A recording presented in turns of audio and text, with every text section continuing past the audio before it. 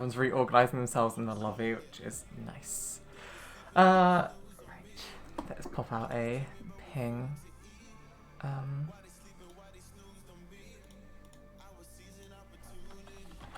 Is it Coral rules that you have to be in order of your positions? It's not written anywhere. No, we said it's nice if you do it, but you don't have to. It saves me 2 seconds when we're in game, that's about it. Right, there we go. Sent out the ping that we are live. Okay. Hello. This was the most Hello. anticlimactic stream start I've done probably in a little while. Because it has just been, for once, we've gone back to that time where the stream start has just been us talking about nothing. That's just talking about, starting the stream. Yeah. And other stuff, and And Moby Boots. Oh god, yeah, we And got to talk of about course, Moby. my favourite And we've jumped mobility actually boots. straight already in to... So just to let people know, this game is between guys in real life on the blue side. Nice. And World Regenesis on the red side. They're doing a scrim. World Regenesis is not in the Coral League, but will probably be joining next season. So we will have to see how they match up to what is currently the best team in our league. Maybe they'll give them a good challenge. Guess what you forgot to turn off? God damn it, accept. Ah, right. But yes. And we're over doing a to you slight two. mix-up. I'm gonna try play-by-play. Yeah, we got Gavin on the play-by-play today. And, We've got Mr. Oldie on the colour, and I get to sit back and be just a broadcaster. Production value. So over to you two. Production value. As we're already midway through Champ Select. So what do you think of these bands? Well, very heavy jungle and top side on the side of Go, and seeming like there's going to be top side bans on the side of, apart from the Lulu. It seems like both teams have a bit more of a weakness towards the top side, but clear ban on the Shyvana onto Cameron or Can't Slapper, and the Yamato takes his Shen again. Surprisingly, they didn't ban that. He's been playing Shen constantly in these games. Yep, and Shen is a ridiculously strong champion. They buffed him when he didn't need buffs. He pretty much became like just the best top laner by far. And they nerfed him back to where he was, and he's still like the best Very top strong. laner. So, yep, we're gonna get a nice Shen game, so we don't have to look too much at the top lane really.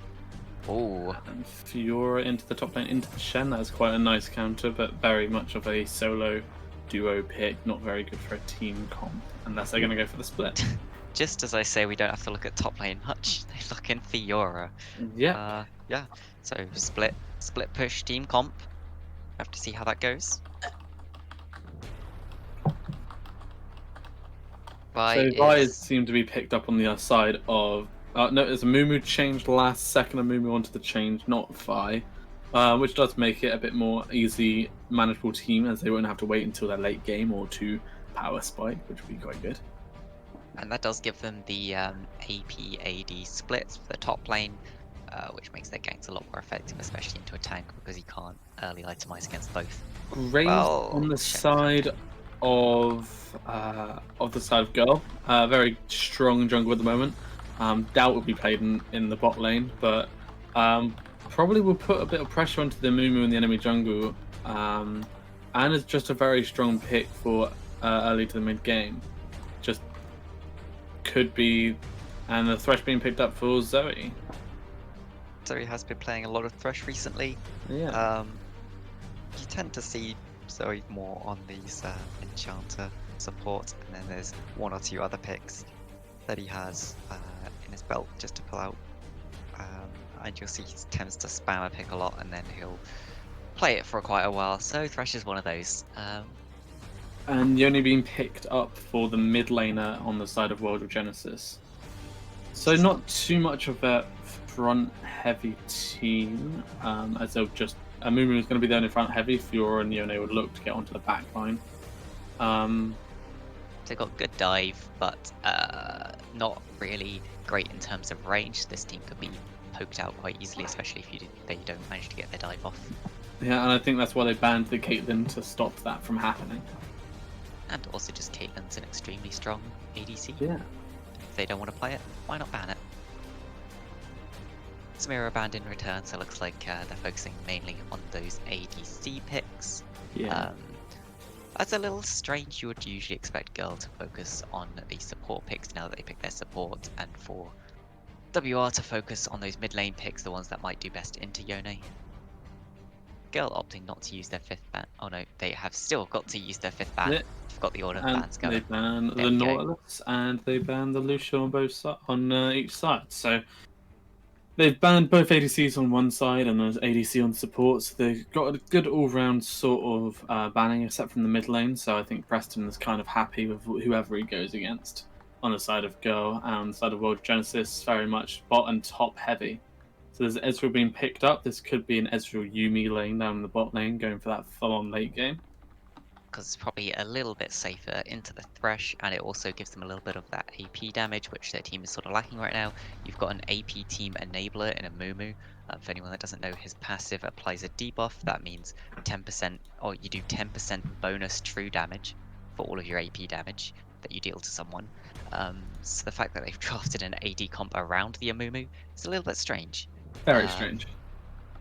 Yeah. And you got the Jinx coming out on the side of Girl, and it should be the mid lane pick into the Yone there. It'll be interesting to see what they decide to pick.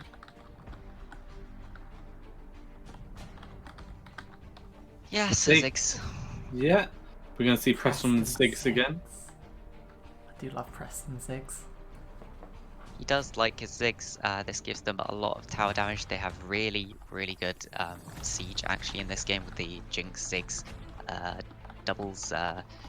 Jinx can get that extra range with her rockets to attack from really far away, and Ziggs is just amazing at shredding down towers. I expect them to lock in their support here. Is that a support Teemo? Teemo support. Or are we seeing something a bit more funky? Could be No. indeed. Well, in chat now you can vote for your Game 1 winners. You've got guys in real life on the blue side and Regenesis on the red side. Sorry, back to you guys. I just thought I'd pop that in. Vote is out.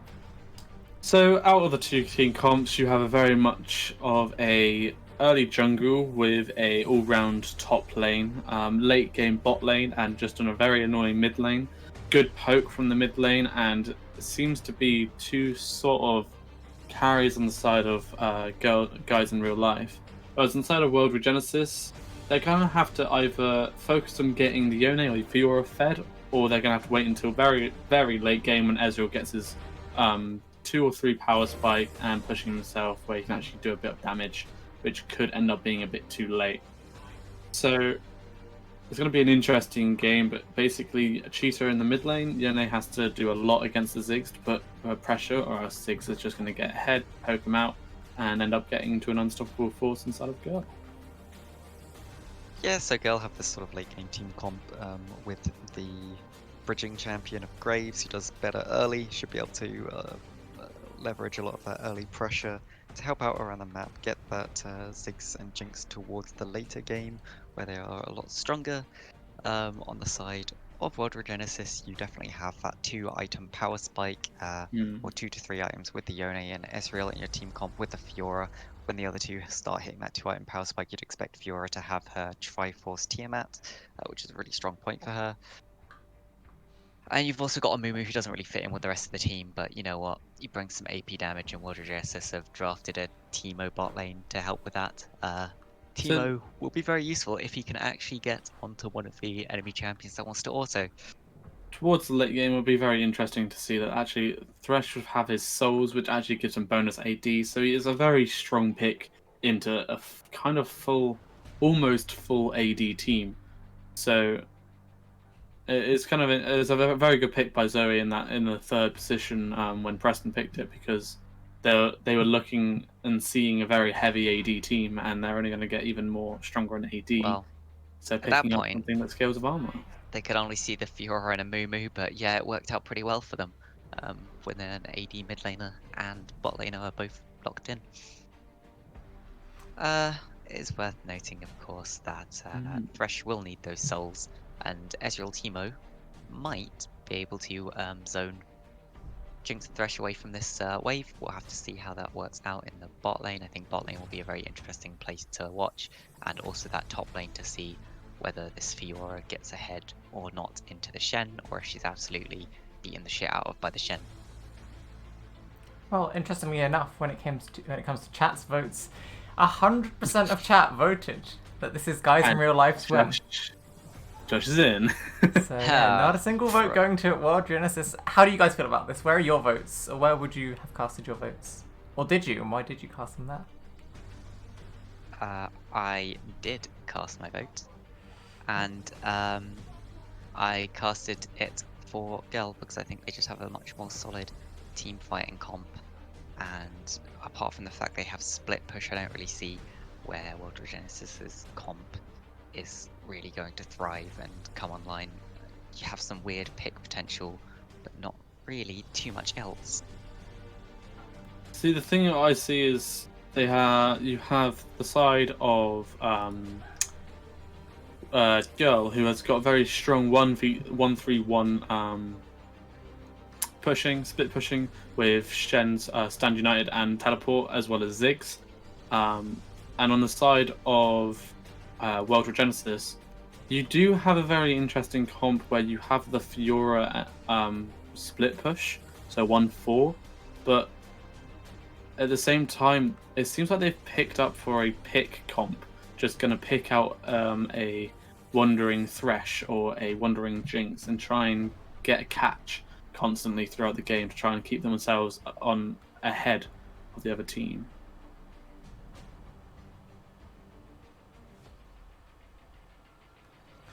Yes, as we do jump into the load screen, things I'm going to pick up straight away. We do see Ignite on Preston Ziggs once again. Every time I see it, I think, oh, I don't know if I like this, but every time he shows me that Ignite is definitely worth the take.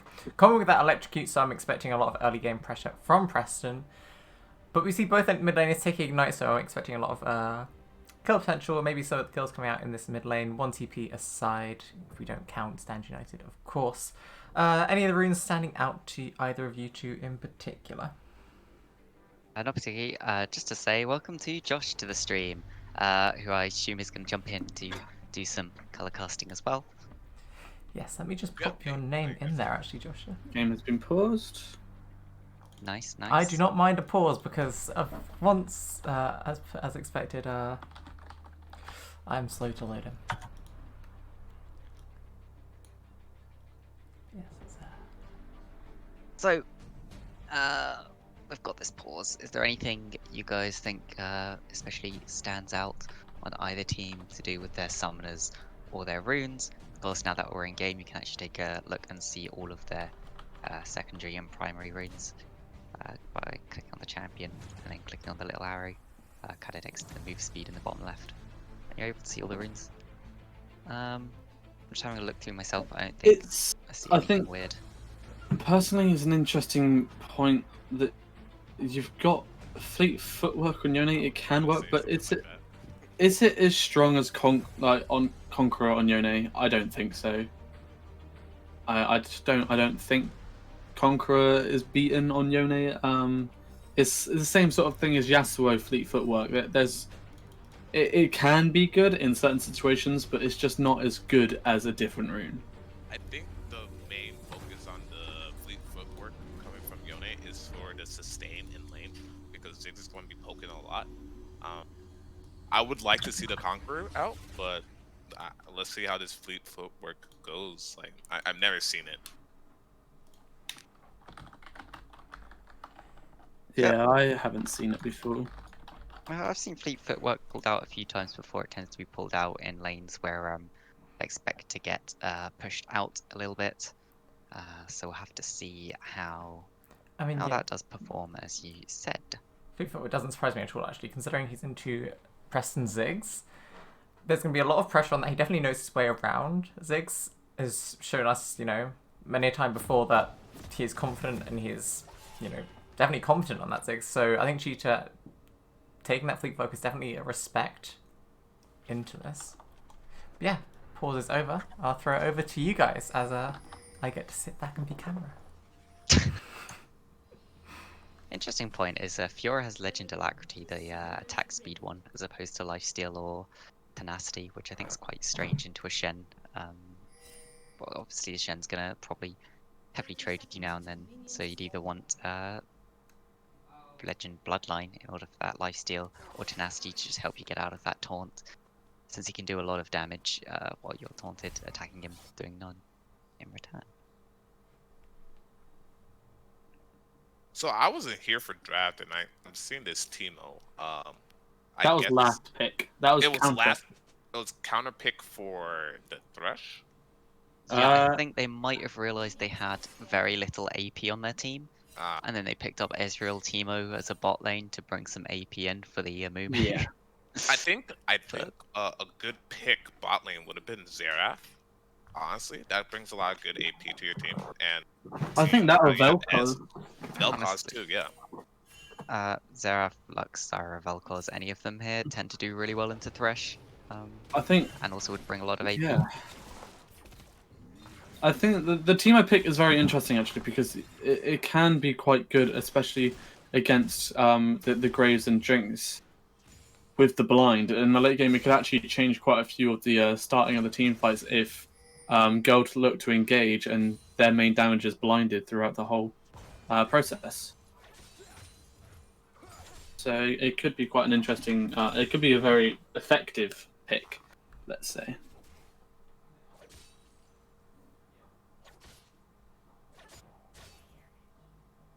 So of course not too much going on in the early game. Junglers starting both on their red buff. Both teams should know this because of who was in lane and who wasn't. Oh, in the top lane, Fiora hits level 2 first. She's going for that vital. Yamato Cannon's doing really well to pull her off. Also engage in the bot lane. They force AJ Styles flash. The ignite's still ticking on him. Heal is used. Overall, no one dies, but flash and heal used from the bot lane of Girl, and in return a flash and heal used from the bot lane of the World Regenesis. See, with that being said, like, you got, like, players need to know when you're about to hit that level 2. It's always that second melee, or it's always that first melee. At least for top lane, it's always that first melee. And you know when you're putting the pressure on. And now we're seeing a gank coming from Graves And top there's side. the taunt into the blind.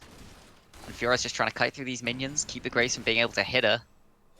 The minion wave is Fiora's very playing Tomato's really really low. well. Flashing out. It's a flash. The bot lane going in as well, getting the first blood onto the Jinx. There's flashes Flash coming forwards up from the top Poop lane. Stinky, but Titus is just running circles around them, eventually gets picked up there. Meanwhile, in the bot lane, we did see one kill picked up onto Zabatore, and that kill was put onto the Ezreal, piloted by Illusion here. I just want to point out, Fiora played that to her best of her ability. She had a stack, and she had to play within that stack, and she almost 2v1'd it, but she couldn't. It was just too much for her. Yeah, so that's sad for a Graves when there's a hell of a lot of minions, because minions will block your auto attacks. Amumu coming into the mid lane, but I think Preston's Satchel just going to get charge. away. Just used there to jump out.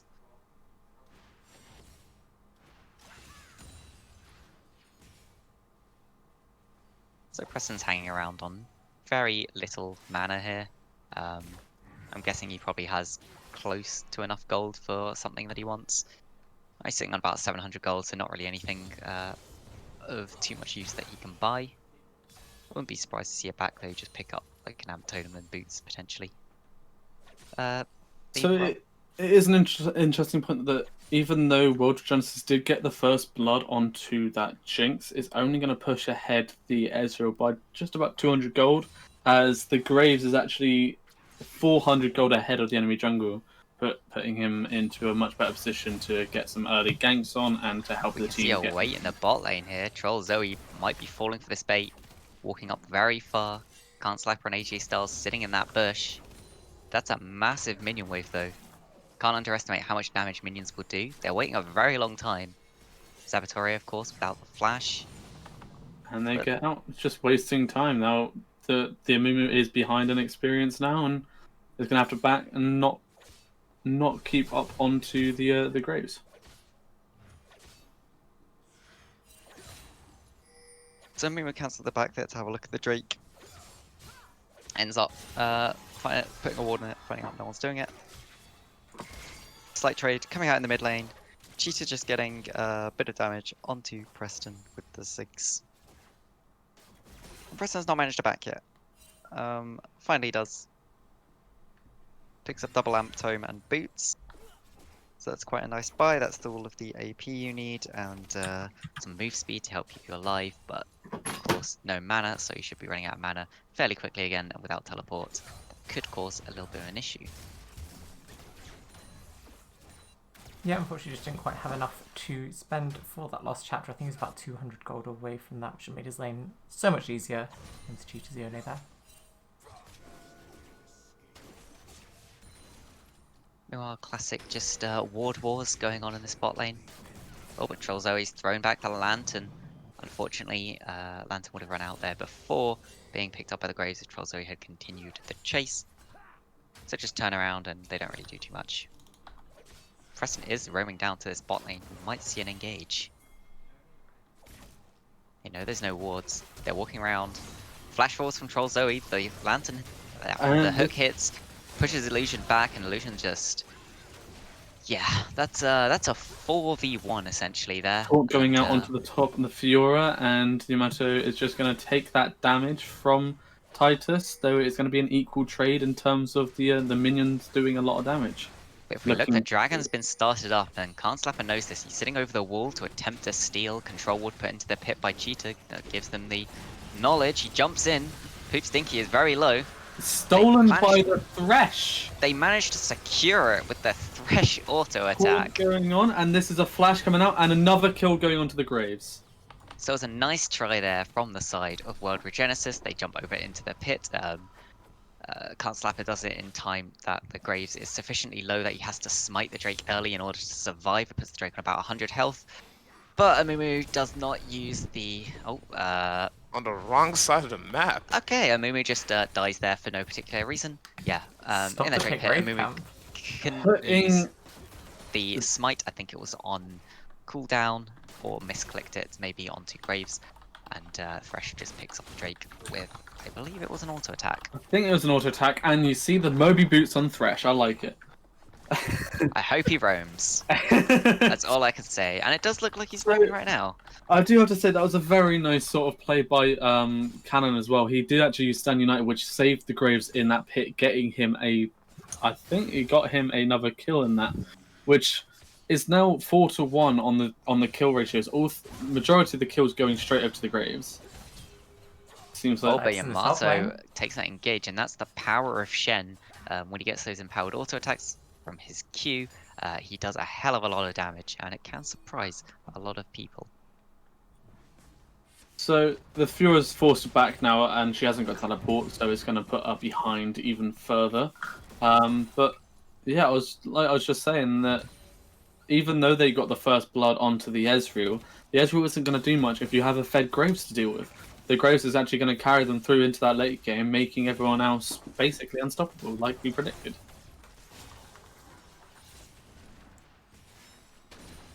You know, I see a cull on the Jinx. What do you guys think of taking the cull early on the Jinx? In a lane of Teemo Ezreal, I can see why it would work. AJ Styles is just...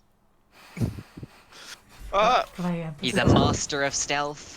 Looks like they're going to look for the Herald steal. With this Herald, they have a ward in it. And they get by the and ultimate. They do get the steal.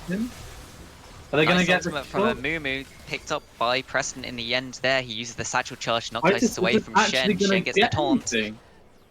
Titus actually going to get return. Cheetah now in a 1v3. And he hasn't got ultimate. He's trying to dodge. He's trying dodging to the side of everything. Gets past the Graves. But in the end, he gets nothing for that. They do get the Herald on the side of WR, but they give over 3 kills. They did pick up the Herald, which is luckily. But if that Amumu didn't pick up that Herald, they wouldn't have actually gotten the Herald. Like if Amumu didn't stand and die just before he picked up that Herald egg, they wouldn't have actually got it. The Fiora was focused on going for that Graves over the wall. They're pinging Graves in the top lane. They know he's on the Krugs. Both Canslapper and Titus is here. The Bandage Toss misses. Poopstinky uses his E to get over the wall. Titus follows him straight over with the Fiora Q. They're chasing down Puck. The ultimate coming There's out. the and stand it's united. He's turned it unstoppable. around, killed Fiora. Can't slap is now on very low health. Yamato picks that up. They are not respecting the stand united on Shen. They're not respecting the Graves, who was literally 3-0, 4-0 at the end of that fight, and now is 5-0, putting Shen and Preston ahead. Yeah, it honestly looked like Shin. Stinky might have been able to win that by himself. The Stand United was used just in case, and to make sure that they get that. And the bot lane is very interesting, because what we thought the poking lane would be the Ezreal Teemo onto this Jinx. See a Death Bush. The Titus Jinx can and smell Thresh, something's wrong. the taunt coming out. Taunt comes down. Slows are used. Stinky is just getting those collateral damage to pick up the kill. And you could see Titus there knew that something was up. He was kind of moving back and forth. He could see Shen's sword sitting under his own tower. But in the end, he walks up for the wave and pays the price for it.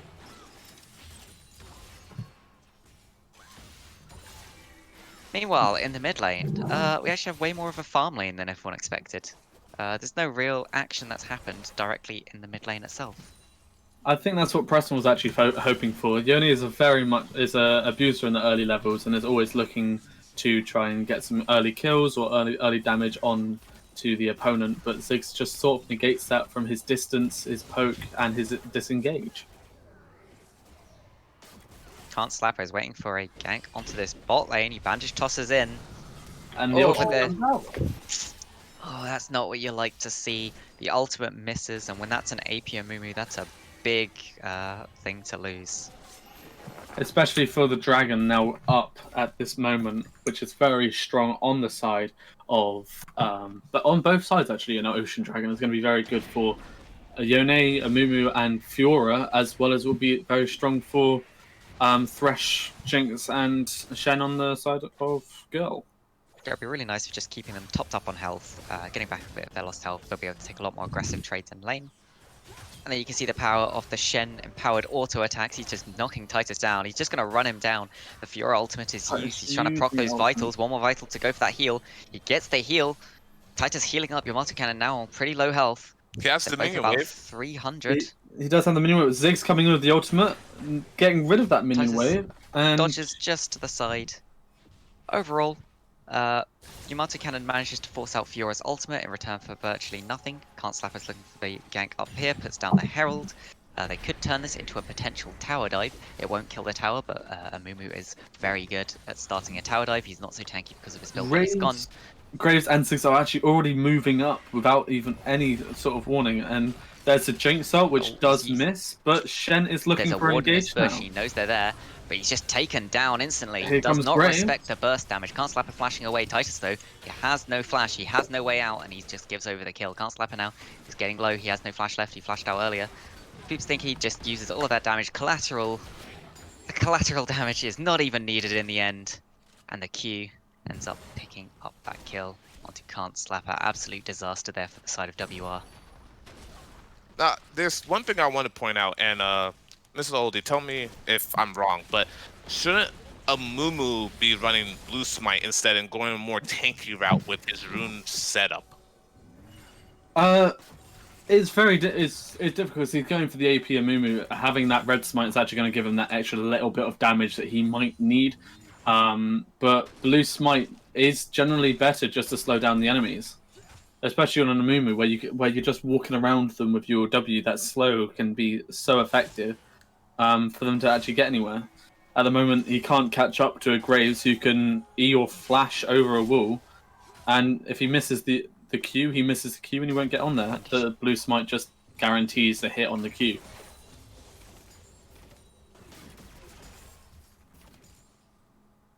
Yeah, it's a very interesting choice to go with that not tank build, the AP build. Essentially hoping to one-shot the carries, which you can do, but He's not ahead at the moment. He should change his whole build up to be going And it tank looks now. like maybe he is. He's picked up the Ninja Tabby, he's picked up a Ruby Crystal and a Cloth Armor, he's heard your prayers, and looks like he's transitioning into tank. Troll Zoe here, not respecting the amount of people that are just nearby. Jumping over the wall from Card Slapper, gets the flash out of the Thresh, which is a big summoner spell to be down on Thresh. Yeah, this is the point where Amumu should change into a full tank. He's a 0-4. He's so far in the behind CS. And he's Preston's being gonna come spotted. and just get him. Oof. And Preston is just bullying this Amumu, using Thresh the is satchel coming charge, over, pushing him getting a back. stun. Troll moving Zoe just around. picks him up, Oh, uses the coming ultimate over. to pull him in there. Kill going over to the graves.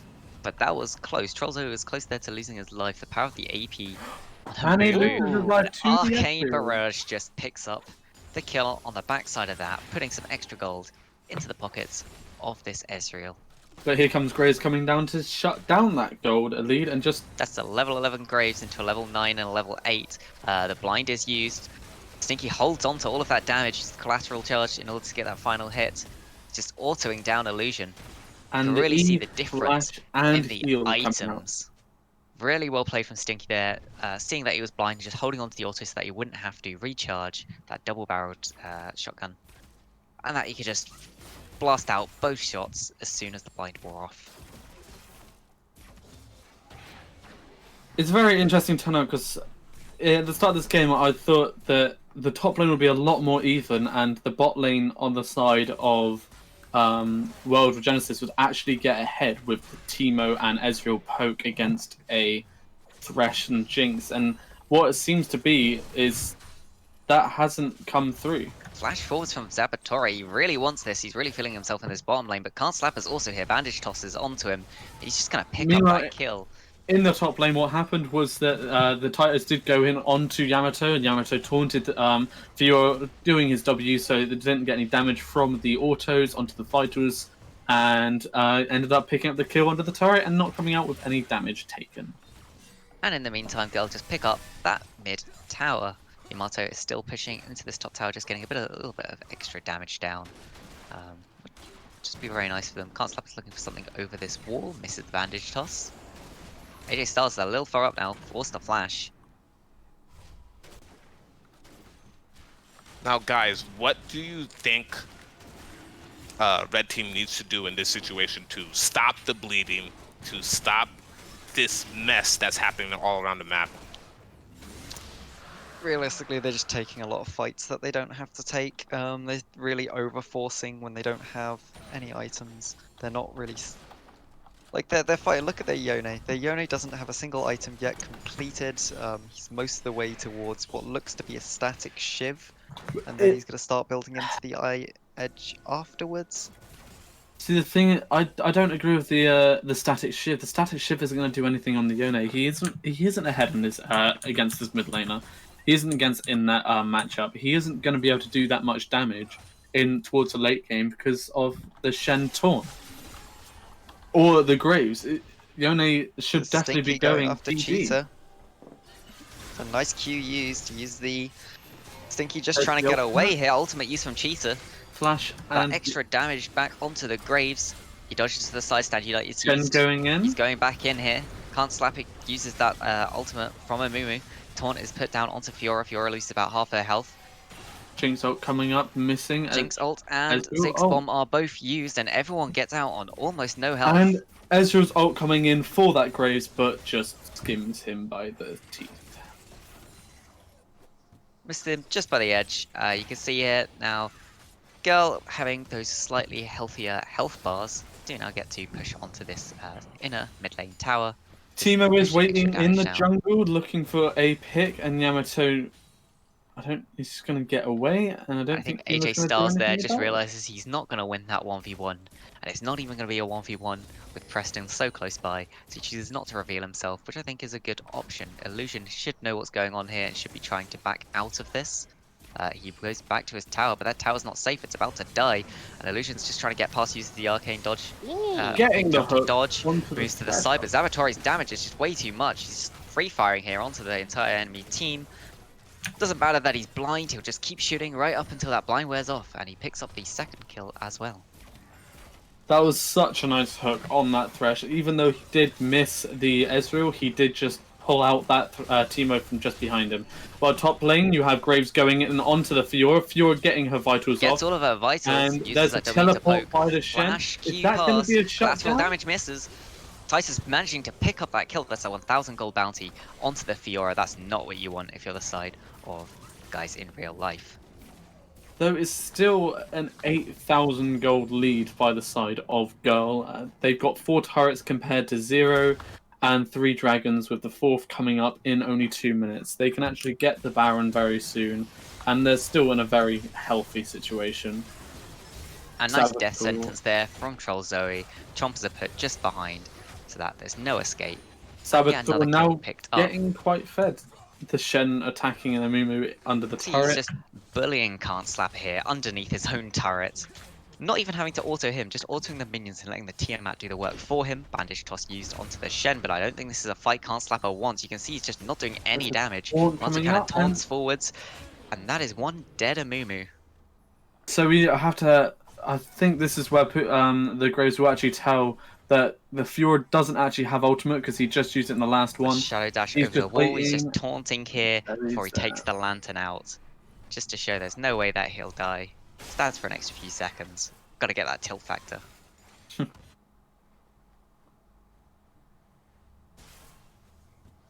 So, what do you guys think from the builds coming out? Is there anything here on either teams that you think you should highlight as being a bit strange to have been picked up, or being... So on the side of World Genesis, the first things I would say is that the Amumu has decided to rush Thornmail for the first item, which I don't think is the best choice to go here.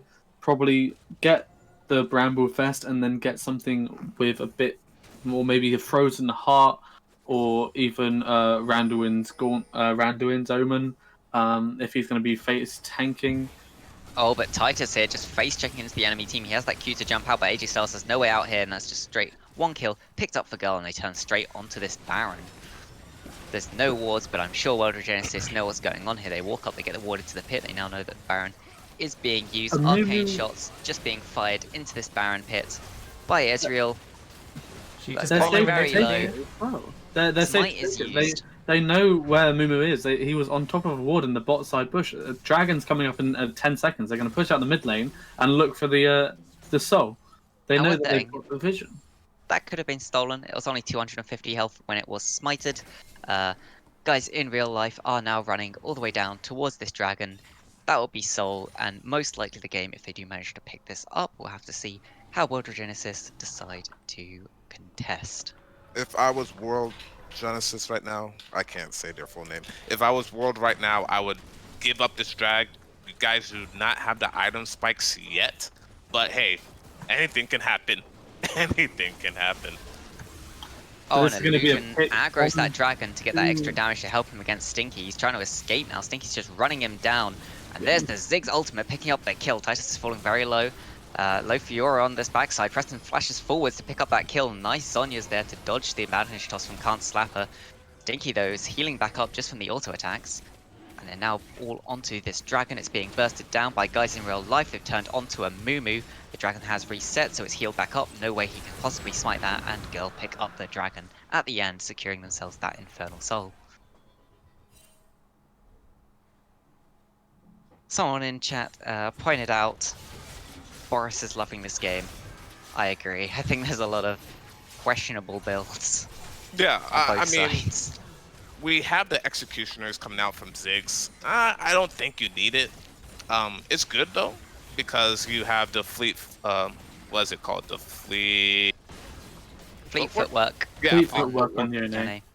yeah, you and also then the have- conquerors on the You have two. Ravenous on Fiora, and you've also got the Conqueror, and then you've got Conqueror on Ezreal, and he will be picking So- up. It looks to be that Personally, lifesteal item. looking at this, the builds on the side of World, I don't think the status shift is very good at the moment on the Yone. It should be PD. The amount of damage and burst they have on the side of Girl at the moment, especially with the Graves, Jinx, Ziggs. A PD would just be so much stronger because you actually have a bit more survivability. And yeah, Fiora going with Ravenous Hydra for the first item. Probably want to be looking for the Triforce. You do see it sometimes in lanes where you need to sustain a bit more. I'd say it's fine into Shen, honestly. But it does mean that the side of Girl should be picking up that anti-lifesteal a bit earlier.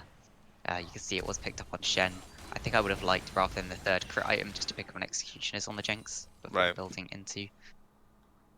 But they're so far ahead right now. They don't need it. They don't need it on the Fiora. Like with Shen just taunting and then just blocking all of the autos from Fiora, there's no lifesteal coming out. Fiora just gets burst down before anything else. She hasn't got. But think about all the times in the fight she for has lived. It's because she's procced that ultimate of hers and started healing up inside the ultimate.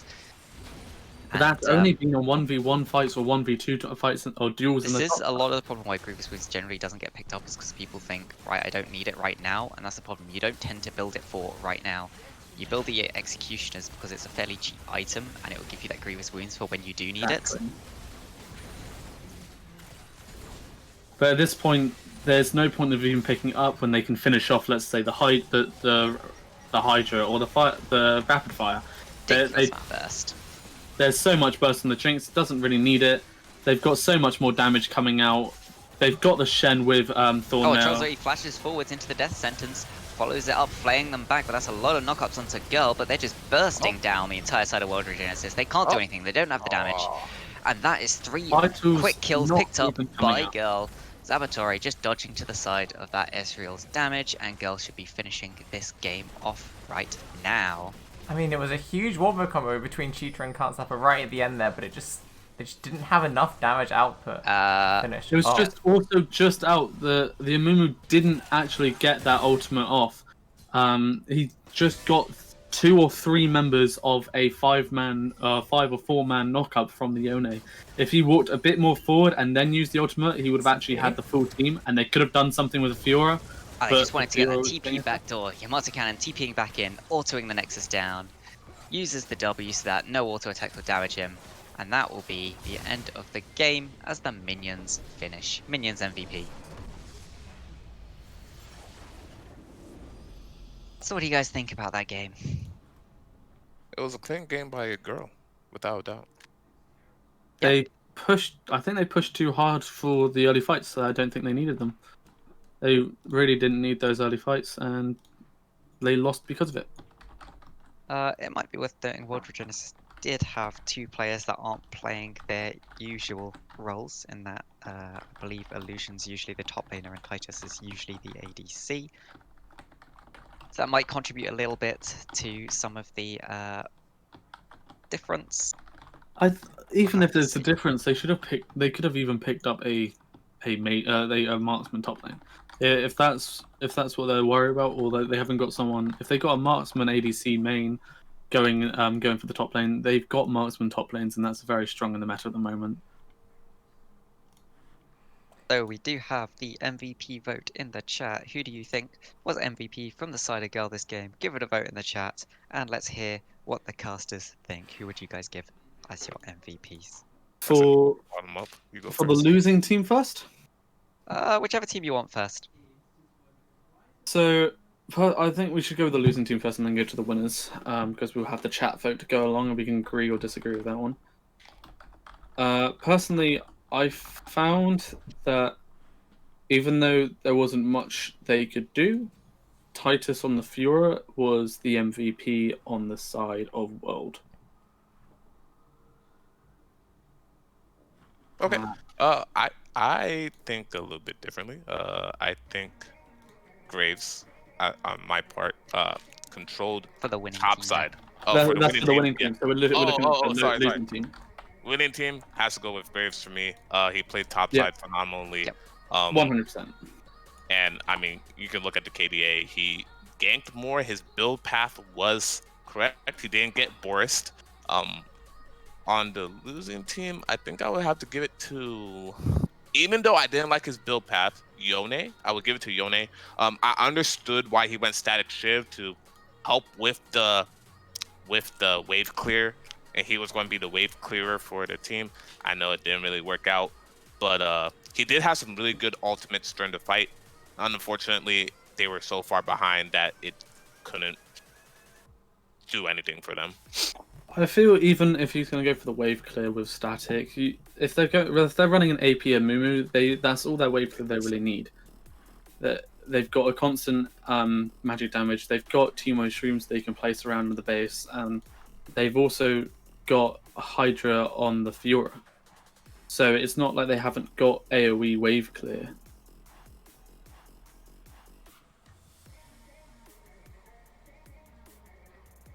Yeah, as we're having chat vote close in, it's looking like chat are voting Stinky's Graves as the MVP currently with 67% of the votes. Do you guys For the winning team, I definitely agree with the Graves. The Graves played really well in that. Heavy early pressure, roamed, counter-jungled quite a lot on the against World, knew exactly where the Amumu was, made really good plays, and had really good focus in team fights. He didn't let any of the sort of lanes get ahead, and he knew where the damage was on the other side, knew that Fiora was going to be able to carry the game if they got ahead, and shut them down before they could even do anything. Are we all ready for game 2? Of course. I believe so. We've got everyone in lobby. Oh, I'll give the teams a we are ready, and I'll quickly do some high production value swapping on the stream. So, is there anything you guys think will be banned? Shen. Yeah. Shen will be banned, and I think the Graves will be banned. Yeah, I wouldn't be too surprised with both of those. I am not sure there'll be any bans towards the bot lane because, of course, they are changing up who the ADC is, and maybe they won't pick such a sort of off-meta support this time. I think it would be interested to see that Stinky hasn't actually gone with his Skarner today. It was open, he hasn't gone with it. That's kind of interesting for me. The Zac ban, so I assume That is. This was done last time against Can't Slapper. Can't Slapper is the jungler. We would be in the right order if Can't Slapper was up there where Cheetah was and the rest of them were shoved downwards. Yeah. One place. Shyvana as well, they're just two of Cheetah's most played junglers and Can't Slappers. probably Can't Slappers most played junglers and his best looking junglers. So not too surprising there. On the opposite side, we do see Thresh Lulu banned, focusing more towards that bottom lane. They didn't like the Thresh, it seems, so they're adding it to their ban list. I'm surprised that they didn't ban that Graves over the Thresh or Lulu. I feel like maybe they feel when they're picking, they can handle the Graves, so they might not look to pick their jungle first. In fact, they pick up the Senna first. so that'd be one. Senna is something that is loved to be played by Troll Zoe, so this could just be a straight up denial. Whether it's going AD or support, I think for this side they're more likely to put it in that AD role. In return, we see Samira Taric picked up. Have you guys seen Samira in a game yet? I haven't seen Samira. I have. I blame him yet. Samira. Oh yeah, actually I have seen Samira in a game. You're right. I saw a Samira top lane. Yeah. It was interesting. Yes, it was very interesting. We don't know if this Samira is going to go bot, mid, or top, so we don't know yet. And I've heard whispers that it might be able to jungle, but I've not seen anyone try it yet. I don't think it can jungle. The abilities don't actually stack up, so you can't even get anything from your ultimate. So I don't think it's a very good jungle at the moment. I would be worried if they did pick up the Malphite though. They were hovering it for a while, and I don't think Malphite is a good pick here, especially with a Taric. With an AoE invulnerability ult going against a Malphite isn't really going to do much. Vigar is picked up. Cheetah loves his Vigar, so I don't think that's too surprising. And Jin's picked up, so maybe this is the Jin Senna bot lane. Unless Illusion is just having a lot of fun playing ADCs right now and is planning to take that Senna top lane. I tried Senna top lane, does not work. Don't try it. You have no mobility. You get ganked. It's a terrible, terrible time. So Senna being moved into support, I guess that's good into the Taric. We'll see how that plays out. Yeah, I think Senna's really underrated as a support.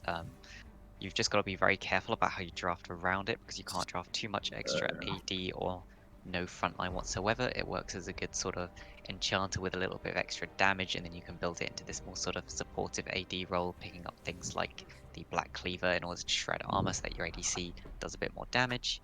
But So we're now you're into only the second being ban picked phase. up by Preston, so let's see how we have Cheetah faring against what he played in the first game. Yeah, I feel like Preston was doing okay on the Yone. It was just sort of the rest of the map that fell apart. So I'm not too Cheetah was on surprised. the Yone in the first Oh, game. no, that and was true. But Preston has also plays Yone. yeah. Yone So, into Vigar. Now, do you very guys know about the reaction between Yone and Vigar's cage? Yes, dashes. But yeah. when the third dash on Yone's Q hits the cage, he is stunned. Now, I don't know about his E. His E, when you go back through the Vigar cage, you do get stunned. Unlike a lot of Wow. other CC, for some reason, this one works. Well, that's good. Who I knows like why? Very consistent. that. I like that. I like that. Wow, the Master E, man. Not It's sure very about Master. interesting. Actually, Stinky has been playing a lot of Master Yi. I did see when I was playing against him, he had a lot of Master Yi in his solo duo queues, and it seems like they are leaving either the top lane or the jungle for the last pick, as Gragas can be played in the top lane at the moment and is becoming more of a lane opponent. So it'll be interesting to see where he's being played. I would expect it to be jungle, and it's very good they've picked up some AP this early because then you can't be sure whether they're going to lock in that AP or AD as their final pick. Nah is picked up, that will be the top laner. Good For the save side of pick. World Regenesis, good Very safe safe pick. Bring some CC, bring some frontline.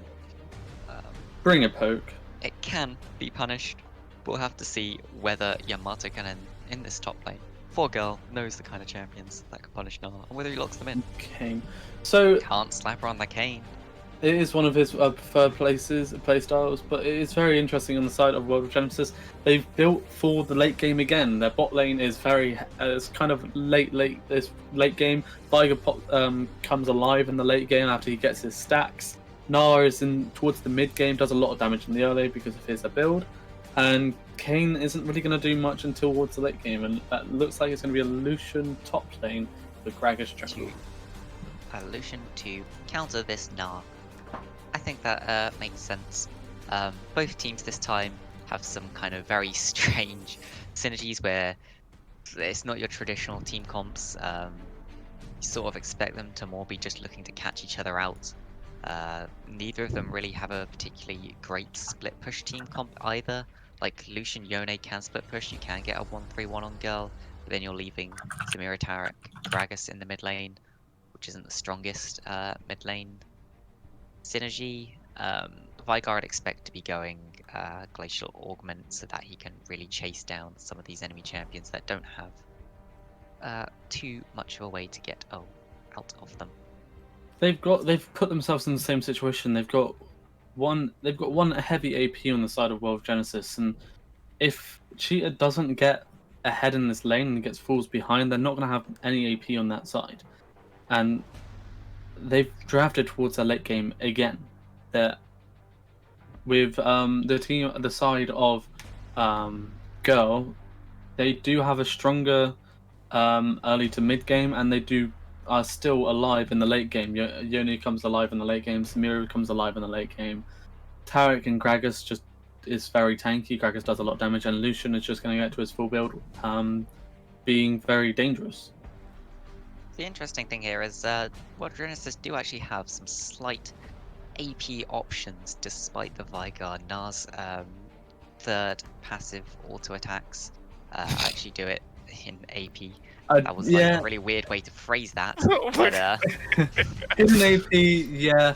But if you see a Nah going more of an AP build, you just I wouldn't snap them out expect you to the be game. going AP, but when you pick up Get them out the game. when you pick up any sort of attack speed on Nah, it overall gives you more AP damage because he does that max percent health. I do just want to damage point on out his as third well, auto attack. in team fights, the side of there's a poll in the chat. as Amir hasn't mentioned it. Sorry, yeah, I didn't want to jump in on your conversation. There is a poll in chat to vote for your winners on Game 2, whether you think World Regenesis on the blue side are going to win, or guys in real life are going to take the second game. It's a 2-0. Back to you, Mr. Oldie, as you called me out.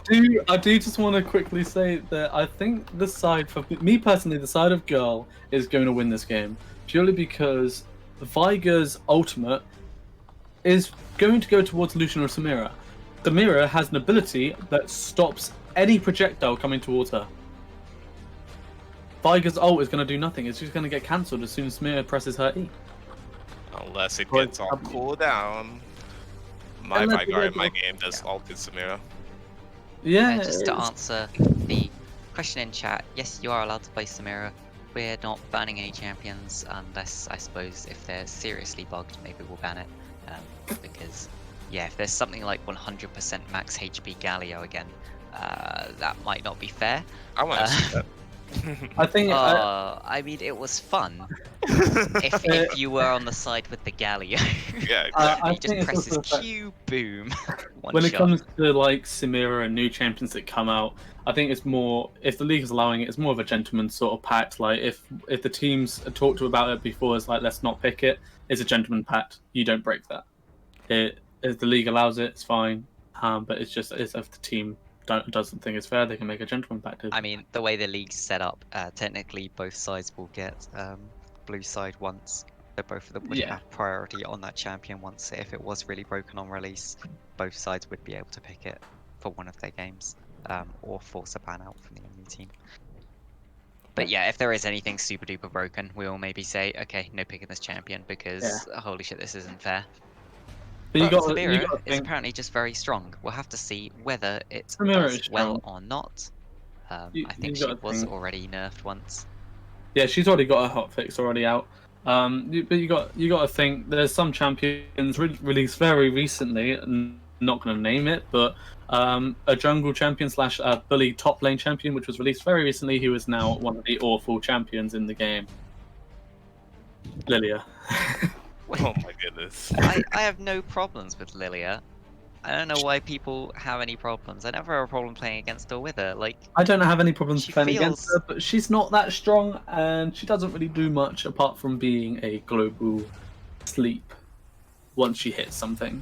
I don't know, she has some very good damage over time. She's not exactly going to suddenly burst you out unless she hits that tiny part of her W and she actually has a lot of points in it. As always, Mia is actually still in the loading screen, so we just have to wait for How are you so fast loading in? You need to go to downloadram.com. Yeah. I think so. Usually my loading is not too bad, but of course when I'm streaming, I've got like 20 things open at the same time, and so my computer just doesn't quite like loading in. But if you want to tell everyone what is happening whilst they are... Mia, I've put a link in the chat for you to get some more downloading speed. That says download more RAM. Yeah, download more RAM. Anyway, so we see the top lane from World Regenesis has dropped his ward in that pixel brush along with the jungler from Girl, who has swapped out now to that red trinket. Anything else happen, or are we just on a standard fan, both teams waiting out? No, standard fan, both teams waiting out. Gnar threw a boomerang, and Gragas asked Mr. Gnar to chill. We're in. Apologies for the slow loading in. Both junglers starting on red, But we're in both now. got a leash. Yeah, again, we have an AP mid laner into the Yone, but this time it's the other way around, and we see a Conqueror rather than Fleet Footwork.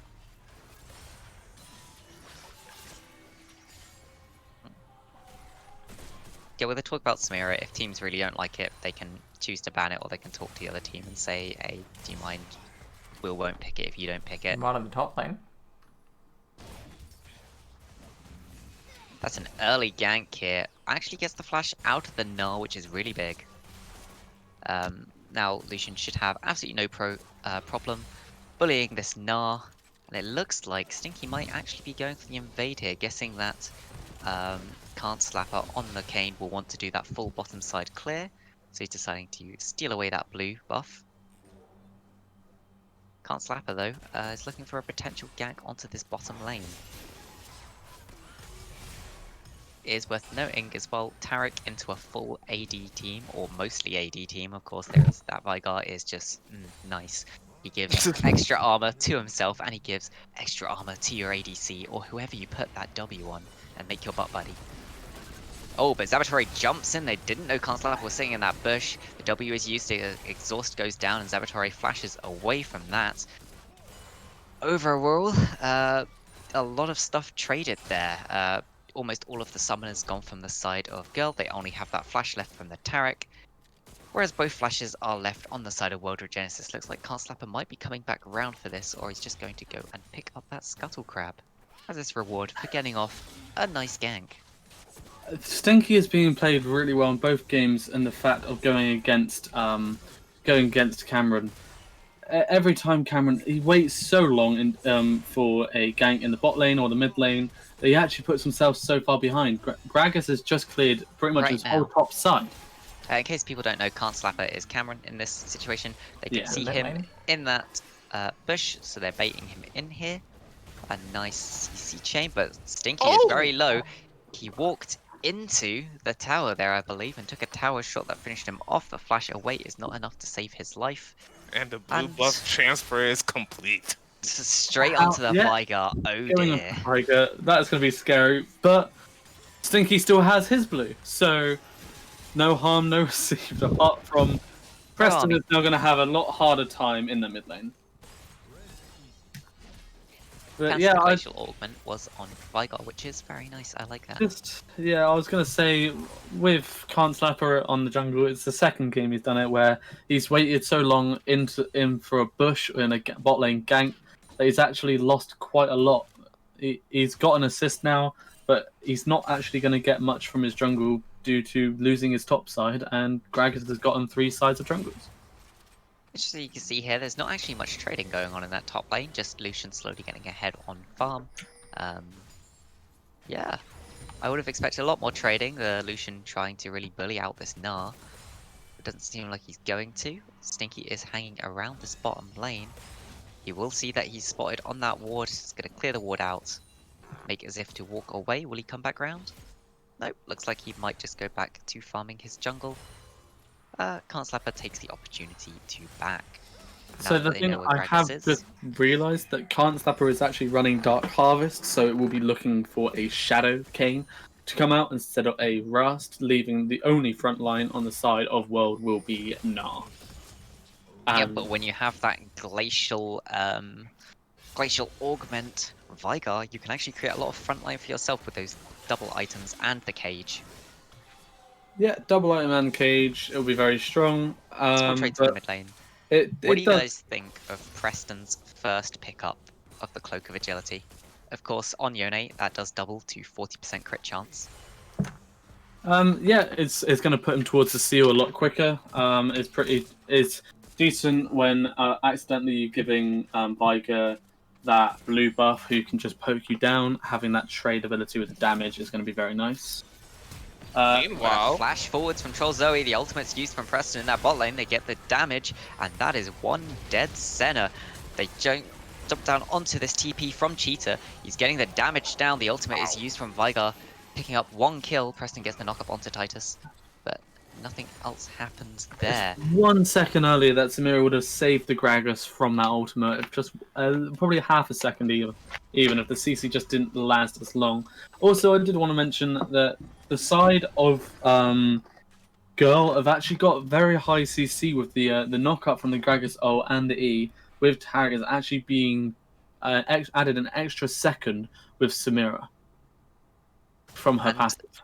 Samira's passive, you'll add an extra half second to each one if they chain them correctly, so that could be a full second. She could knock them up on the Gragas knock-up and then again on the Tarek stun. And then again on the Yone ult. Yone ult, and then again on the Yone Q, that could be 2 extra seconds. And then again on the Gragas ult. Yeah, quite honestly, I don't know why that champion has a knock-up. I feel like it just doesn't need it. What, Gragas? No, Samira. Yeah, why does Gragas have a knock-up? Just throwing his really big stomach into someone doesn't knock them up. I mean, I could go somewhere with that, but I'm gonna stop. Yeah, yeah, I was thinking of that as Let's well. not go with that one. But meanwhile, it looks like Stinky is coming around for a gank on this top lane. He just sees the control ward, decides to clear it out rather than going for the gank. Looks like Can't Slapper is getting his second leash on the red buff of the game. You don't usually see junglers getting a second leash, so that's quite interesting. They're looking for an early dragon, and they're trying to give Can't Slapper the enough health to actually tank it, because he's going for more of an assassin build. He isn't actually Do going know to build. Gragas in the top lane. Preston comes forward, gets the knock up. There's the juggle, and Saboteur just picks up that kill. Nice chaining of the CC. Lucian The coming extra down for the damage. Gragas to help out, and is the not going to get away? And they're looking for Titus here. Oh, Yone ults in. Oh. Steal. Oh no, does not Just quite get the doesn't dragon. It do. is secured by Can't Slapper. The fight's going on now. Can't Slapper jumps out of the back. The cage is used by Vigar, keeping Preston out of this fight. And they just You might be burst down cannon- one. Getting the It's now knock? the 3v2. Preston does not have much here. He gets that extra damage onto Can't Slapper, but can't pick up the kill. Whereas in the top lane, not much happens. But Illusion does find Gragas in the jungle. Manages to kill him in the end. Nah. Nah. Yep, Illusion on the Nah. Finds Gragas in the jungle. Manages to pick up the kill. I thought you said Lucian, that's what I thought. Oh, Lucian did come to help very and close. didn't- Lucian came to help, and it was a very close fight. The Nard did just get away with about 10 health through the Q over the wall, which just ticked onto the Gragas, killing him. I don't think the Gragas realized it, but if he had Smite, I think the best option there would have been just to Smite the Grump just to get that extra health to not die. yeah. So you guys talked about it would be really bad for the side of Royal Regenesis if this Vigar gets behind. Currently sitting on 72 CS and 4 kills. Has Yeah. already finished that Frozen Hose. Has his free boots. Does not look like this Vigar's going behind. How do you think that girl need to play around the fact that Vigar is now ahead by quite a way? I think this is the point where they just need to focus on helping out the Lucian on the top lane, and also the Samira on the ADC. Getting them ahead could actually prove Vigar not going to be able to do much in the late game. Like I said at the start of the game, with Tarek's ultimate and also Samira's, I think it's W, which is the AoE sort of wind wall, basically. It can kind of affect the Swishy Vigar swish. a lot. In case anyone's wondering what that is, it's called Blade Whirl. Played well, that's ability. And there it is. That is it's a it. perfect example of how it works. Right on time. We can see Girl are trending towards this bottom lane. Preston is here, walks over the control ward, actually walked past another ward and over that scuttle. They do know So where they the have Kane plenty of is, time. and they do know that the Kane is actually going to go for the Rift Herald in the top side. They have vision in that river. Very nicely placed in the jungle, in the enemy jungle, and in that little bush, the pixel bush, giving them vision on that Kane. But they're not going to be able to react to it. Gragas is now coming for a potential lane gank, but he's going to walk straight into this control ward. World Genesis really doing well with these wards here, catching out any potential gank. Preston there just walks straight into the face of the Frozen Hose from Cheetah's Vigar. He does get the Frozen Hose use out of Cheetah, which could prove very useful, but see how that goes.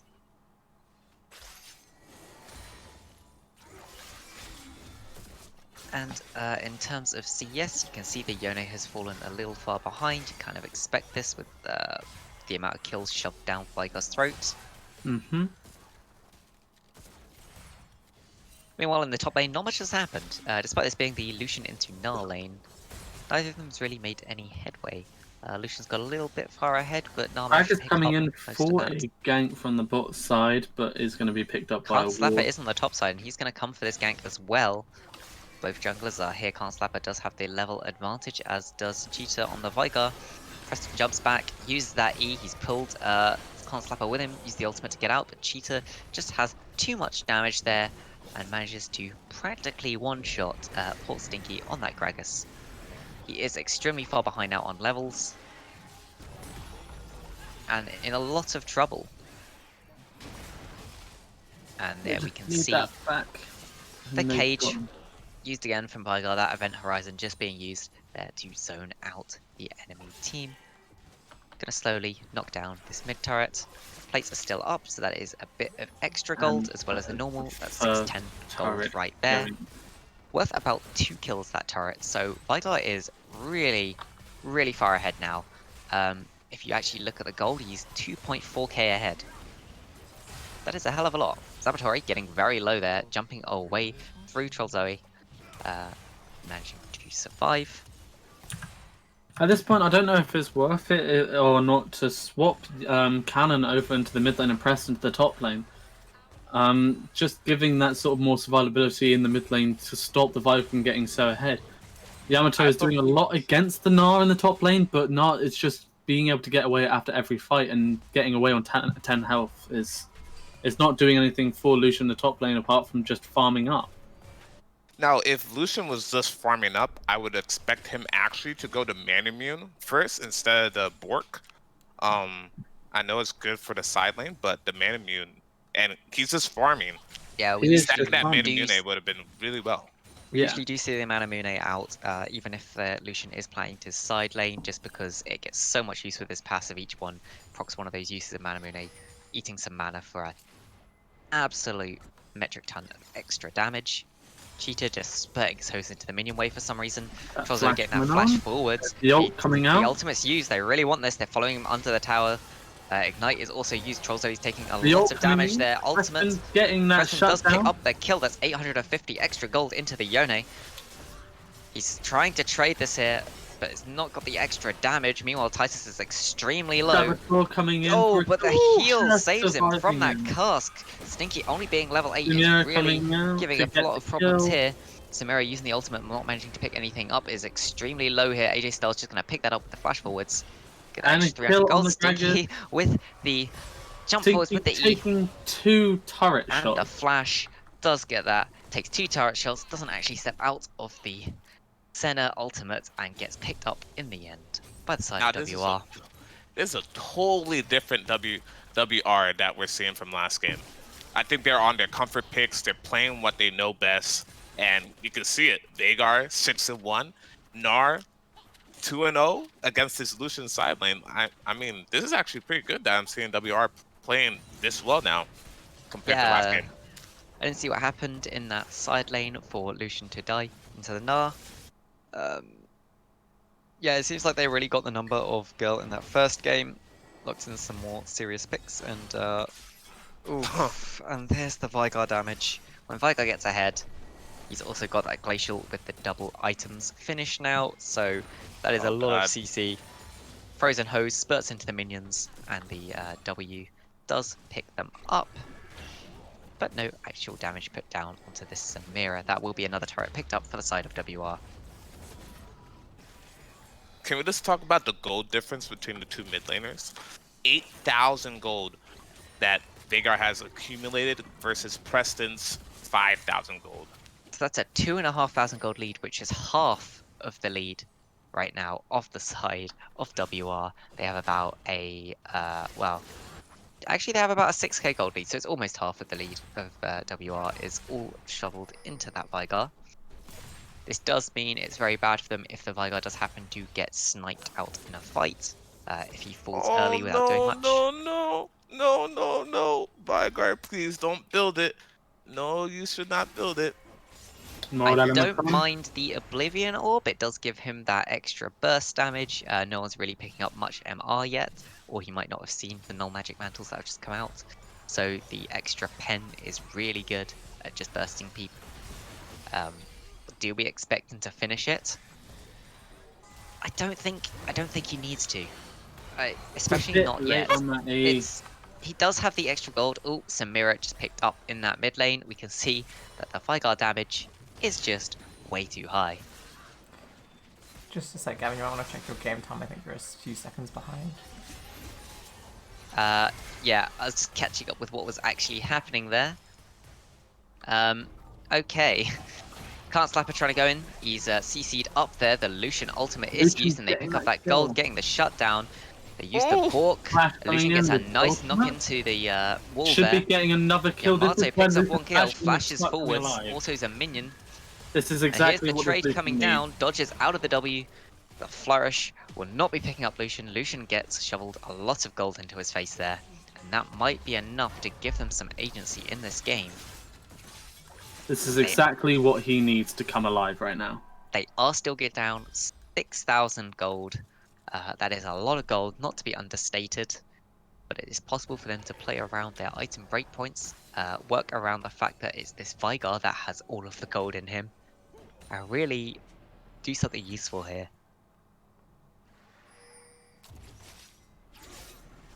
In terms of trinkets, we see a total of 4 trinkets changed off the normal yellow trinket.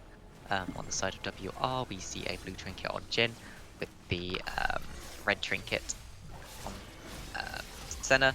We see a fight though coming out around this Rift Herald. Ultimates are used on both sides. That's the Tarek ultimate, but it doesn't cover Lucian and he just gets bursted out by Vigar. Preston coming very low as well as Stinky. They already picked up 3 kills here. That's 4 kills straight for the side of WR. They are just way too strong right now. They had the 5v4 as well. They're TPing to the bottom lane. Vigar wants to chase down this Samira, but she backs off in time. So he's just going to pick up that wave as his reward for TPing to the bot lane. This gold lead now widening even further. We're almost up to 8k as a gold lead, sitting on 7.8 thousand side of WR.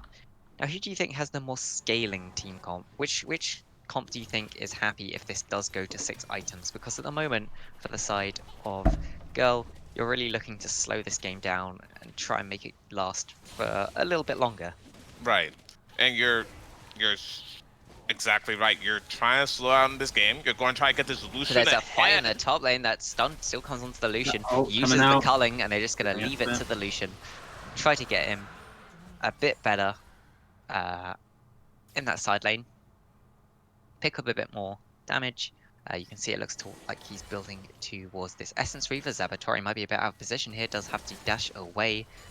Cheetah decides not to actually use any of those items just yet to try and pick up that Samira. Well, Can't Slapper's coming for Preston here. No, he was just going for the wave. Preston getting some small trades there.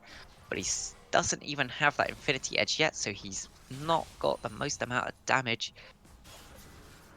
Trying to back. It looks like Can't Slapper might be looking for him. Doesn't pick him up. Can't Slapper is sitting on this Rift Herald. We'll have to see where he decides to use it, or if he remembers to use it. Sometimes teams do tend to forget. That is 1 tower picked up for the side of Girl. So they haven't lost without taking a tower, which, you know, is always a nice thing. I think, going back to the question you said at the 6 items game, I'd be happy on the side of Girl still. The Lucian is now just coming alive. He's getting the kills that he's much needed a lot earlier.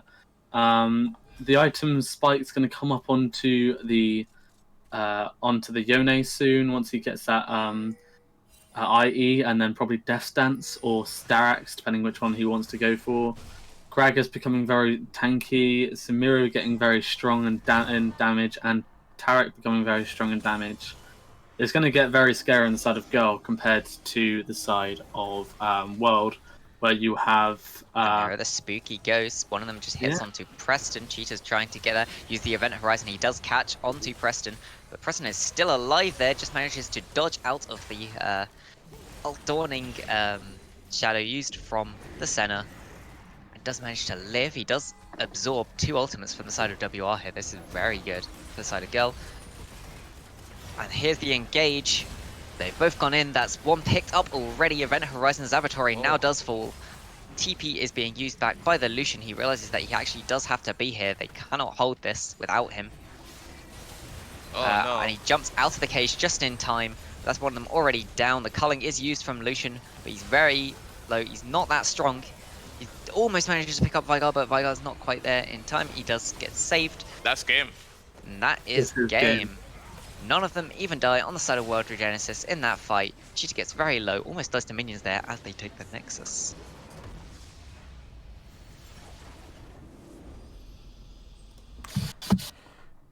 And we've got a 3-game series. We have a 3-game series, and that was a lot stronger from the side of World Regenesis. I'm not sure whether it was that swap of ADC and top, or them picking a bit more of their comfort, more serious champions. I think that was mainly it. Picking more comfort, serious champions. For you guys, who do you think deserves the MVPs on both teams? Let's start with the losing team again. Let's start with the side of Girl. Who do you think on Girl would deserve the MVP for them, even though they lost this game? I think personally it's got to go to the Lucian. The Lucian did everything that they needed to do. They have really good roams. They pushed out the Gnar. The Gnar wasn't really a huge deal in that game. Just sort of farming up, doing a little bit of damage, but just kind of being a damage absorber, just taking up all the damage and getting the ults coming in, the W stuns, not really anything else. Yeah, I would have to agree with you there. They didn't play around Lucian because Lucian was definitely their win condition at this point.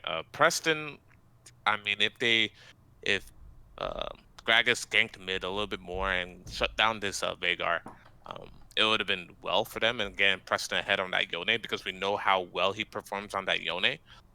But I guess it didn't happen that way. For overall, the weak point maybe here was the Gragas. I don't think like it was as good in the jungle as they had from the Graves in the previous game. I think I'd like to see a swap on what they choose to put as their jungler. Something that has a bit more agency earlier in the game, something that can really help those side lanes a bit more, or just farm up and become really useful towards this later game. It is very difficult because the Gragas in the jungle is going to come strong in the meta and is actually kind of strong in the moment. But it becomes a bit of an issue when you don't have that early pressure. If you don't get that early pressure, then you're not actually going to be able to do much towards the late game or the mid game for your team. You do really need to work on pulling through that team in the early game to get lanes ahead. Unfortunately, the Lucian did very well in the top lane, but still couldn't do anything against that Gnar. The Gnar could just get out pretty much every single engage, every single fight, and Lucian came on into the team way too late. Got his first 3 kills towards the end of the game. He needed them in the mid game. He needed them before Veigar even got anywhere near 4-0. Oh, for the winning team, do I need to ask who you guys are going to give your MVP to? I'll give my MVP to actually Gnar. To Gnar, okay. I'm joking. Let's- I'm joking. let's- You know, it's clearly Okay. Veigar. It's clearly For a second, I was Veigar. like, I suppose he did live into the Lucian, but No, I give my explanation here.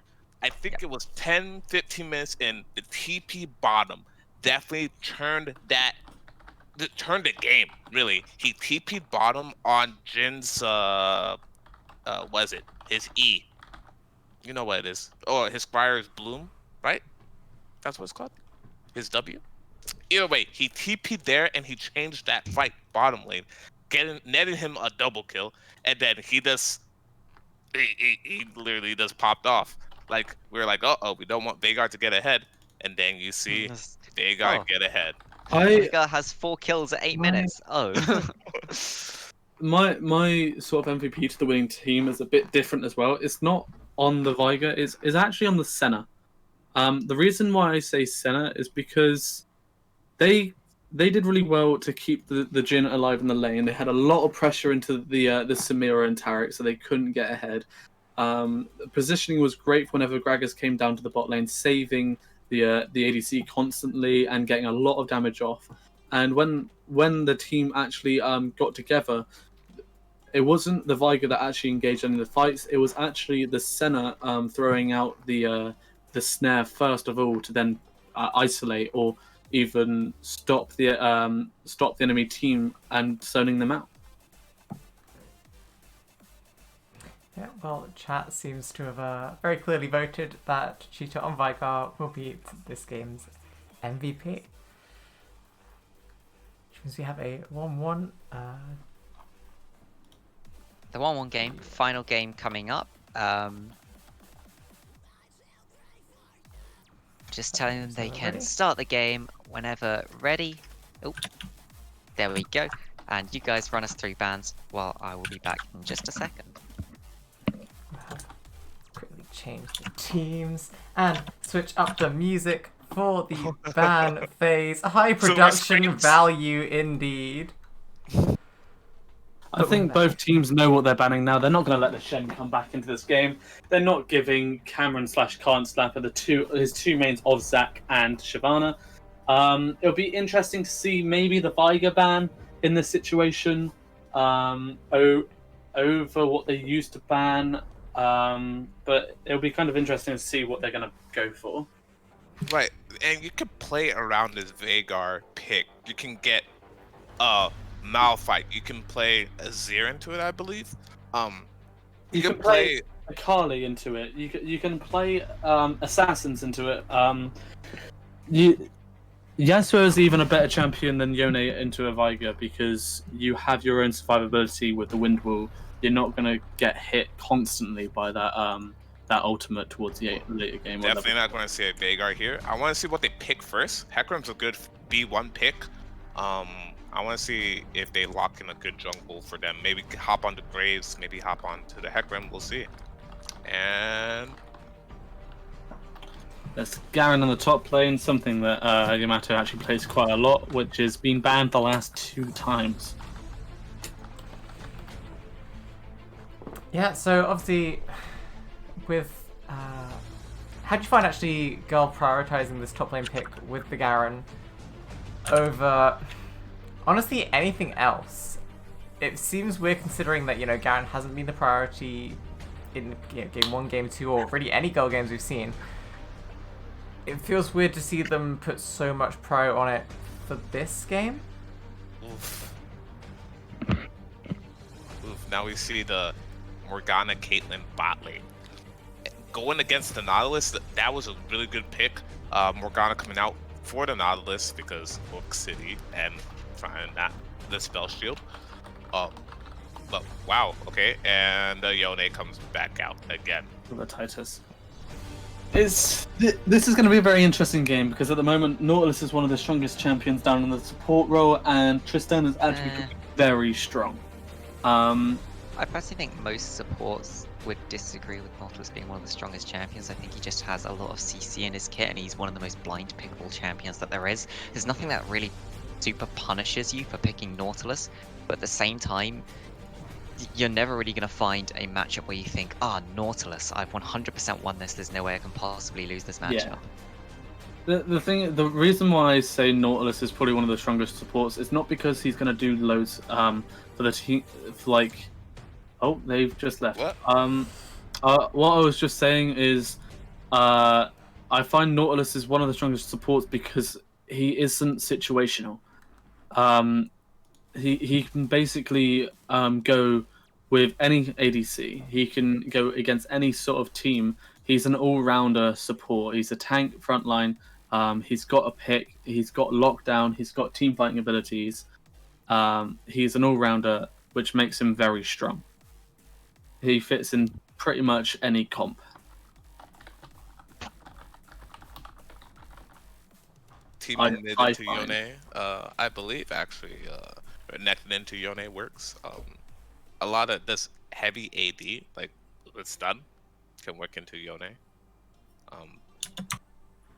But I don't know. He knows how to play Yone. You can probably pilot him correctly, so he doesn't get countered per se. Trying to remember the bans now. What was bans on the other side? Shen was a ban. Graves was a ban. I really can't remember the other bans. Lulu and Thresh. Yeah. Lulu, I think, is one of, honestly, the best supports you can get. Especially in any sort of constructed play. I think it's just really hard to punish the fact that a Lulu's picked. There are ways, of course, to punish it, but late game it's just going to bring you a ridiculously strong thing. This is a very interesting bug that we have here. Yeah. I was like, wait, did this start back up again? Who loves client bugs? Welcome to Client Well, League of Legends. we remember for the picks at least. Yes. Yeah. So on your And it screen was you can see four of the picks. Tristana and Yone. Tristana and Yone is the other two. I don't remember any of the bands coming out. Please, I put all can the we get a bands. new client? What do you mean? We got a new client like a few years ago. This is the new client. It So all the works band, perfectly. yeah, the bands were actually Shyvana, Zach, Viger, and then Na was the fourth one. On the other side, it was Shen, Thresh, Lulu with Graves as the fourth ban. Mhm. So Tristana should be picked up here. Then we'll see the Morgana Caitlyn picked up on the other side and finish this off with a Yone. And then we'll keep going. It was just a little bit of a disconnect there. There you go. Now we're all caught up, and we don't know what they're Is going this to the first ever non-whitewash? I mean, technically, but also this isn't the official game of one of the league's games. Also, we only have 2 games on the league's games, so that it doesn't favour anyone by giving them side selection twice. And then we're going to go into a tournament at the end. The tournament at the end is where we should get all of the fun. And there'll probably be a lot of team swapping for that tournament at the end. And I imagine we'll have a few new teams because it seems like a lot of teams are sort of just dying. We have had 2 AFK teams this week, so it does look like one of them is probably going to end up being thrown out of the league, and another one, we'll have to see if this is just a bad week for them or if this is a sign of things to come. Yes. We do have Arctic and Desert coming up soon tonight as well. Yes, after this game is done, we'll be going straight into SAS Arctic versus Desert. Hopefully they don't mind waiting, because potentially we might be a tiny bit late, considering we're going to be starting at about past, and games can go past half an hour. It is possible. I have sent them both a message saying that it can be a bit late because we're just doing the third game now. They do have a sub which we've all okayed. I should probably send that to you guys. They do have a sub for the second team unless their actual jungle can make it. If we're late, if we're later. But meanwhile, back to draft, we have a Back to this Hecarim game. locked in for Can't Slap It in that jungle. We also have the Silas Cogmore locked in for the side of Girl, and the final pick was a Dr. Mundo. I'm excited for this game. I'm very excited for the game. So, if I'm going to go for what's going to happen in the early game, Garen's going to be better than Mundo in the top side, but will probably get focused by the Hecarim. Silas will be counter-jungled quite a lot because he's not very strong in the early game. He does a lot of damage, but in the scenario, he's not going to be able to do much against a Hecarim counter-jungling him. Cogmore's going to be playing passive, farming up bot end and mid lane. Against Yone. Yone is going to be constantly pushing, and Caitlyn Morgana should be playing very aggressive against Tristana Nautilus, which might open them to susceptible ganks. But it'll be interesting. I'm really interested for this game. The one thing I slightly disagree with there is I don't think Yone will be constantly pushing into Cogmore. I think until Cogmore gets the tier, that might happen. But as soon as Cogmore has tier, he's just going to be shoving Yone in over and over again by E-ing that wave, shoving one ult onto the backline maybe, and I would clear the waves almost instantly. I would agree when he gets the tier, but I don't know how Preston might play it. He might look to freeze the lane to force Yone out. Yone doesn't have that much escapability, and if a Silas gets a gank in the mid lane, it can actually help both him and Preston very much, compared to if Cogmore gets ganked by Hecarim. If he's pushed up, it can end very badly for Preston. We do have an interesting bot lane where it's going to mostly be decided by that black shield from the Morgana. I'll be interested to see if Troll Zoe puts any extra points into that early as opposed to putting more points into Q or W, or what sort of build altogether we see out of Morgana. Morgana's one of the interesting champions where actually it's viable to max any of the abilities first, depending on what build you're going. There is currently a poll in the chat. You can vote for who you think is going to win our third and final game of this scrim between Guys in Real Life and World Regenesis. Guys in Real Life on the blue side, World Regenesis on the red side. Casters, who are your votes going to? Alex first. We just go from the bottom top. Yeah, it's going to be difficult because the side of Girl has got a very much of an executionable team. Silas's ultimate gives them so much dependent situational. plays. You could pick up the Hecarim ult to get a good fear, Yone for a good counter, like good knock up, or Nautilus to even lock down. It all depends. Yeah, these on are some. what it is. These are some nice ultimates that you can pick up Very here. nice You always love to ultimates, see a Silas. Nautilus on the other team when you pick up Silas. Exactly, or even Hecarim or Yone. Hecarim and Yone are both also amazing. Mundo will be great for Mundo when you're would be- ganking Mundo. yeah. Mundo would be great for ganking, and also towards the end, where if Silas is doing a lot of damage, just pulling out Mundo's ultimate while doing everything else, that life regen plus his W is going to be kind of insane. They'll have to definitely get up the early executioners against Silas. But I would probably say, in terms of team fighting, it's going to go towards World for their easily executionable combo. It just depends on who scales quicker to their late game. Sweet.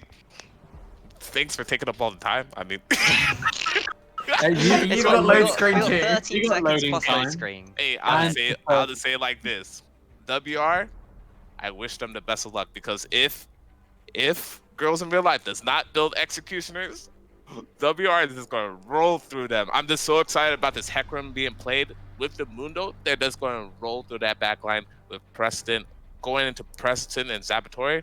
It'll be love. This is going to be a slugfest. I'm so excited for this match. Someone's asked, what is the CL Jolyu League? Says Well, let me me tell you typing what the it. CL Jolyu League is. Oh, It get- is get the advert the up. league. Oh, We've we got an can put the advert. ad. Wait, do we have an advert? No, we have Oh, an advert okay. for our team. We Oh, do. yeah. Shit. It is what? basically the league set up by me and ioriaa in order to get some teams together to play some nice friendly games in a league where everyone plays each other twice, and then you end up with someone at the top of the league at the end. And then we also have a little tournament at the end to see who wins in a tournament setting.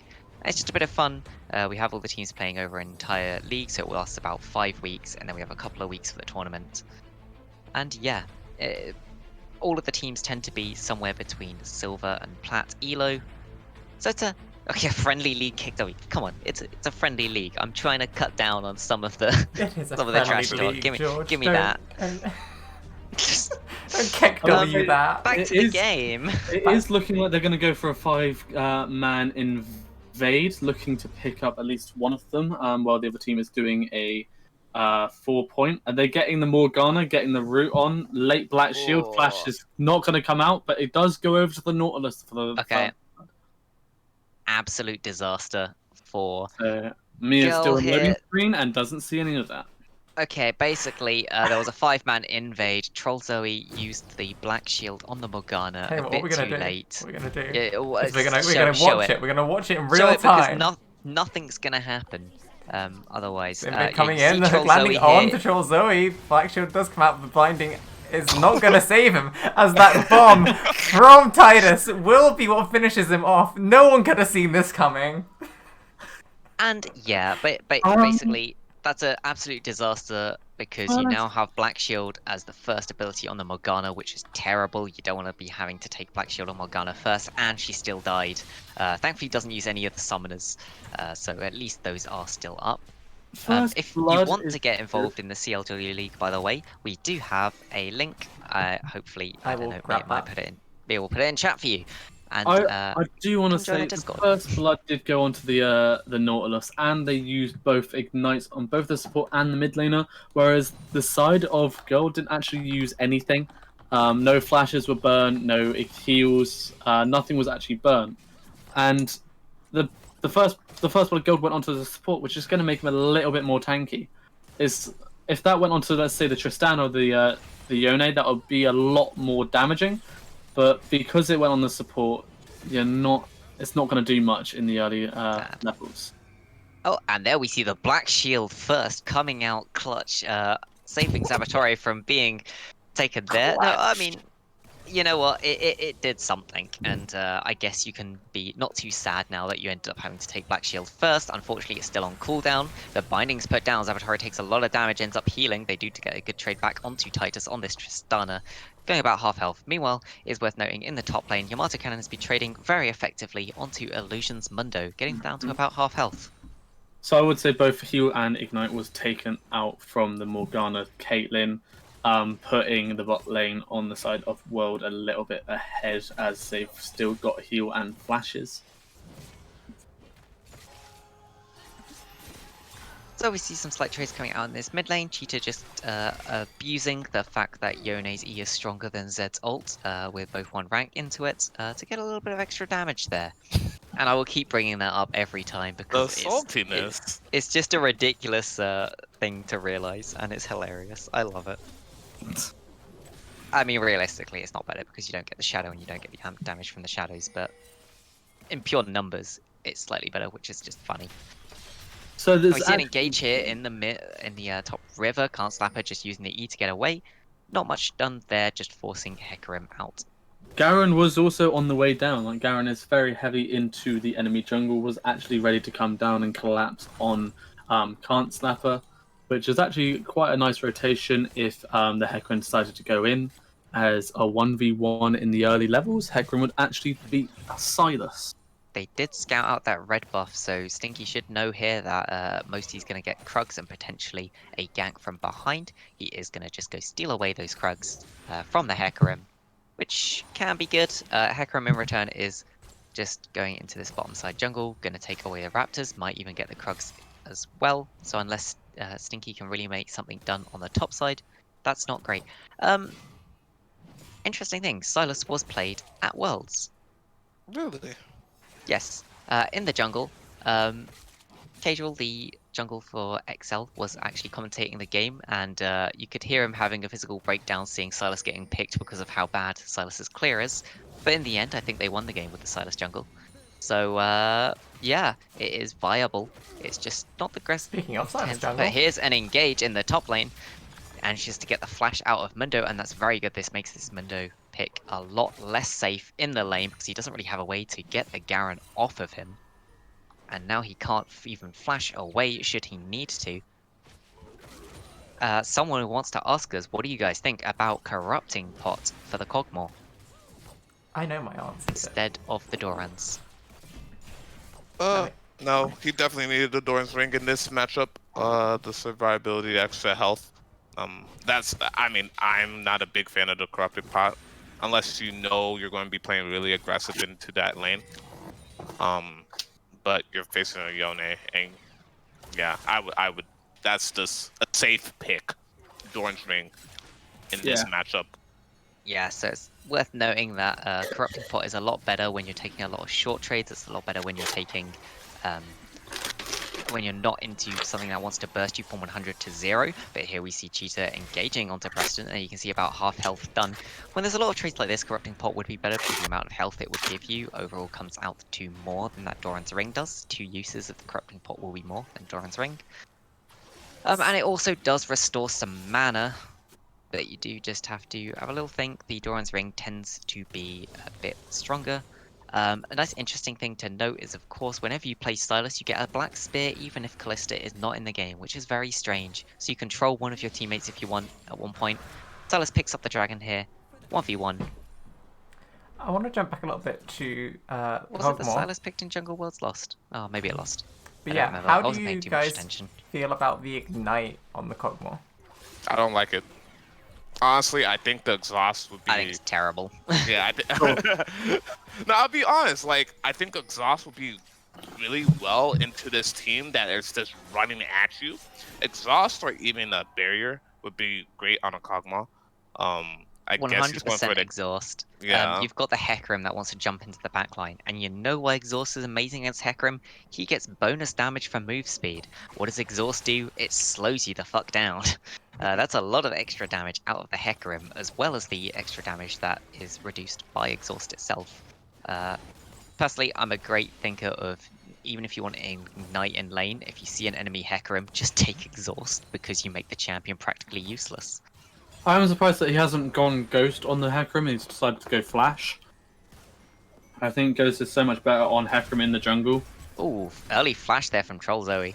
I'm not sure that was needed. And by I'm not sure that was needed, had the black shield on, definitely Right. was not needed. Tristan's not using any of her wards. Tisk tisk. Who needs to ward? save them for when you really need them. We can see Can't Slapper yet again is hanging around this bottom lane. Really wants to get the bot lane ahead. Meanwhile, think it's just the other team has kind of learnt this, but ooh, Zabatore. Zabatore here, pushed up. Cheetah is also here. there's the There's the ultimate black going shield out. used. Let Zabatore get out of this fight. It's just running away. Cheetah's under the tower, getting that extra damage onto Troll Zoe, but in the end, it's not enough to get anything. Troll Zoe does use that ignite.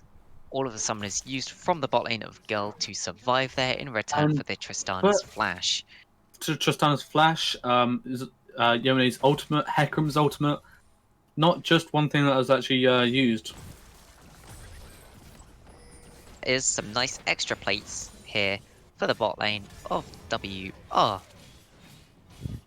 It's worth noting they seem to actually be getting slightly ahead. Now, I really like the boots on Morgana. They're not Mobies on Morgana. Praise be. If you don't know my hate about Mobies Morgana, whenever you press W, your Mobies turn off. Whenever someone steps on your W, your Mobies turn off.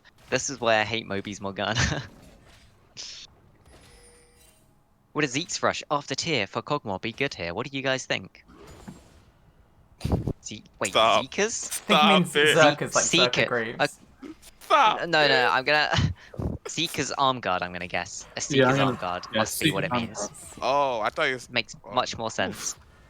Yeah, for a second I was like, wait, what am I asking here? Oh, Speaking of- we have Hecarim kind of inting. Flashes over the wall, but it's followed by the ultimate from Stinky. He jumps to the Krugs, just a little bit trolling there, wants to we'll give pick it it over up. to Preston. Style points used. Troll Zoe still has that Black Shield on, but it's used up by all of the magic damage, and the knock-up does come through. They pick up that kill, jumping in there and then getting it over the wall, but it's not enough to keep him alive. Illusion picks up that kill with the briefcase. The corporate is coming for you. And back into the game, we can see that after a lot of trading there, it puts WR about 2,000 gold ahead in terms of where that gold is. We see about 400 gold lead in the top lane, about 200 in the jungle. Mid lane is even, bot lane is about 800 towards the side of WR, and the support is about 900. So a lot of Okay. trading going into this bot lane. There's a lot of tower shots taken by AJ Styles there. Getting very low. This tower is also getting very low. You can see Silas pathing towards the spot lane.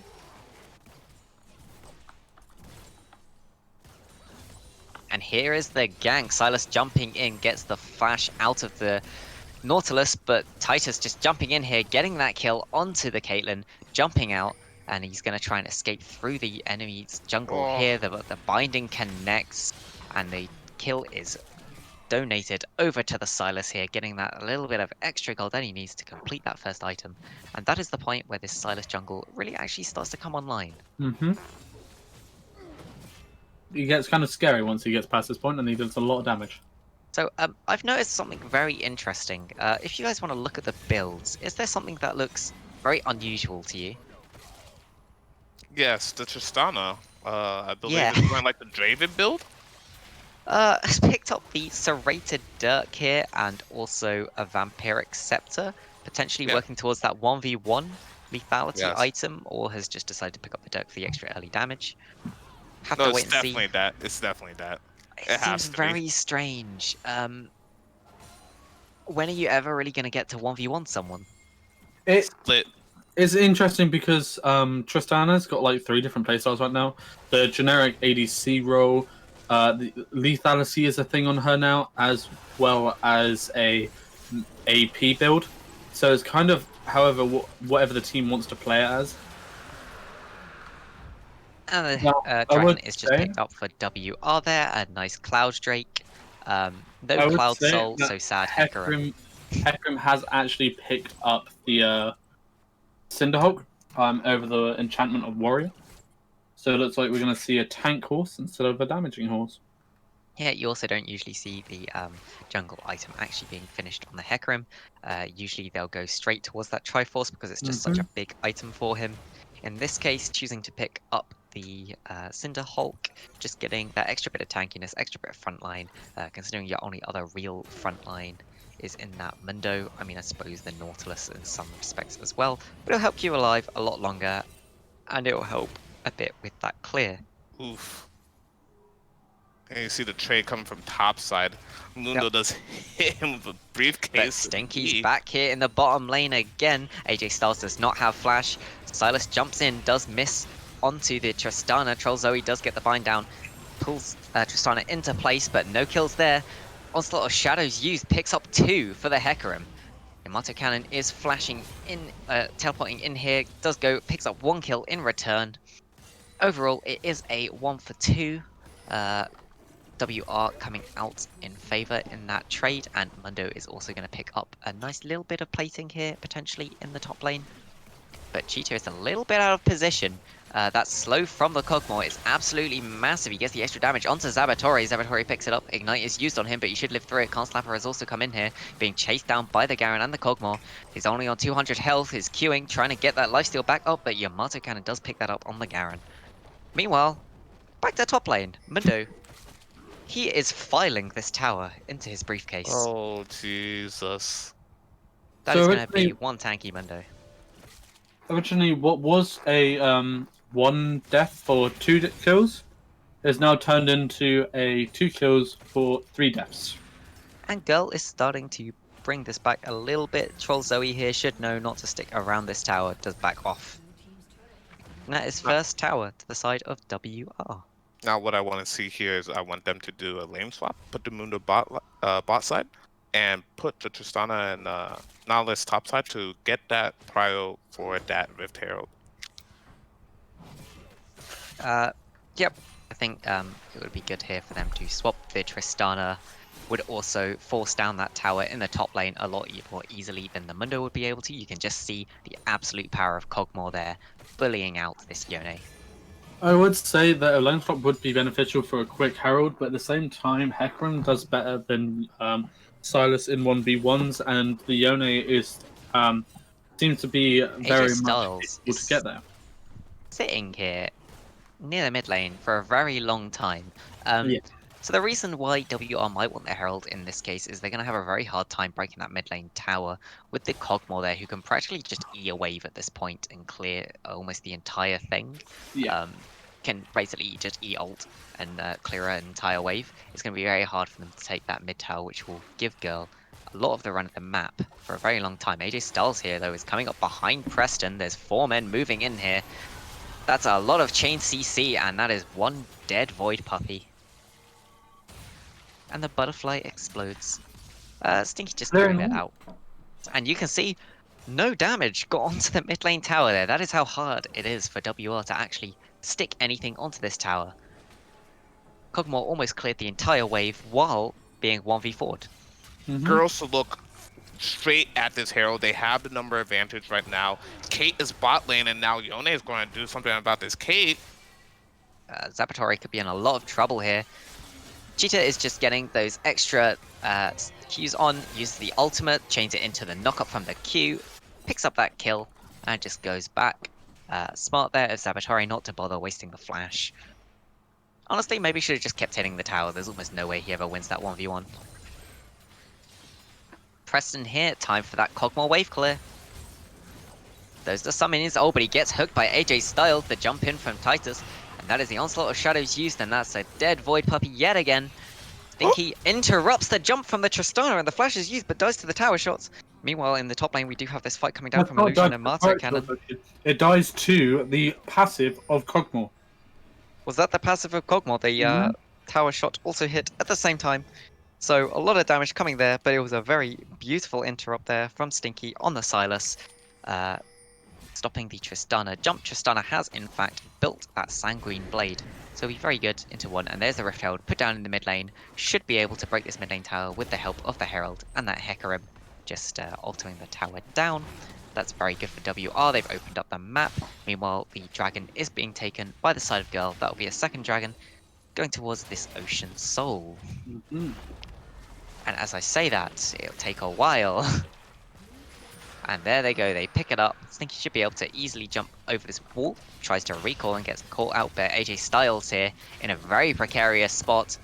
Flashes back over the wall, but Cheetah just follows back with the E. nothing really going to happen there. They see Zabatore. He face checks into them, but Stinky and Troll Zoe are also here. Zabatore E-ing and flashing away. The ultimate is used from the Morgana to try and catch Cheetah in place, and there is the Caitlyn ultimate used to pick that up. Cheetah jumps back, gets the trap on him. Ultimate, yet again, ultimate's being fired from all sides. Titus jumps down onto Preston. That AP Cogmore is trying to get the damage down, does get one down. AJ Styles now just left in a 1v2 against the enemy Cogmore and Morgana. That's a lot of AP damage that's going to be coming down onto him. Does he have any defenses against AP? Yeah, well, he has a little bit. They're just going to chase him down slowly here. The binding hits, and Preston is given that kill.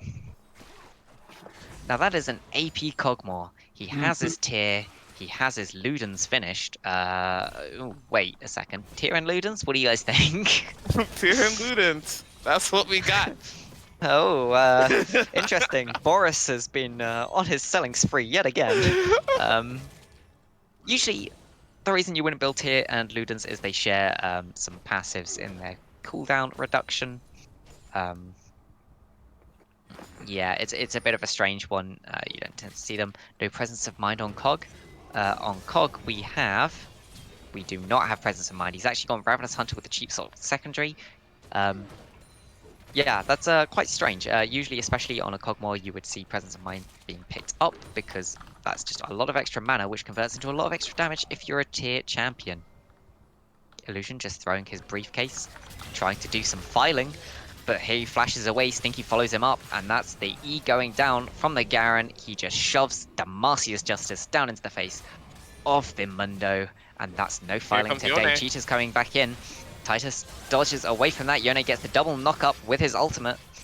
And it's a silence from the Garen. Yamato Cannon's trying to do what he can. Stinky's trying to do what he can, but Titus just gets the kill there, and yeah, Cheetah picks up the kill onto the Garen on the backside. I think during this quiet time, I think we should let Mia claim all those IAS. There's ioriaa, and an from earlier. I need to turn those off. What the hell? They're the redeems on Twitch chat that I Welcome. forget to turn off every week. And I was going to do them after game, but Oldie decided that now was a good moment to do those redeems. Back to you guys. Gives you a moment to breathe. Tristana, she's gone for this 1v1 item and then followed it up with a rapid fire cannon. What do you guys think of that? Ooh, Zabatore might be face checking this though. Walks straight into the Nautilus and the Hecarim. Nothing you can do there. Yeah. Back to the rapid fire cannon. Interesting. Actually, I honestly do not know this build at all. Where this Tristan is going with. That's all I have to say. Interesting. Yeah, I've never seen the build myself. I kind of assumed if you were going for something that gave you a lot of attack speed and that lethality, you'd want to go the Infinity Edge second, not the rapid fire cannon. But Right. who knows? This is uncharted territory. Maybe somebody in chat has seen this build before and has some idea of whether rapid fire cannon is a usual thing to pick up. In terms of the Nautilus, you can see he went Zeke's first, as opposed to Guardian Angel, favoring the damage over the survivability for his ADC. Now, I don't like this lane assignments, putting the Tristana and Yone mid. Oh, flash away from Preston. There's a potential engage here. Just not on the same page there, Troll Zoe and Preston. Troll Zoe does give him the black shield, but he also flashes away, so they waste that cooldown on the flash, despite it not being needed.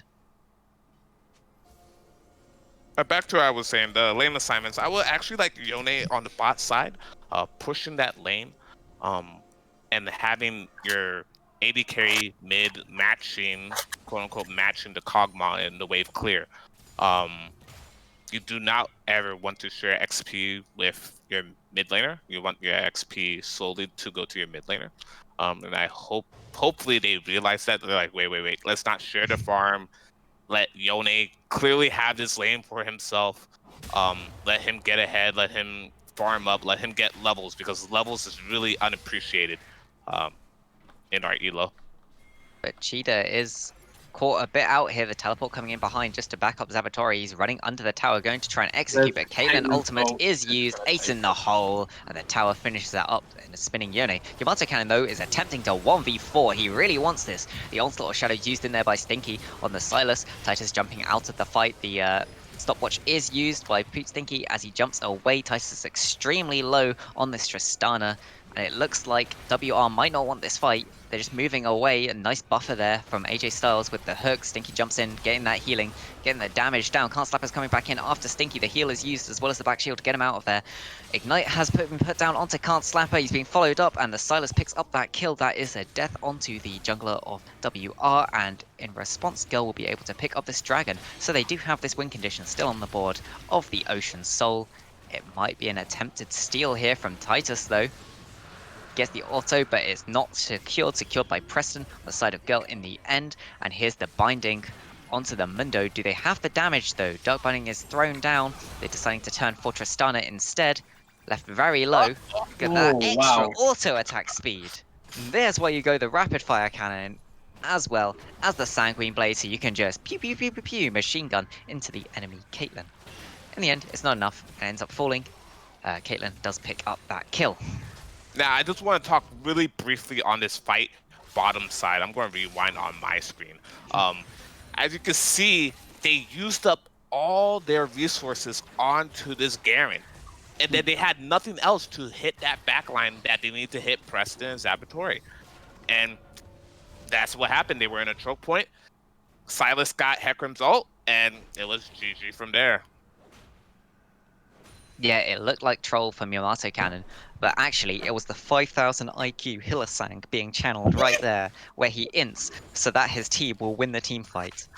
I also like to use that analogy for if someone ever ints so that their team won't fight for Dragon or Baron, because I fully believe that actually Hillisang is doing that on purpose. And he's inting so that his team won't fight for the Dragon or Baron when they're bound to lose. Anyway, back to the game, and we can see the lane assignments here. Kog'Maw's being shoved into the top lane, whereas Caitlyn's getting that safer mid lane farm. Garen is in the bot lane. Looks like Girl... Oh, but there's an engage, and that is one, yet again, dead little Void Butterfly. I want them to now posture around Baron. Oh, but there's an engage onto Pootstinky. And the Black Shield is used. It's getting very low on this Yone. He flashes away, but he has to come back. The damage is coming down, but it's not quite enough. Zabatori picks it up on the backline. Troll Zoe trying to flash away, but that's followed under the tower by the Mundo. Zabatori just trying to kite here, taking a lot of damage. Flashes back into the base. Yamato Cannon is on his way, though. Will WR turn towards the Baron? They can definitely get this Baron at this time. They have the number advantage, and they have the vision around the Baron. They do have a jungler up too, so this is a free Baron for WR. I would say what is lacking on the side of Cog right now is actually changing his warding trinket. Can't Slapper is very low, and he gets killed by the Baron. That's the jungler down for the side of WR, and Yamato Cannon is coming close, gets hooked by AJ Styles there. They're going full on in here. Ignite is used. Ace in the hole is coming down to poke out Titus. Yamato Cannon is trying to get away, running into this bottom side river. Flash forward by AJ Styles into the hook. The spin is used. He's Beyblading, but he's Zabatori and Preston are coming back on the backline here. That AP Kog'Maw is really putting the damage down. Titus and AJ Styles barely living with 100 health each. Now will Girl choose to turn onto the Baron here. Absolute disaster there for WR as their Hecarim dies to the Baron. As is pointed out in chat, Hecarim goes straight to the glue factory. And Baron is started up now by Girl. WR look like they want to fight it though. That ultimate has been used on the Mundo. He's running in. Cheetah is also following up on the Yone. He uses the ultimate forwards, gets a double knock up. He kills one. That's Caitlyn out of the fight already. Preston is trying to follow up with what damage that he can. And Girl decide to back out of this fight. I'm sorry, I just picked up my sushi. I forgot everything what just happened here. There was a lot of Baron fights, and I'm running out of breath. At this point, Kog'Maw just needs to go for his Farsight. Like, having a warding trinket as a ranged AP champion, it's face checking every bush. And here we see the Baron is started up again by WR, and they've almost already finished it. Pootstinky looks like he's trying to get in, but he gets knocked up by the Nautilus. Now he's trying to run out of this fight. He should be able to get away. He's used that Mundo ult to heal himself up, but the Baron is secured by WR. They will go away. The next fight that is going to be coming out will be onto this, the soul point for Girl right now. It's Dragon's coming up in 40 seconds and is stopped Oh, but that's a great interrupt there from Stinky. The more that you can slow down these pushes forward by WR, the better. Dragon is coming up in just 30 seconds, and you've interrupted the Hecarim's recall. He will be able to make it back in time, of course. I think it's quite strange here that Gil have decided to put both their jungler and Preston on that top lane. They won't be there for the Dragon spawn, and they are essentially just giving up this Drake. They are on Soul Point, and the enemy team of WR does only have one Drake, so it's not too bad for them. But yeah. Yeah, I believe they are giving this up so they can have more pressure on the map. They want to get some gold on the Garen. They want to push out their top side. They want to force WR to respond to this Garen on the side lane right now. But I think they're just going to ignore that. Ooh, the TP coming out from Mundo. I don't know about that one. That is 2 turrets into the top lane. They have gone. Girl have gone from 0 turrets, literally just about 2 minutes ago, to now 2 turrets, and potentially a third or some picks up if this Silas is going to go into the bot lane. It is opening up the map and is giving them the global gold that they actually do need, as they are a little bit behind. Oh, but there's a potential engage here in the bottom lane. Stinky going around on the side. Misses, though. Decides not to engage on that. They just push WR away. Doesn't need to. Oh, interrupting some of the recalls there. Those few extra seconds might matter in the end. WR getting 1 tower from that Baron, ending up having to give away a TP as Mundo TP's back to his top lane slightly earlier on. Guys, something I want to point out yet. Tier item not finished yet for Kog'Maw. He's sitting on the fully stacked tier. He decides to finish the Liandry's first. Now, but Titus is jumping in here. The Onslaught of Shadows is used by Stinky to get out of there. So, now, I do want. I was just gonna say, how about Tristana, who still hasn't built the IE and has actually gone for a Stormbracer next? I'd say once that rundown potential, the extra burst damage that comes out is slightly better from that Storm Razor as opposed to the IE, as well as it gives you a 75% slow, so in a 1v1 situation it's very good. Yes, so yeah, what do you guys think of the Kog'Maw build? Personally, I think it's kind of very all over the place, not great. It is all over the place, definitely. The game's only going to get harder for the girl on this side. But here's an engage in the mid lane. Cheetah does take quite a bit of damage. Illusion is now trapped here. The Onslaught of Shadows used by Can't Slap Her there. And overall, Trozoe is picked up. Cheetah is picked up as well in return. And there's the Garen going down. Given over. And there's the flash out from the Caitlyn. Overall, ends up being a 1-for-2 in favor of WR, but this Baron has now worn off. Stinky has used that ultimate from the Mundo to heal himself up. It is possible that Girl still want to fight this. AJ Styles is very low. WR does have the Mundo on half health, and he walks straight into the face of that Silas. But it's very not much damage. Because that fight was actually a 5v4. They didn't even have the Tristana in that situation, and having a Tristana in there, I think, would have just turned the game for them. They probably would be able to get an inhib, maybe a first Nexus turret. I think that was poorly played by World, because they could have probably pushed out very hard, pushing Girl even further behind and adding more pressure against them. If Tristana was just part of that fight. Overall, it is a net nothing because of the extra bounty that was on the Yone that got picked up. That was 300 gold. There's actually no gold difference in that fight. As pointed out in chat, we were saying earlier, Ignite, when you've got a Hecarim on the enemy team, is not the best. You generally want Exhaust, because not only does it dampen his damage by, I believe it's 40%, it also slows him down, which dampens his passive, extra AD, by even more. Stinky trying to take this blue buff, but Cheetah's jumping in, used the ultimate to get forward. Stinky does have the Onslaught of Shadows queued up. Takes about half health, doesn't get his blue buff. Overall, not too bad.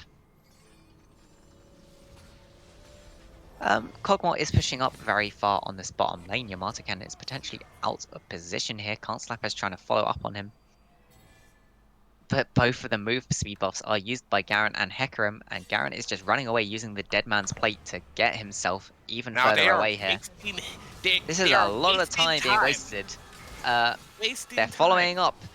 Yamato Cannon decides to Beyblade, gets that Conqueror stacked, and the Onslaught of Shadows is used to push him back towards the Yone, but he's using Q to just run away again. He's wasting as much time as he possibly can, and here's the entire enemy team, and he's picked up in the end, but the bot lane tower goes over in response. And you can see That was a WR are lot of pinging that time Drake. wasted there. Yep, WR are pinging that Drake. It's sad that he couldn't live a little bit longer, Yamato Cannon, because he might have been able to secure that Drake for the side of Girl. Looks like they're deciding to give up this Drake again and leaving it to be the final Drake that decides the only this thing game. that they could have Oh, done. but Stinky uses the Oh, Onslaught Shadows to jump lucky. in, but it's a little bit too late. Doesn't manage to get it, and that's the stopwatch used. Kog'Maw is just spitting into this pit, not doing too much damage anymore. You can see he's finally got that Seraphs, Ludens, and Leandries. I think I would have preferred something else as opposed to the Leandries. Maybe a Void Staff, for example. The enemy team does have a hell of a lot of MR by this point, and Void Staff would be extremely useful. I understand the Leandry's purchase. Leandry's is much better than Executioners. Oh, yeah. But as you it's the can see, Ludens. it's the Ludens, yeah. Now, if we're talking about vision, it's kind of neutral on both parties on red and blue team right now. Blue team definitely having vision over Baron right now, so they can see that WR is definitely posturing this Baron. Baron has been Right started by WR. Girl do know this. They're sitting around for a little bit. Stinky is walking up right now. He steals the Nautilus ultimate. That's a knock-up that can interrupt a smite from Can't Slapper. And the shield is given to Stinky. He jumps forwards, knocks some people up. That is the Baron secured. They pick up one, but in return, that's one kill picked up already. Can't Slapper is very low. He's picked up by the Caitlyn, and the Garen ultimate picks up Yone on the backline. It's just Illusion left in a 1v4. He's trying to escape. That Mundo healing is just absolutely obnoxious. Yamato Cannon trying to run him down, decides the best of it, just dodges away from that briefcase. That was the fight I was waiting for. That was what I was so excited for the start. The side of Girl has so much damage output and control on and zoning that World should not be able to win team fights. They have a really strong front line. They have silences. They have a really good mobility team. That was the fight I was waiting for, and that's what I was excited for since the start of this game. And you can see they really struggled, but they ignored the Mundo this time, and that's really what helped win them this fight. They engage there, they get one turret, and I'd expect them to back off here, just as the side of WR starts to respawn back, spend the extra gold that they have picked up. Morgana should be able to finish her Zhonya's, which will be a big purchase. It will allow her to live a bit more through those team fights. Worth noting, Silas is going towards this more tanky build. He has picked up the Randuins, he has picked up the Zhonya's, he's picked up Ninja Tabby. That is a lot of armor. Garen also stacking a lot of armor. In fact, this is a very armor stacking team. Not too worried about the magic damage coming out from the Mundo and the Nautilus. Now, I just really want Kog'Maw to change his trinket to Fast Sight. He is not using his trinket as much. Fast Sight will be so much more beneficial for him, so he doesn't end up face checking constantly. Small trades coming down here from both sides, but Stinky is hooked there. And that is the bomb used. He uses the Zhonya's just to make sure that he lives there. The Mundo briefcase is interrupted, blocked there by Yamato Cannon. And here we see that the minions are just being knocked down. Doesn't matter that they're Baron minions. When you've got the Kog'Maw and you've got the Garen and you've got the Caitlyn all on one wave, you're not really going to get much done against them. Side of WR probably doesn't want to try and push 5v5 here. It's very hard to do unless they're really happy to tower dive this, which we saw from one of the previous fights didn't go too well. Oh, but Illusion might be caught out here. But it's a miss from Stinky. He's rooted. There's some extra damage thrown down, but you can just see this Mundo healing is absolutely ridiculous. Something I'd like to see is the Silas actually picking up Spirit Visage right now. Oh, but Yamato Cannon face checks into 4 members of WR. There's the onslaught of shadows used into the backline. Stinky is trying to heal up what he can. Yone jumps into the entire backline, gets the double knock up onto the entire side. Stinky is down already. Preston is doing what he can, throwing onto the backline. Titus is extremely low, pulled out. That's a Tristana dead. That's 2 dead. That's 3 dead. Girl are winning the fight. It's This is what I was looking 4v2 for. left. Cheetah is very low. Illusion is just trying to kite for him, get the Yone out of this fight. And you can see there just the absolute power of the kiting from the side of Girl. It's so strong, and they should win every single team fight from now on. They've gotten to that point where they're just gonna start getting ahead.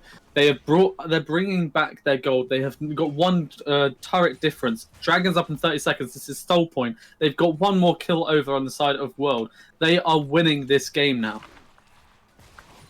They are really strong in this game. There's only 20 seconds until this Drake spawns. There's no way that the Hecarim can get here in time. Tristana probably cannot get here in time. They'll be able to take that 5v3 to try and get this Drake. Cheetah is healed up and Illusion is back onto full health. But overall, there's only 2 of them. He's just getting autoed out by Zabatori here. Zabatori just using the power of that Caitlyn to push them down. They're going to try and secure this Drake. Oh, it was on 82 health at one point there. Zoe's very low. They pick up Tristana and they pick up Caitlyn on the backside. Was it worth it? Was it worth it? They do get the Ocean Soul. Yamato's trying to get out here. As long as they don't lose the game, this is really good for them. Stinky jumps forward, uses the Yone ultimate, gets the CC there. Yamato's trying to get out, but he gets picked up, pushed backwards, and that will be 1 more kill picked up for the side of WR. It's just Stinky and Preston left to try and defend against this 5-man push from the side of WR. They have a Cogmore's wave clear. The only lane that is being pushed into them right now is this mid lane. As long as they can clear this wave out, they should be okay. Onslaught of Shadows used onto the Cogmore. They're trying to get that Cogmore dead. Push forward. CC is used and Cogmore is down. Cogmore is down. So Stinky uses that Zonius. He just needs to live for a bit longer. Tries to clear the wave, but he doesn't even get a single kill. And that is probably the game right near. 5 members of WR pushing into the Nexus towers. It's just Troll Zoe. He's trying to clear what he can, uses the Zonias as well as the ultimate to root the entire enemy team, but they're just focusing the tower. They're ignoring Morgana. She has no damage. Ultimate used forwards by Yone, picking up Zabatori on the backside. But that is the game. Game 3 going over to the side of WR. Really close, actually. Really close. That was really close. WR at a comp that they had to execute really well, and they definitely had hiccups throughout various points of the game, I believe. And this makes me very excited for when these 2 teams join the league, or well, when WR join the league next season, and we get to see a rematch of this game. Because at the moment, Girl have pretty handedly won all of the games that they've been faced with, and this is clearly a team that is able to challenge and able to beat the side of guys in real life. Is worth noting we may have even more teams. It seems like a lot of teams are going to be mixed up for next season of the league. We'll have to see how that goes. In terms of your MVPs, we'll get onto MVPs before we go forwards and take the SAS versus SAS game. So going from the losing side to start with, yet again, on the side of Girl, who really stood out for you? I think it's got to be Silas. The engages he's had, Losing team. Yeah, that is a losing team. Yeah, that is the losing team. I was so close, but Silas is on the losing team. Yep. Yeah, Silas. I think it's Silas for me. The engages, the ultimate steals.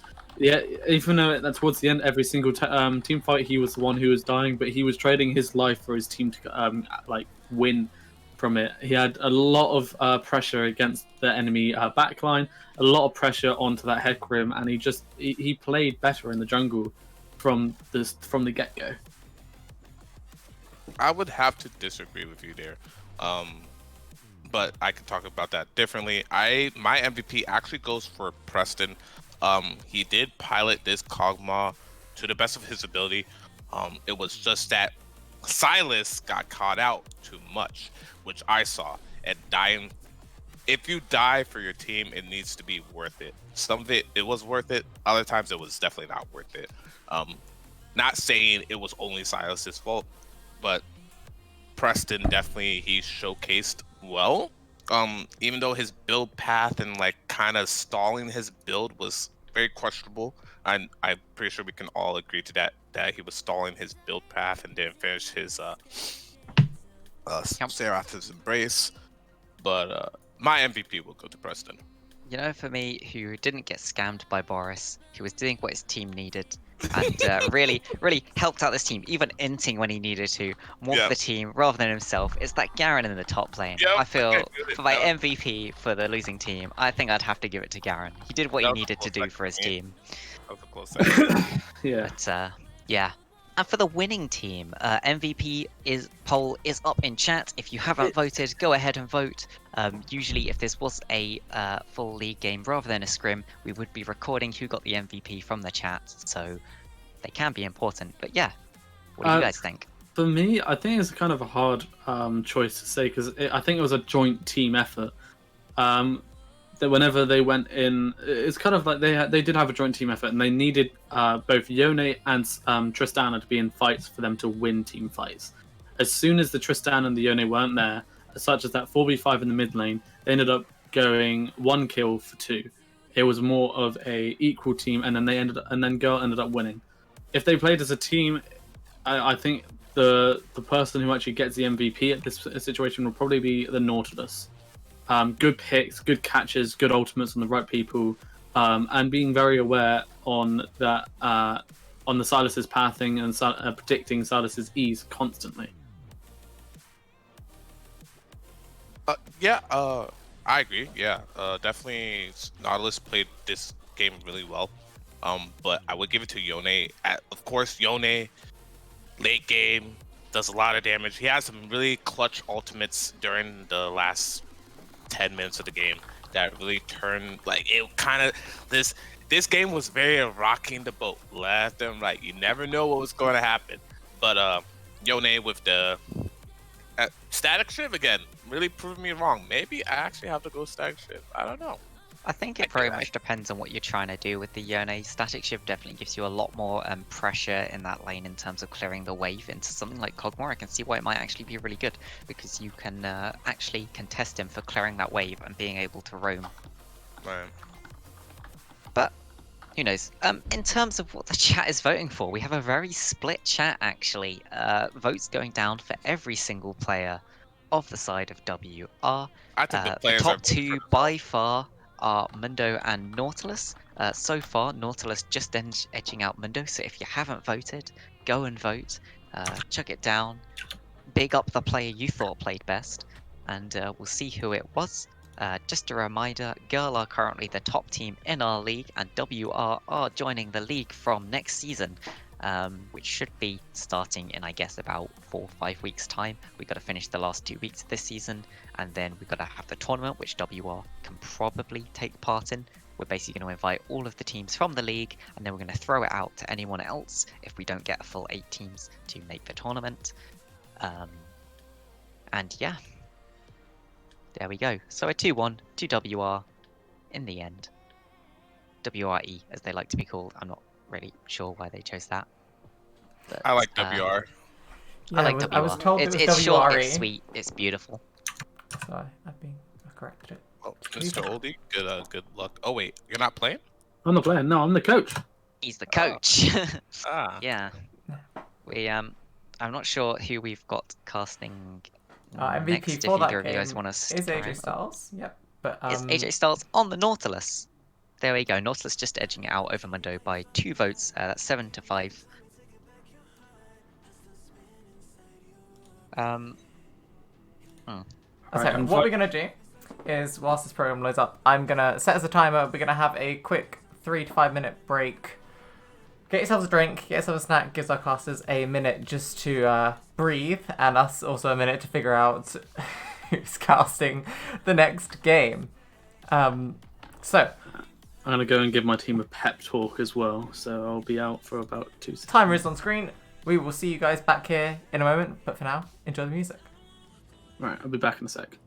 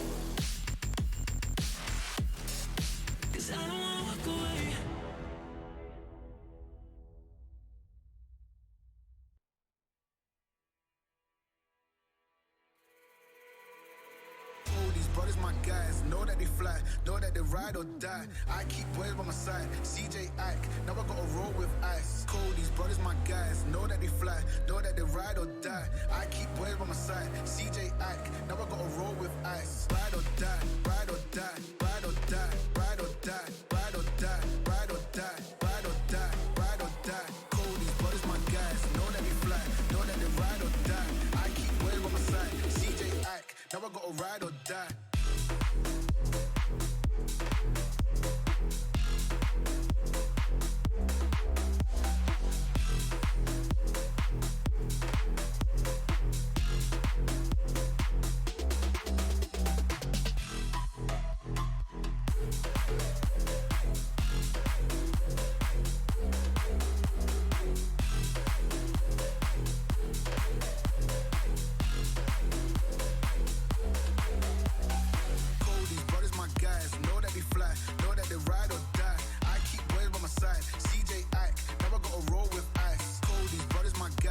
Right, timer has hit 0. I didn't want to just leave it at 0, but Gabblit is not quite back yet.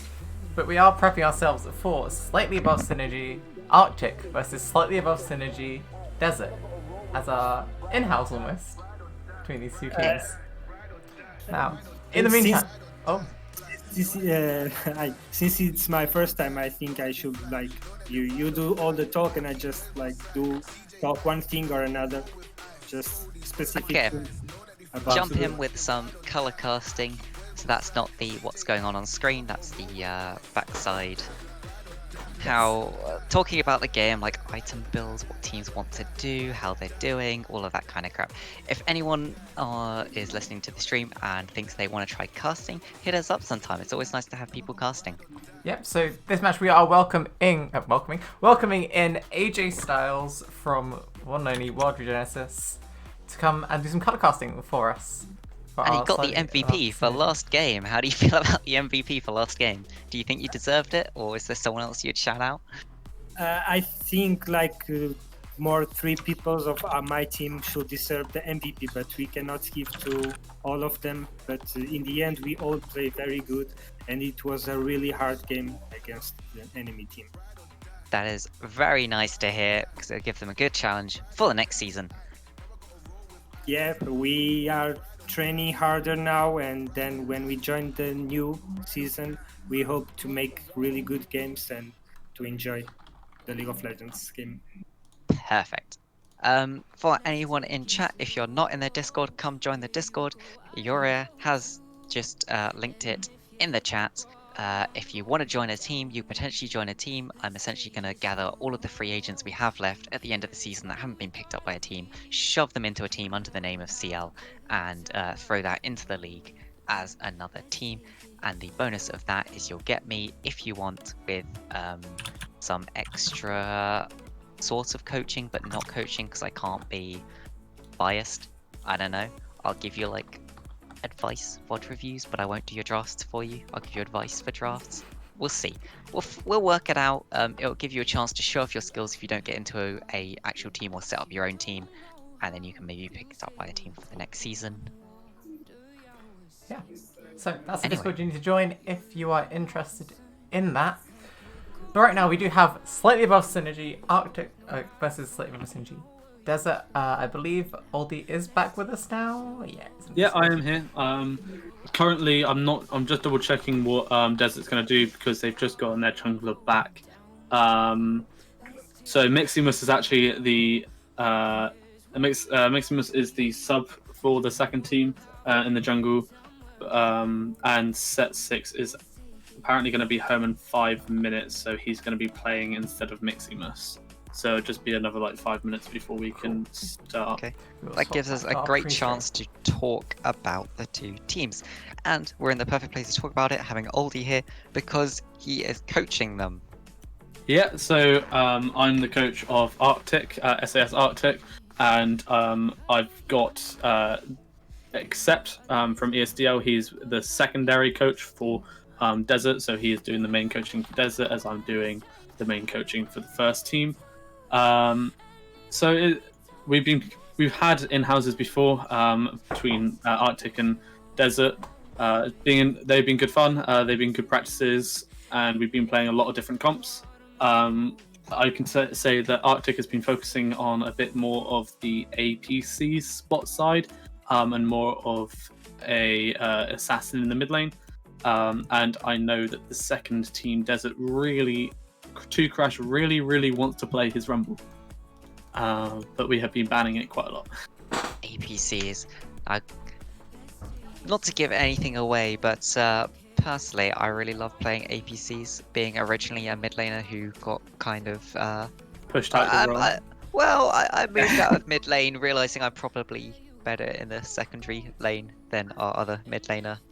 No shade being cast. I feel a little bit of shade. I feel a little bit of shade. Little bit of shade. Yeah, but I personally love to see the things like the Lux, the Orianna being used. I think they can really be used outside of mid lane, and they don't really get used enough outside of mid lane, except sometimes you randomly see them in support, and they do fine as support champions. I think Orianna's one that people really sleep on as a good support. But we'll have to see. Is there any chance we'll be seeing some sort of unusual mage support? Or ADC in the bot lane? There will be unusual picks towards the bot lane. I know what they want to go. I'm not going to give anything away. They have told me what they want to pick for the first two. They have been practicing going for a mental confusion in the drafting. So for one, love that. Yeah. So we've got quite a few because what the players can play and what they're comfortable on. We have probably about 5 very, very comfortable flex picks. We have a flex pick between the support and mid lane. We have a flex pick between top ADC and mid lane. We have a flex pick between top and support. So we have quite a lot of flexes that we can try and push into.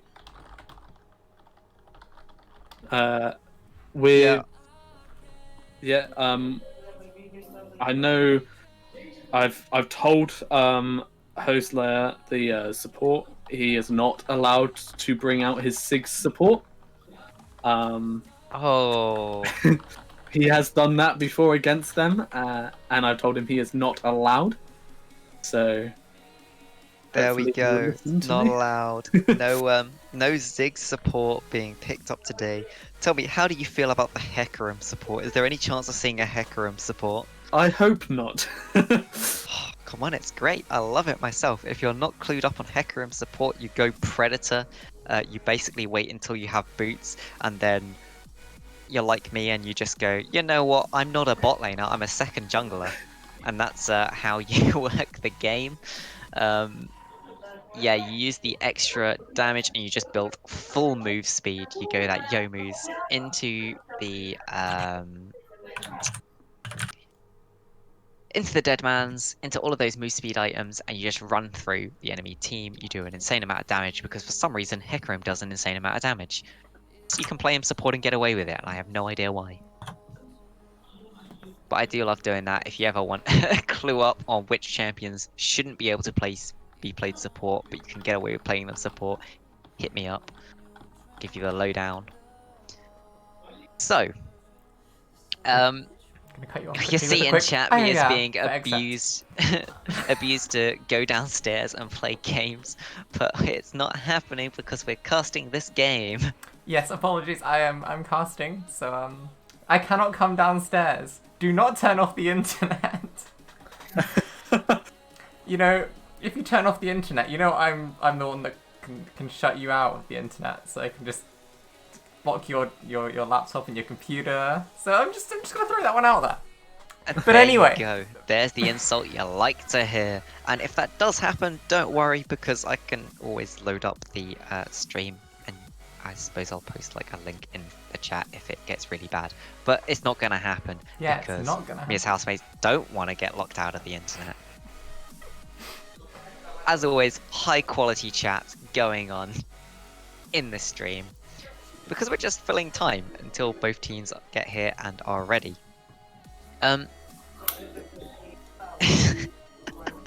Is there anything, any lanes in particular you think we should be looking towards, Mr. Oldie, as opposed to, you mentioned the APCs in the bot lane?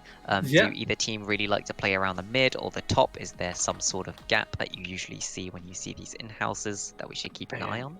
So basically, what we've seen before in Arctic is that we've been seeing a lot of damaging bruises in the jungle from myself. We have tank top lanes, mage mid lanes, and then a ranged ADC. Very standard top to bot lane combo or comp.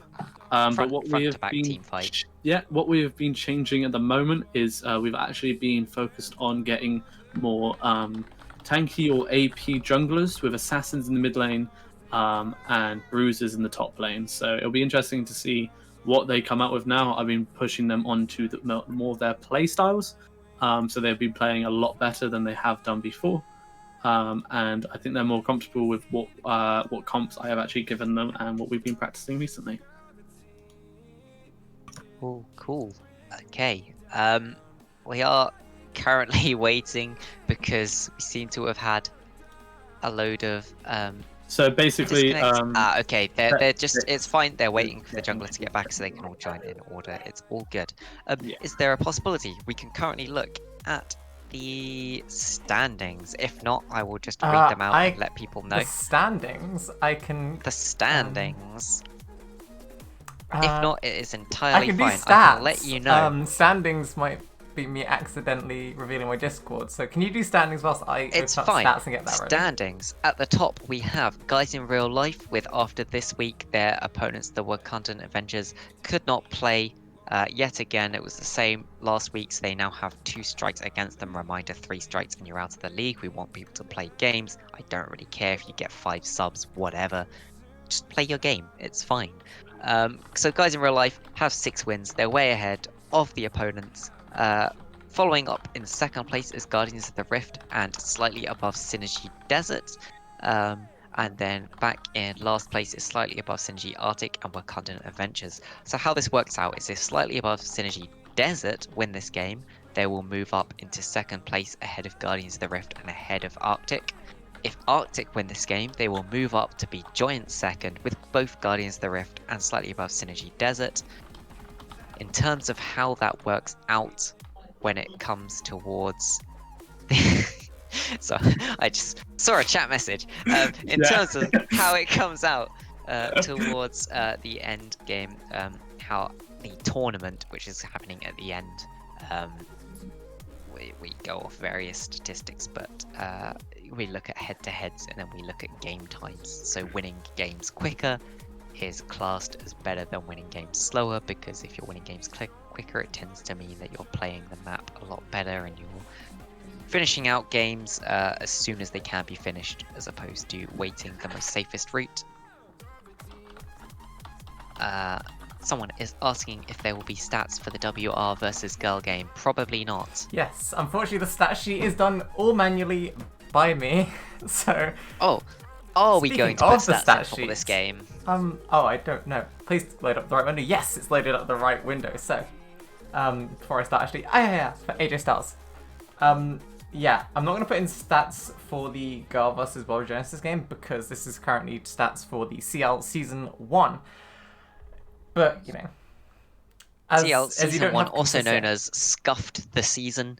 Scuffed the It'll all season. work out though, you know.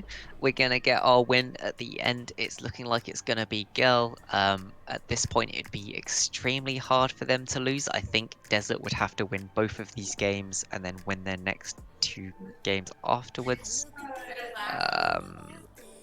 But basically, Girl have almost certainly won the league for the first season, but it's not 100% confirmed, so we'll leave that until their next games.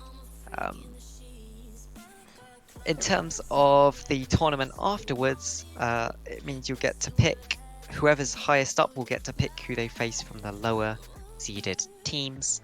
So it gives them a slightly better start off in the league, and then we'll have to see from there where it goes.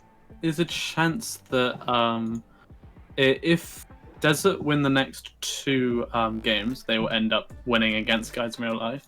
However, if Arctic win this one and then Desert beat Guys in Real Life, when Arctic beats Guardians of the Rift or Guardians of the Rift win, then it can be a joint first place. As it will be 6 wins on Guys in Real Life, 2 losses, and then it'll be 6 wins on either GTR or Arctic. Guys in Real Life did 2-0 Desert, so it needs to be a team other than Desert that reaches to them. Oh, it'll be Arctic then, because we're going against them last. So if we win this and then win against Guys, we will joint second with them. We'll join first with them. Maybe even a 3-way tie if GO2R beats Desert. So, be interesting. Anyway, I think both teams are here and are just about maybe ready to get into the game. So I'm going to tell them that they can go as soon as they are ready. Because let's get into game, and we go into the pick ban screen. My color casters, is there anything you would like to see picked or banned by both teams? Of course, AJ Styles, you don't really know much about both teams yet, but is there anything you would expect to see banned just generally from League as a game, being how it is at the moment? I think they are going to watch the other team and see what they play most, and then they just pick the bans based on that. Yep, ban based on what is picked most, reminding people that this is about silver to plat. These players in this game will be somewhere between sort of middling gold to plat. So we'll see how they decide to ban out. It's probably best to ban out people's comfort at this level. We're not getting to those sort of high diamond upwards levels where the meta super duper matters. I am probably going to say that they are probably going to ban the Malzahar against Desert, as that's Firehawk's #1 champion. And I know Peter, who's I Hate My Life in Arctic, hates playing against Malzahar, so that's probably going to be their next ban. And Ziggs is no longer going to be a support because they banned it. There we go, they don't like the Ziggs support. Even if they were listening to the stream, they just went, I don't care, let's get rid of that. I think you guys saw the message I put in our chat as well. From yeah. Wants to pick the Ziggs support. So it's an interesting matchup. We haven't seen I Hate My Life yet. We have seen Firehawk, who has definitely made improvements from previous times we've seen him. Especially on that Ahri. Personally, I'd quite like to see how the Ahri has progressed, considering Malzahar's been banned out. It'll be You interesting to guys- see if he picks that up. You guys have seen I Hate My Life before. He Have was we? yeah. When I was jungle last week, he was the mid lane then. We have to forgive me, my memory is that of a goldfish's. We see Shen locked in first. Shen, we were talking about how good of a pick it is. What do you guys think about first pick, Shen? I think it's kind of a safe pick, to be honest. You're not going to be worried about losing the top lane. You'd probably go even, but I don't think you're going to get yourself into a bad situation of picking Shen first. Yeah, Shen's already a solid pick. I mean, you can minimize your lane, and just having Stand United available. I mean, we saw it in the games between World Regenesis and Guys in Real Life. Stand United, on its own, can turn a fight around.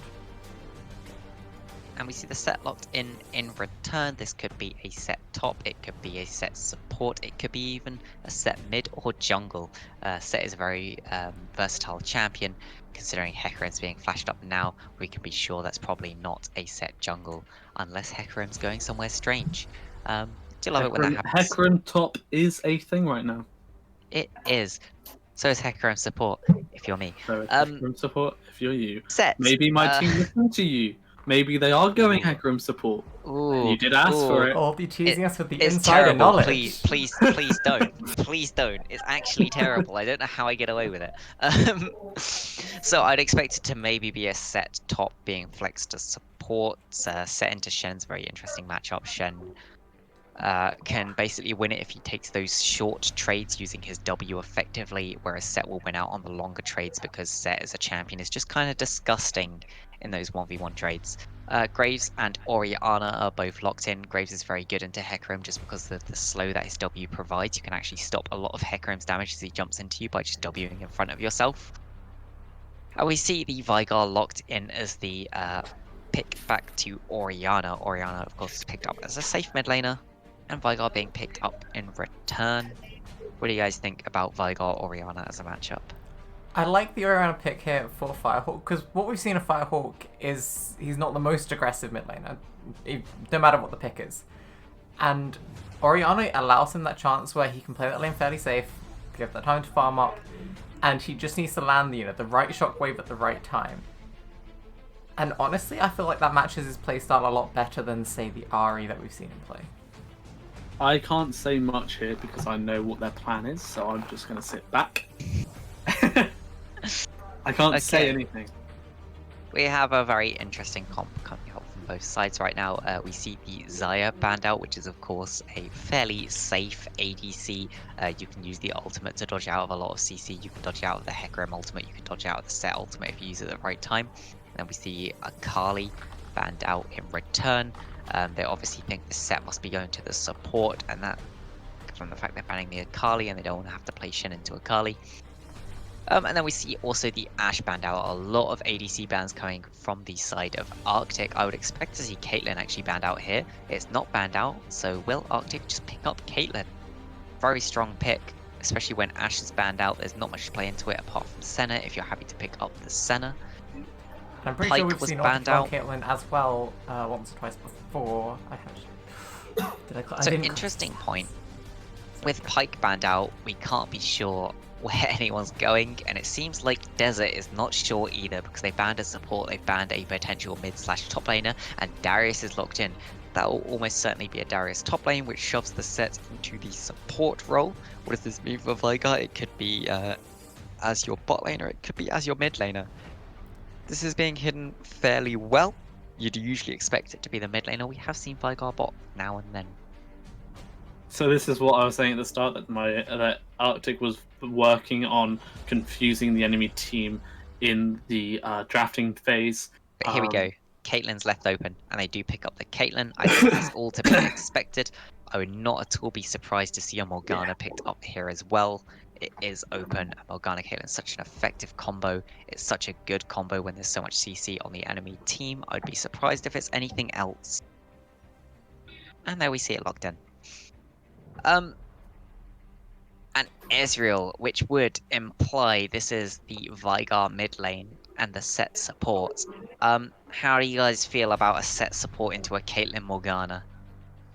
Or is this a Set mid?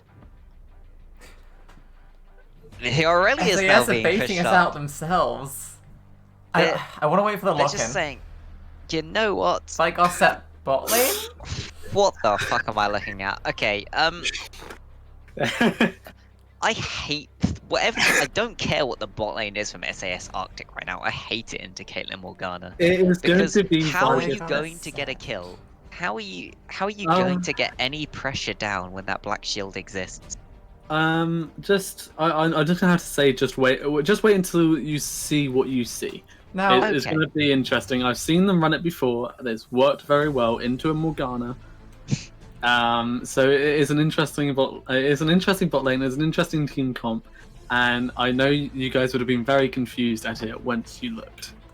I mean, I can Okay. kind of see the logic because, you know, if Autokill can land that cage, you know, Black Shield can only save one of them. And there's enough follow-up CC from host there that, you know, they just leave whoever's got the Black Shield and just follow up and just pummel everything down onto whoever got left behind. That is true. Set is very straightforward as a champion, though. He wants to run straight at you, which makes the Morgana binding very easy to hit if you are paying attention. Because of Caitlyn's extra range and the range Morgana provides, realistically in this lane, they shouldn't be able to die. I would hope that it's a Glacial Vigor, because that's the only way I can really see them getting anything out of this lane. Unless they're just planning to farm up, in which case I would expect them to get poked out by Caitlyn Morgana. Have to see how that goes, though. Darius into Shen as a top lane. Very skill dependent how both of the laners know this lane.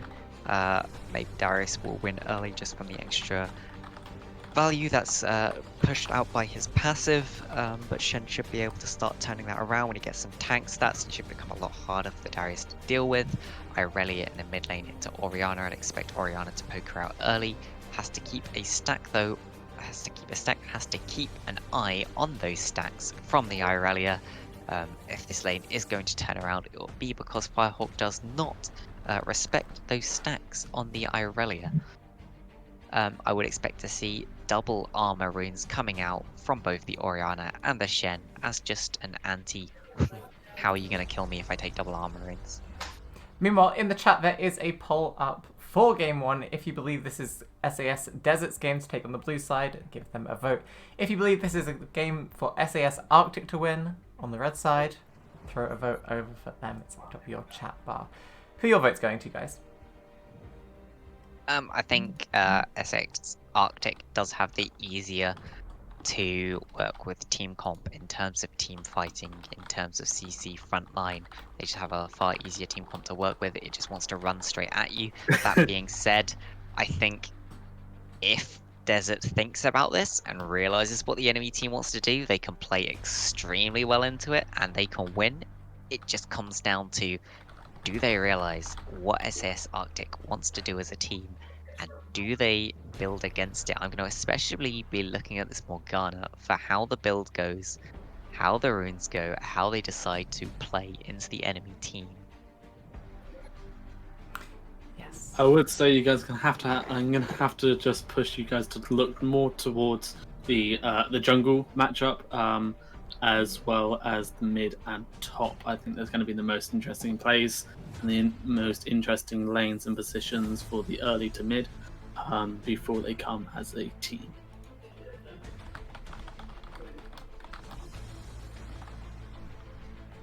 You beat me to it, Gavin. Yes, this is CL is a league that anyone can sign up for, but typically the players are sort of between gold and plat. So Highlander, I think this might be a little bit quite not you're looking for. But we're going to jump into load screen now. We don't mind people who are higher or lower joining, because you know what, it's nice for teams to have a challenge and be able to learn and press themselves. So as long as people are happy with it, it's worth noting we did have a challenger player playing for one game, even though he was extremely ill. People are asking, okay, yeah, basically anyone is allowed to join. We're not going to restrict that. We may ask if it starts to get a bit sort of one team is absolutely smashing all of the time. We may ask them to tone it down a little bit, just because it is a league for fun to start with. So we're happy for anyone to join, but just try and keep it fun, keep it competitive, you know? Someone asked, what if AE and WA don't play, or both? Well, both of them don't look like they're playing. That means WA now has 2 strikes, AE has 1 strike. If you get 3 strikes, you're out of the league. In terms of playoffs, knockouts, how that works, the original invites will go to the teams below them in the standings. So we were going to give it to the first 8 teams. If any of them refuse or don't want to play, it goes to the teams below them. We'll keep going until we get 8 teams. If none of the teams currently in the league, or if all the teams in the league that join don't make up 8, we'll ask outside. So if there's any other teams that want to join, they will be allowed to join. They will come in as bottom seed, so they will have to work their way up, potentially have to face a harder team straight away. And a nice interesting league bug there where I loaded into the game and everything was black for about 5 seconds. I just want to point out that the vote on the chat came out to Arctic for 4 votes and Desert for 3. You beat me to it. Yeah, that's actually not a bug, Gavin. That's what happens when you get players loading in really slow. So you just sort of have to wait for everyone to load in there. When we are watching it, what is happening, we see SAS Arctic are protecting against an invade. They actually had the red trinket coming out from the Vigar. He's already used it, which is very strange. A bit early. Yeah, that's a bit early. But they're all stacking as 5, waiting for a potential invade. I'm not sure why. This doesn't look like a team you particularly want to invade with. We can see Dot Brush is warded by the side of Desert. I'm just going to call them Desert and Arctic because everyone knows it's slightly above synergy, right? You all know it's slightly above synergy. Desert and Arctic, easiest way to do it. Actually, SAS starting to step forward. Could they Arctic are now stepping forwards. Now they're maybe looking for the invade. They see Firehawk do get a ward down. Will that ward mean anything? Probably not. It's not going to catch out anything apart from an early Graves gank. That could mean something. It's unlikely to. I think it was also just a ward to see if there was going to be someone standing in that bush, see if they can get an early pick. So the interesting thing to look here mid is if Firehawk actually does pressure I Hate My Life and really makes him hate his life as he tries to do this mid lane. There we go. We should see he should be autoing him whenever he walks up anywhere close to this wave. I would be autoing him now, for example. This is you continually auto because that Orianna passive really gives you that extra damage the more auto attacks you do. Already forcing a corruption potion stack out of I Hate My Life. Yep, he should also be ahead on CS, realistically. We can start calling him Peter if that makes it any easier. Yes, no, but then for everyone who I doesn't know, and everyone who joins late, they'll be like, who's Peter? How will they know Peter is I Hate My Life? Exactly. So we must say that we hate our hates his life. Like, I wouldn't say Peter hates his life. No, but I hate my life when I talk about it. We see this bot lane. The Caitlyn Morgana is really using that pressure of the Caitlyn Morgana to get ahead. They've not really picked up any sort of CS lead. In fact, they might be in a slight deficit. Nope, it's exactly equal as we come back. In terms of the mid lane, it's actually slightly in favor of Irelia if she manages to pick up these minions, which is not what it's expected. Firehawk is managing to force out the pots from I Hate My Life, but not really managing to get much else. He's backing off. Maybe he wants to take it back or get a ward in. He puts a ward in the top brush. In terms of the top lane, Darius is getting slightly ahead, which is what is to be expected. And could possibly be walking in. 2 crashes picking up a lot of these minions, though, actually, and he will make up a lot of that lead. I Hate My Life looking for an engage here. Does get the stun down. Firehawk is just getting that extra damage from the auto attacks. Has to flash away. Ignite is used. 2 crashes here though. The level comes in. It could actually save him if he's lucky, and unfortunately, it does not help him getting the first kill onto the Graves in the jungle. And I'm now realizing it's very hard to get out of the play-by-play mindset. Yeah, honestly. So, oh, actually, never mind. We have another engage here. So here we go. The Hecarim going in onto the Graves, and this is exactly what I say you have to look out for. Unfortunately, does not take the kill, but does get the flash out of the Graves, and going to get the scuttle on the side of Arctic. So yeah, what we see here is a lot of pressure being put down in the bot lane as well from Atomica and Pluie. Plusher. Plusher. That was it. It was Like Plusher. I remembered we been told it, but you know what? As I've said before, my memory is like a goldfish's. I just remember has it because been I was told proved. it sounds like Russia, and I was like, ah yes, Plusher. Plusher, the Russia Plusher. So Okay, this sure. is where Yeah. we are probably going to be looking for a Hecarim to gank to the bot lane. He's going to get the double scuttle and then maybe even come down towards bot, or maybe gank the mid lane to get ioriaa ahead into the Orianna again. Morgana is going to spot him though. So yeah, this the early kill was picked up onto the Graves, but in terms of clear, he is extremely far behind. That's not what you tend to see from the Graves, but I do like the fact he's actually looking But towards these lanes I'm more really than just the looking for ganking. another engage, but Ooh, it's misses not going the to get stun. anything. The Crafter flash coming again. out on the Irelia, and Graves is coming to the mid lane. Hecarim looking towards the path towards the mid lane.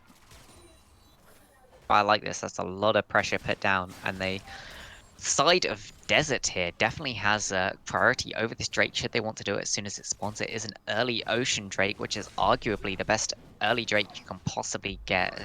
Definitely if you want to do a lot of small trades onto the enemy laners against something like a Darius, it's very effective. So another on his mid engage lane? by the Irelia, just getting a bit of a damage, a bit of a trade. So I see overall in terms of how these lanes are going, I think the bot lane is going exactly as we expected. The Caitlyn Morgana is getting slightly far ahead. The mid lane, it's going a little in the favor of Arctic. There's a but flash there's going in. over the wall. There's a flash coming out of that one. Here comes Hecarim going in for the Morgana and Plusher. The flash coming out on the Morgana and Set doing his W. Graves coming down. Exhaust is coming down as well. Are they going to get out of this? The root coming over and Set is Beautiful gonna route. go over to the side of the desert. Binding connecting to really turn around that fight into Desert's favor. It's well kited by Atomica and Plusher, but actually Toxic looking like he's going to come Hecarim back in going again. in for that. Stand United coming from the Shen. Is the Hecarim going to get out? Nice Graves sidestep. still staying there, but the Hecarim is going to fall. Doesn't matter in the end. Orianna very It low was a as nice well. cage by Meanwhile- Autokill to slow it down, but it just wasn't enough. See, Firehawk almost 1v1s kills. I hate my life in the mid lane. Yeah, the shockwave was Um, used. He's I'm gonna staying. look for this. He should not stay here. This is extremely greedy for I hate my life to be staying in this situation.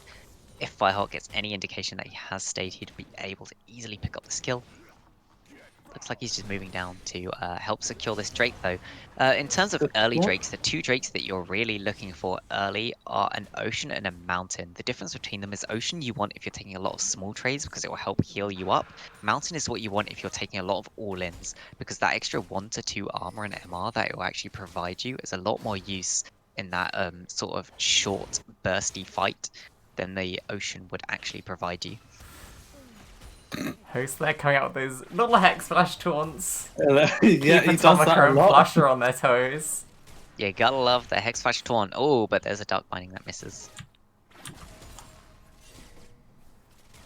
So honestly, this early game, not really going too far from what we were expecting. Arctic obviously have some picks that struggle in the early with that Hecarim. You know, the Irelia not going to have the most amazing first 10 or 15 minutes into the Orianna. And this bot lane going pretty much how you expected it to, Gavin. Yeah, bot lane and mid lane. Mid lane slightly less than I expected was, I think usually it should be more in favor of the Orianna. She should really just be freezing that lane, not allowing Irelia to get anything at all. But the fact that you are slightly up is still good. She's come back with the full Lost Chapter as opposed to the Vampiric Scepter Dagger, which is very nice. And hopefully she'll be able to now force out that Irelia a bit more than she was doing before.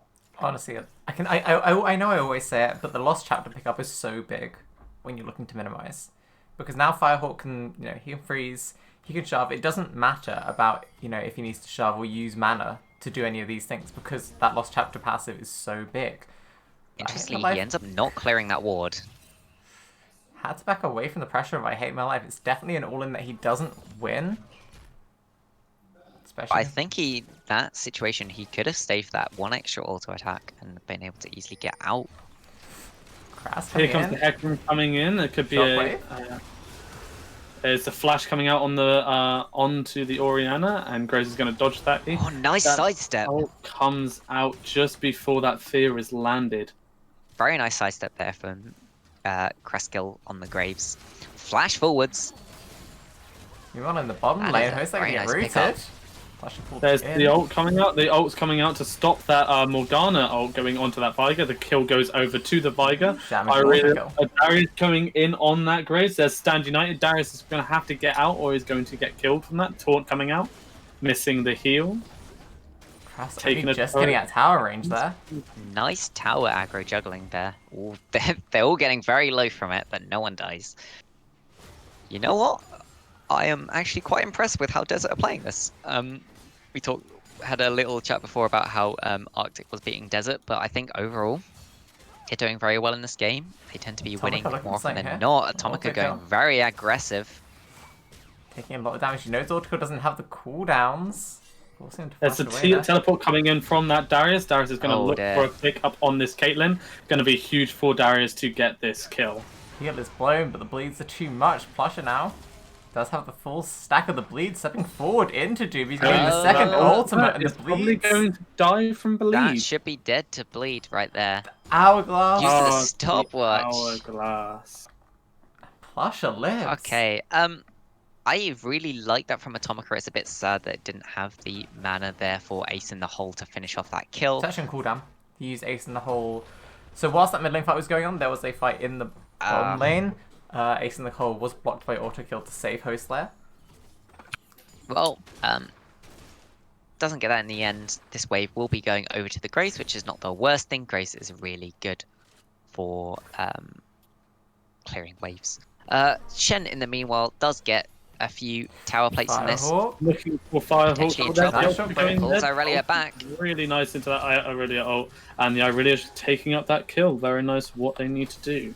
Getting the Irelia ahead and putting behind that mid lane quite hard. So I'm not sure how much it really puts behind this mid lane. Oh, Host Lair. engage. Or the And that's Oh, what I mean by not much can really be done into this Caitlyn Morgana lane. You see the set there trying to alter Caitlyn back out of the tower, but the Black Shield just blocks it. it's very even on gold on both the support side. Yeah, actually only A 16 little bit gold between surprising. them. The cage. Ooh, but there we go. Lovely E that they're looking for. There's the ultimate going down, and the W just connecting, but not killing off that Caitlyn. Facebreaker didn't quite break the faces enough. As both Not Atomica quite and Plusher enough get out alive. Indeed. I think the pun game needs work, actually. A little bit. Well, I thought when I was playing some of my Yeah, they were pretty good. weirder things are pretty good. So we see here that the second dragon coming up is Mountain, and you know what? Those are the two really good early drakes, Ocean and Mountain. If you pick up both of these drakes, personally, I think they're great no matter who you are. One of them gives you that percent health. Gonna be tough for Missing. Desert to really do this, considering Krass is top lane and bottom lane are low. But two The Krash get torn. Darius probably going to get attacked here, but getting that lifesteal from that Graves is and does not get anything out of that. It's just going to get damage from both sides, not being able to heal as much as he needs Does to. like But are gonna try and trade the dragon for this? Yeah, it does tell them that the Graves No. is top lane. They don't have the Herald. They're just trying to push this first turret, allowing is them to get this stealable. early dragon. Plusher has vision. It's They just do Plusher have smite around. on the side of Arctic a bit early of that, Binding's and a they can bit just slow. smite. Just Yeah. missing that E. Bit sad if Firehawk had managed to get up there. If anyone knows about Orianna stealing objectives, it's very easy to do on Orianna. You can essentially ult and then you can time your W with the rest of your ultimate. In fact, if you wait a little bit, you can time your ultimate with a W and a Q for even more You- burst damage, and you can very easily outdo a smite. You do need to E first, Q first though, or else there's no point ulting on top of yourself. Oh yeah, of course. Yeah, Don't sombrero. Sombreros can be They good are sometimes. looking but for not this. So stealing. here comes Darius going. The Speaking ultimate of coming out Shockwave. already, and they're going in on this top lane. Hecarim's coming in with a very nice. So going onto the Greys as the Stand United coming out, but they're going to kill the Greys already. There's the Fear coming out onto Orianna. They're focusing on the Orianna, leaving the Shen behind. And here goes on the bot lane, a set just missing Binding. the route going through. The W's coming there, and auto kill could look for something here, but is going to get killed. But No one mana to dropping. take off on the ace in the hole. No mana to use that ultimate to clear either Set or Veigar. That's Sad, yeah. tragic for Atomica and Plasha. I have actually been fairly impressed by Atomica's play. I think Atomica's a new ADC. I don't think we saw New Atomica to last Desert, I time. believe. Yeah, he's Desert. He's been with the team for over a week. I think he was in the games I think he was here last week. Yeah. Yeah. Did Desert play last week? Or Yeah, was that their rest Arctic week? was the break week last week. As we were looking for a jungler, we did our ESDL games against Girl, and then Girl played and I casted it because I would have had to play. Yep. Yeah, I've been quite impressed by Atomica's play today. I think it's been fairly good, been fairly aggressive on the Caitlyn, actually been managing to punish this Veigar. Darius is going in for the mid lane. They have got the Herald to go and open up that mid lane, getting Almost certainly finish it off the shot there's with the Thorin. ultimate coming. Oh, there's the ultimate playing W Aurelia coming through. back. Dodging the Graves ult, but then Darius is coming in. Hecarim's coming in as well. Here comes the pony. There's that Huge one, damage. and the flash coming out as well, and the set coming up as well. To try and take 4 up members of another Arctic pick. here. The amount of damage that Toxic Mouse did with that ram, almost deleting Firehawk with that entirely. Definitely something to... There's a reason why Hecarim is seen as one of the best junglers in the game right now. Has the finished Triforce too. I think that was an item I definitely missed. Yeah, he hasn't got his upgraded jungle item, which is to be expected on Hecarim, because he doesn't really need it when he has the Ghost and also the E. One on the bottom He's lane. going in on the bottom lane. There is the ult. Black Not Shield, save Plasha. Teleport coming by the Shen, but Okay. by the Orianna getting ulted and getting that Doobie dying, Darius dying towards the top lane to the 2v1. And Irelia just pushing up the mid lane. There's no ultimate on the Orianna and no ult on the Morgana anymore. And the top lane tower will be picked up in trade for that kill in the bot lane. That is worth, of course, quite a lot of gold. Plusher will just pick up that bot lane. The Hecarim In response, looking for this. Does he want the this? ultimate coming Does- out. Toxic? Okay, we'll just ignore that happened. Of course, hawks eat mice. As everyone knows, the natural prey of hawks are mice. But I hate my life. Going in I hate my on life that going Firehawk. in here. There's the stand. Oh, I forgot what it's called. Stand United. Stand United. I was saying stand aside. Stand Stand aside aside, is... Shen's on the way. Stand aside is Draven's E. Yeah, that's what I thought. Wait, is it? Oh, Yes. I didn't Yeah. know that actually.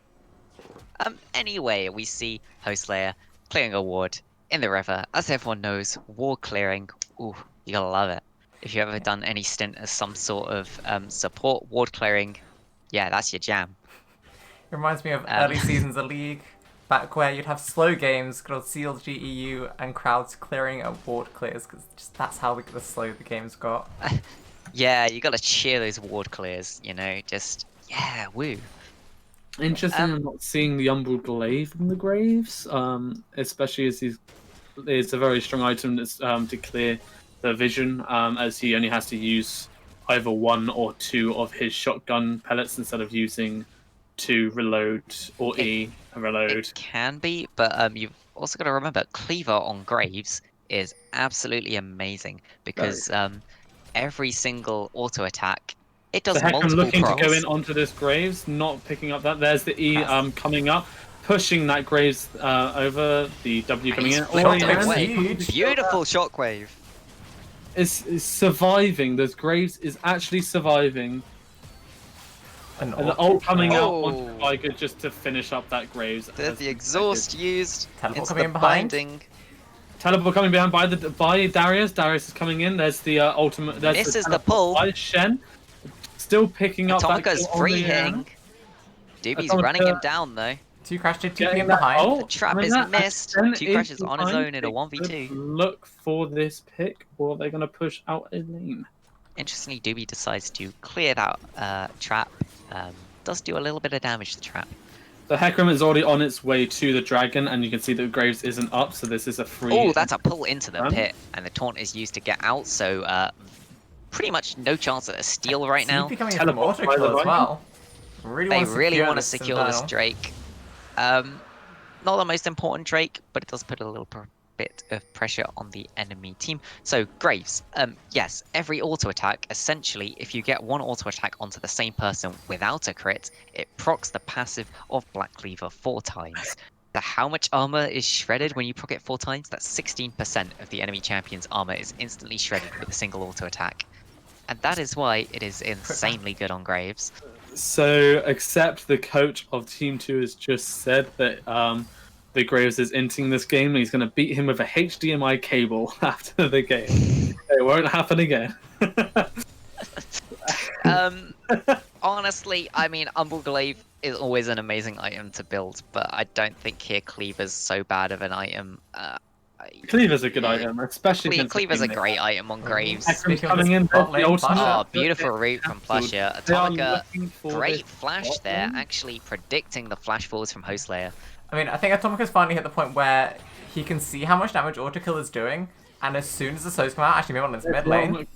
Knowing the Graves is dead, Dodging to the could side be of Firehawk. getting out. Hecarim is coming up into the mid lane, could be looking to save this. Beautiful This block, irony. actually, from the collateral damage. Yeah, as I was saying, Atomica has got to the point where he realizes how much damage auto-kill does, and as soon as there's potential for auto-kill to be in range, Atomica's respected that, flashing away straight away. So it's going to be interesting to see once they get to their second items. As soon as that Death Dance comes out on the ioriaa, maybe even picking up the Wit's End might be nice. They're going in for the engage. Oh, Plusher just Destroying walks the into the Morgana. stun. Darius just Do be in maybe some trouble. escaping, getting killed by that Graves, and Hecarim may be in a bad situation here. Using his E just to disengage here, getting out from the Graves. So it'll be interesting once people start getting their items up again. It's very much of a equal game at the moment, I'd say. There's only 2k gold difference. They've got more turrets on the side of Desert, more dragons on the side of Arctic. 2k gold lead is for Desert as well. Yeah. Um, But at the same time, like all the gold is kind of on the Graves.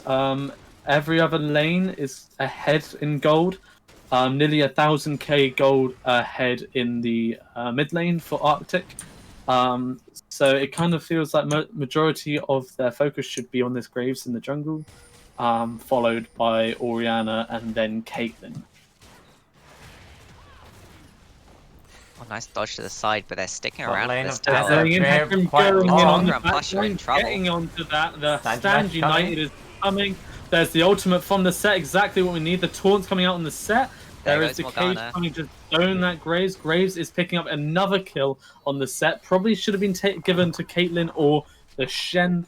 Graves is being a bit greedy with the kills and is actually taking too many of them, not letting his team get ahead for a clean win. He's putting all of his eggs in one basket. Exactly. I think Graves is doing a really good job in the early and mid game. Focus on mid and top as well. But I think he needs to start giving kills to his allies so that they can. Yeah. Firehawk is flashing and getting pulled by the Darius, using ultimate to get away from the Darius, and Darius is just going to walk away from that fight. Carry on, AJ. Ult coming in from the fire, Yeah. just deleting that Shen. Getting Carry on, his AJ. turret. Yeah, well, as you can see, the Graves has level 13 and the Hecarim has level 12. So if they compete for Drakes or even Baron, Graves is going to be ahead on this might, which is good for their team as well. Yep, so, yeah, I think it would be good if the Grays had managed to spread the gold a little more evenly between the Spread team. the gold. But it's not too bad overall. You've got your Caitlyn on her 2 items. You've got your Orianna almost towards that Leandries. And your Shen is definitely very tanky at the moment. Only just died for the first time, in fact. Yeah, he's finally picking up Yeah, some magic resist in respect for auto kill. Didn't quite accept the burst damage that got put onto him, but meanwhile, Ooh, Face tries breaker, to not gonna pull the collect. Black Shield. So I just want to point out they haven't actually respected the Viger's damage yet, but Viger does have the Glacial Slow as well as the Rabadon's Death Cap, which is very damaging at the moment. It was more the fact that There's he the just hose finally used. picked up some magic resist. That's what I was going for there. The hose has been used, so that's one less slow on the side Cage to of hold them in. Arctic. Tomaka just Good walks out with trap. the black shield. There's the Host Slayer's down. There is the ultimate coming in by the Ulia. Orianna ulting and not really getting anything good. There's a Hecarim using the ultimate, fleeing the Graves, exactly what he needs to do, getting a lot of damage on there. Viger's free still hitting. alive, and they are just free hitting this win. They are going to get. Tomaka was just free hitting that entire time. They No cannot one get got to anywhere near Tomaka. him. They might be looking Kill for. gonna pick up something They might be even looking for a steal. Probably not going to be able to pull it though. Not enough mana on the Viger to get another pick, but the Viger is getting away with a 300 gold bounty and 1.2k gold in his pocket. Overall, a decent trade for SAS Desert. Someone points out, why is Darius not running Ghost? Of course, Teleport will give you a lot more map pressure, allow you to follow up the Shen a lot of the time. Ghost would be better for running down the Shen in lane, but you have to temper that with how much do you realistically think you're going to be able to run down a Shen in lane. It is a Shen. It's just angled that Doobie's prioritizing the team play over just splitting and being solo Darius. Yeah, I don't think it's the worst thing in the world. There's definitely things you can argue for both sides. Yes, definitely things you can indeed. One day you will turn this off. God damn it. You missed one. No, I did it whilst I was talking. There was 3 in there. Yeah, you did too. No, there was 3 in there. Now there's an extra one. Meanwhile, in the top lane, I hate my life looking himself in a 2v1 between dear. Crass and 2 Crash. Can use that plant to get himself There's away, but nice coming taunt. in. Again, the Graves picking up the kills. The Graves are just taking that. The Graves has got half the kills, almost. He's He's doing got well, about but I would 70. love to see some more kills donated to his team. Of course, it's a Shen. Do you want to be donating kills into the Shen? It's not like he's got the Titanic. It's not like he's going to be destroying the side lane. You It's can the argue same that one's point, though. fine. He's got Flash from about order kill to Ooh. shockwave. he has got about 80% of. He's been part of 80% of the kill participation, and half of the kills is actually on him. He's putting himself in a very decent spot with gained nearly 13,000 gold. Almost gonna get to the full build very soon, but he's gonna start falling off with a Viger who's so close to being able to just one-shot him. He's not going to be able to do much into this team. He hasn't got any sort of defensive items against MR. He is going to be very successful. Just successful. Ooh, a nice If you're looking smoke for an screen. in here, They're looking for a fight. Here Nice comes flash. the ult. Snag United They're into coming Crass. out, and the ultimate coming down from the Viger, killing out the Graves. This is where the team of Tomaka's Desert is in just trouble. going to start falling behind. They Yeah, focus on that once Graves, and they Arctic haven't got can- anything. Once They're Arctic gonna can go get down on the top line. of them, Desert are just struggling to respond at all. I mean, we saw it before, just as we were up on that tower. I wanted to give praise to Plusher and his Black Shields because it was perfectly timed, but then that fight happened and it was, That's Desert unfortunate, and it fallen looks like apart. Desert will not decide to contest this Baron. I think it's fine to just give it over. Of course, they've not really lost many towers yet, so there's only a certain amount that Arctic will be able to get off of this Baron. if they use it properly. If they use it properly, in fact, yes. We could be Big seeing thing we another see with teams. situation where they try and use it to just secure pressure over this Infernal Drake, which is not a soul, so I don't know why And they it's ever not would. spawning for another Would minute these- 35. I'd expect them to back. I'd expect them to try and get at least the mid lane outer tower here and one inner tower, and then use Okay. the pressure from that to move towards this So, dragon. You've seen them all Baron waves up, and as soon as the wave pushes forward, we've seen Order Kill go back to the jungle. We saw Doobie start jungle before we went to the lane, and actually, so far not getting a whole lot out of this Baron. I'm hoping they're just waiting for everyone's resets to finish before they start making use of it, but I think they are actually, looking at for the the moment, reset. it looks like they're prioritizing their jungle Spooky over the Ghost Baron thrown buff. out. Okay. I like that I hate my Sync life up and the Doobie are waves. pressuring the side waves. Yeah, you do have both the ioriaa and the Okay, Darius okay. pressing side waves. They're looking for the vision on the dragon. The dragon is up. They're trying to Really? sync up the side waves, but they're not doing it very well. Unfortunately, those 2 waves on the sides did crash because they moved away from the mid, didn't keep that pressure up. Everyone's able to just move towards those side waves and clear them out fairly easily. You can even see here Firehawk's just going to walk up and alter the wave to death as an Orianna. Firehawk's happy to stay there because Hate My Life didn't have teleport. Firehawk does.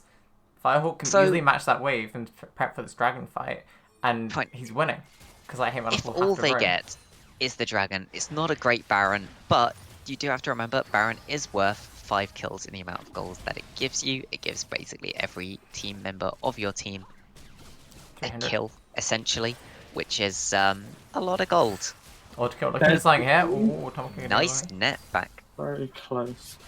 Looking like they're going to try and look for a death push onto that Graves. They're very heavily looking for this No Graves. vision in the river.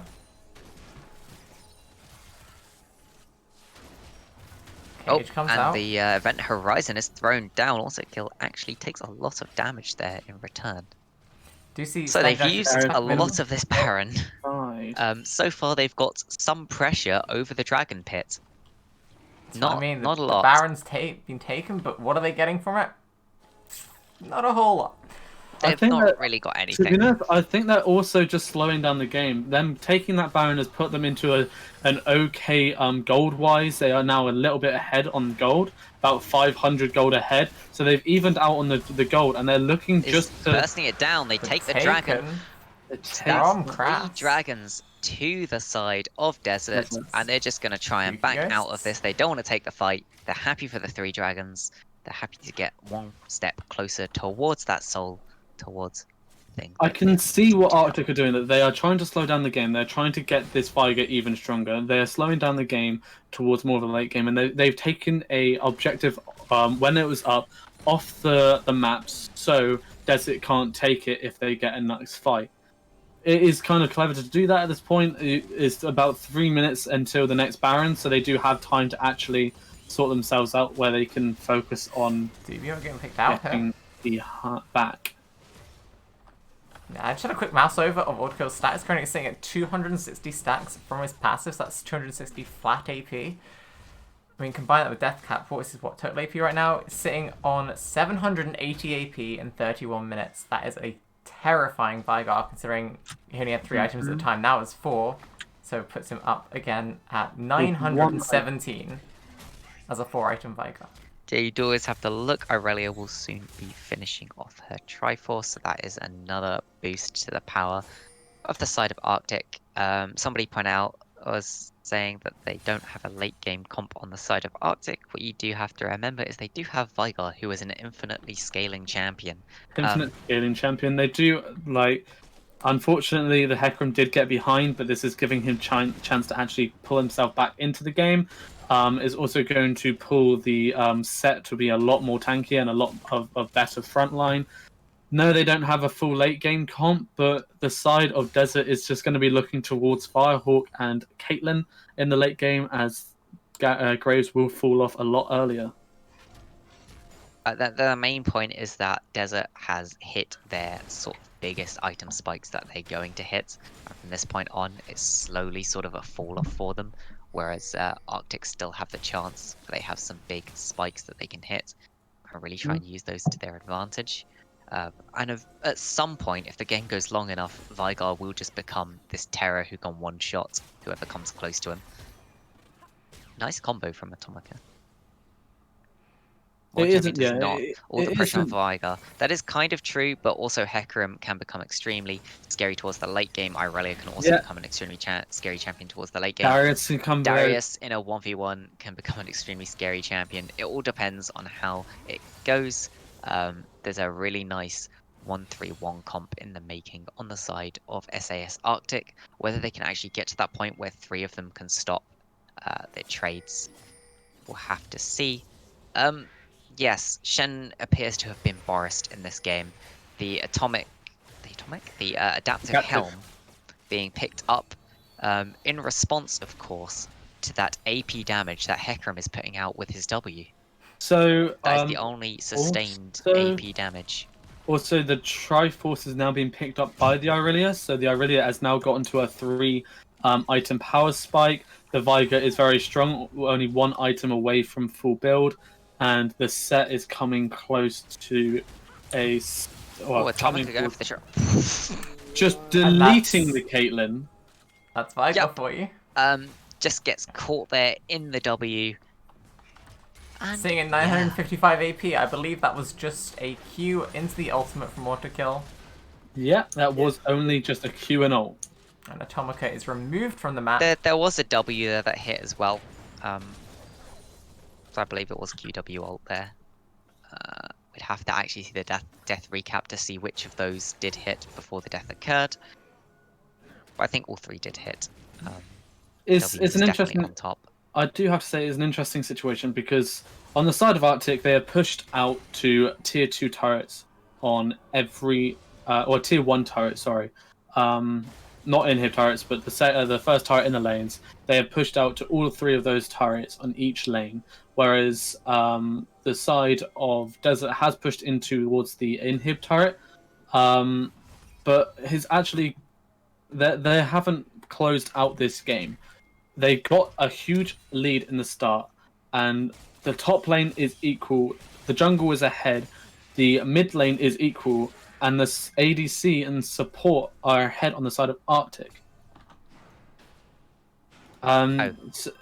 Oh, that's a Zonya's misclick used. from Autokill forces the flash away The from... 5,000 IQ bait gets out the flash from the Shen. In return, just from a Zonya's. Overall, win for SAS Arctic. Yeah. We see that the Infernal Drake has spawned. This is the soul point for Desert, not for Oh, the Arctic. cage Oh, catching a but huge pull from DB. Atomic flashes out of it, but is in a lot of trouble. Gets There is picked the up. ultimate by that Viger, taunting just the Shen. Here comes the damage coming in onto that Shen. He's just going to get deleted. The only person left is Firehawk on 10 HP. There's the soul point going over to the Dragon on Arctic, and they're going to push out the mid lane and probably the bot lane. This is what I mean with this team. They're slowing down the game, and they're going to get to the late game. They have gone to a situation, they've gone past the power spike from Desert, and they're going to get their own power spike to come back. This is mainly... I mean, that was Desert overstepping, not really positioning correctly. 3 of them getting pulled into that CC. There's nothing really else to say there. Yes, it was good of Arctic to actually pick up on that and pick up the stun, but they should never have had the opportunity to in the first place. Firehawk getting a really nice trade onto autokill. Not getting killed. And then One W. dissonance was enough. Oh, steps away. Cool guys, gold, don't look at 700 explosions. going Cool onto guys, do not look at dissonance. So one thing that is interesting, the Viger has now got full build. I don't know if he's going to look to change one of his items, such as maybe the boots, change that for a bit more of a damage item. But he has now got full items, as well as the stone plate being picked up by the set. And what it looks to be pick up these... I'm not 100% sure what the ioriaa is going towards at the moment, but Starix is being picked up by the Darius. This potentially could be... You do sometimes see... Oh, crap, it's killed. Deadlands? No, the other one, the anti-crit item. That would be Randuin's Omen. Randuin's Omen. You do sometimes see Aurelius pick up Randuin's Omen because it gives the most amount of armor for one of these defensive items, and it also gives you the slow on the active, which really helps you keeping up and getting those extra auto attacks in. They are against a Caitlyn, and that is it's a really good item for to play against Caitlyn, so it will be interesting to see. They seem to look like they are going down onto the ioriaa, trying to close down that gap while they're pushing down the mid lane. It looks like Atomica is going to get caught out by the Hecarim. The set coming. There is a set coming in, killing them before the Shen can do anything. Was that a visual bug, or did she just get pulled while having the black shield on her? I think that was a visual bug. I think it must have been a visual bug. There's the set going in, getting a double knockup. There is the Hecarim going in. The ultimate's already been used. ioriaa ulting in. Awesome flush up. And Hecarim getting a kill. They're going to look to go onto that Graves. while they're just pushing up this mid lane happily. You want to point out that Viger still has ultimate, so it's still very dangerous for them to push up any further, as that ultimate can just probably either almost one-shot the Orianna, or put a dangerously lower song and just clean her up. So, in terms of gold difference, we're looking at about 5,500 gold advantage for SAS Arctic. However, that is starting to not matter so much because they're starting to hit full builds. The Vigar is on his full build. It's true that he could swap out his boots for something more AP or defensive heavy. AP. But, would you expect him to? Worth noting, this set is a full armor set. He does not want those auto attacks to damage him.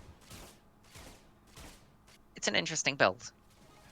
I do want to just point out from people saying in chat, between Arctic and Desert, there isn't any first or second teams. This is why we decided to go with Arctic and Desert.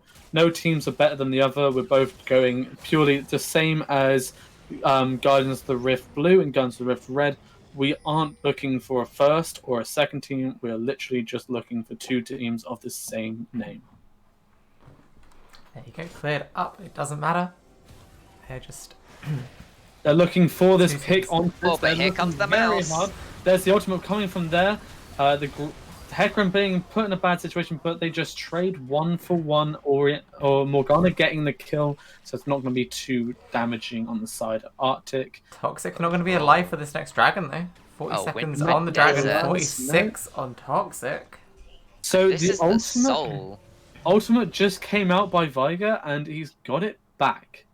He just killed the Morgana with the ultimate and he has ult back unless it's a visual bug.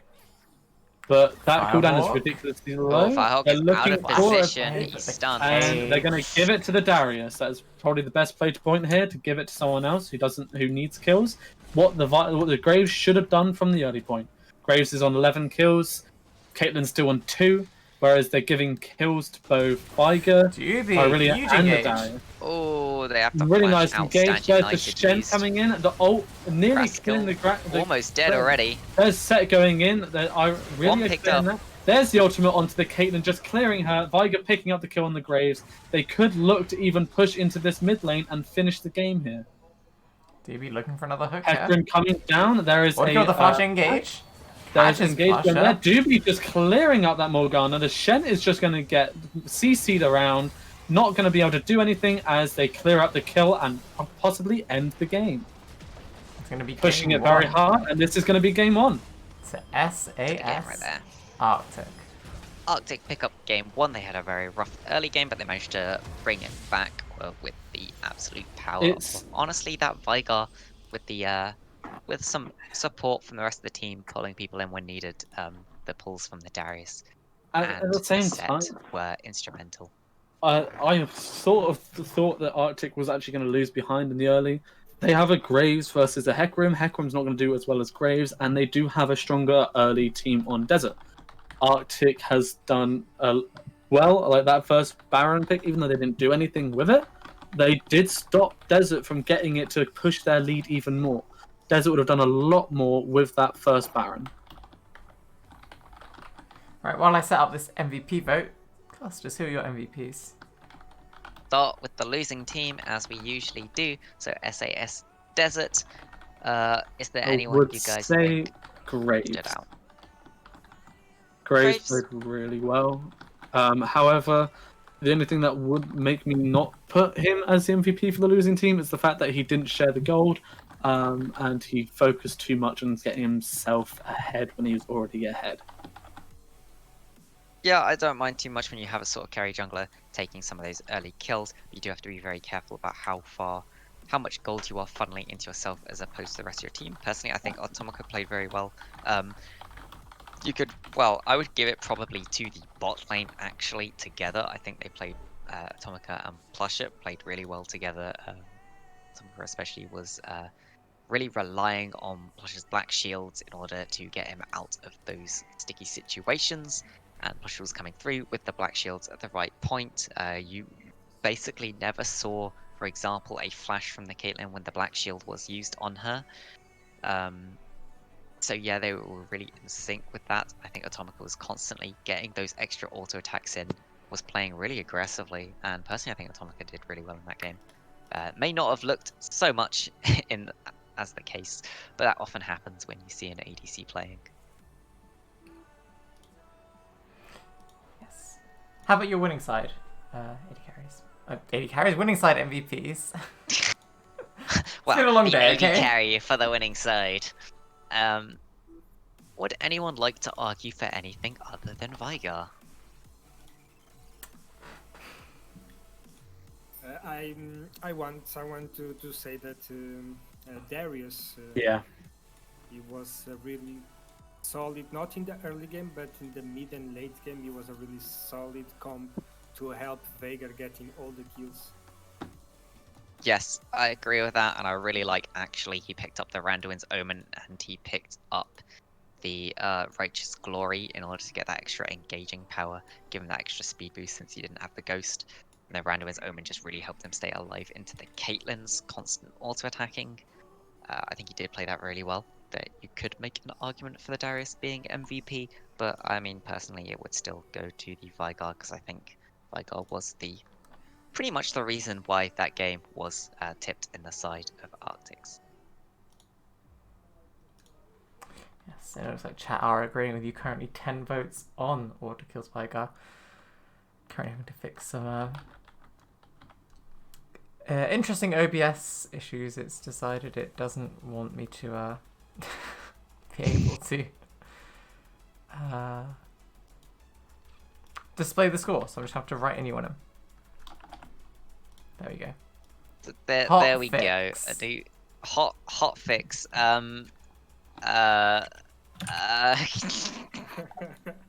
We're working on it. You know okay? what? It wouldn't be one of our streams if it wasn't scuffed in some way. Yeah, OBS has And just there's your decided that scuffed. the second team's score no longer exists. Right. Exactly. I believe a game 2 lobby will be made in a moment, but yes, it looks like Autokill will be winning our vote for MVP for game 1. Game 1. And of course, this is an official match. That will go all towards our MVP stats, which I have totally lost track of this week, so that's going to be fun trying to work that out. It does seem like this week we do have 2 games which have not been played, which is very sad. But there you go, that can happen. And of course, disciplinary action will go towards those 2 teams. We do have the second game coming up very shortly between SAS Arctic and SAS Desert. Is there anything you guys would like to see as a adaptation for the pick bans, assuming that this time SAS Arctic is on the blue side and SAS Desert is on the red side? Of course, Arctic get the choice of whether they want blue or red. Honestly, if you're Desert, you can get rid of the Vigar from game 1. And because in the early game, Desert had such a convincing lead. And without Autokill's Vigar, I reckon they could have closed out. Yep, I think that was really what made the problem for them, and I totally agree. I think they should just ban the Vigar if they don't have a way to deal with it later on. But otherwise, I think it was pretty much really well played from them.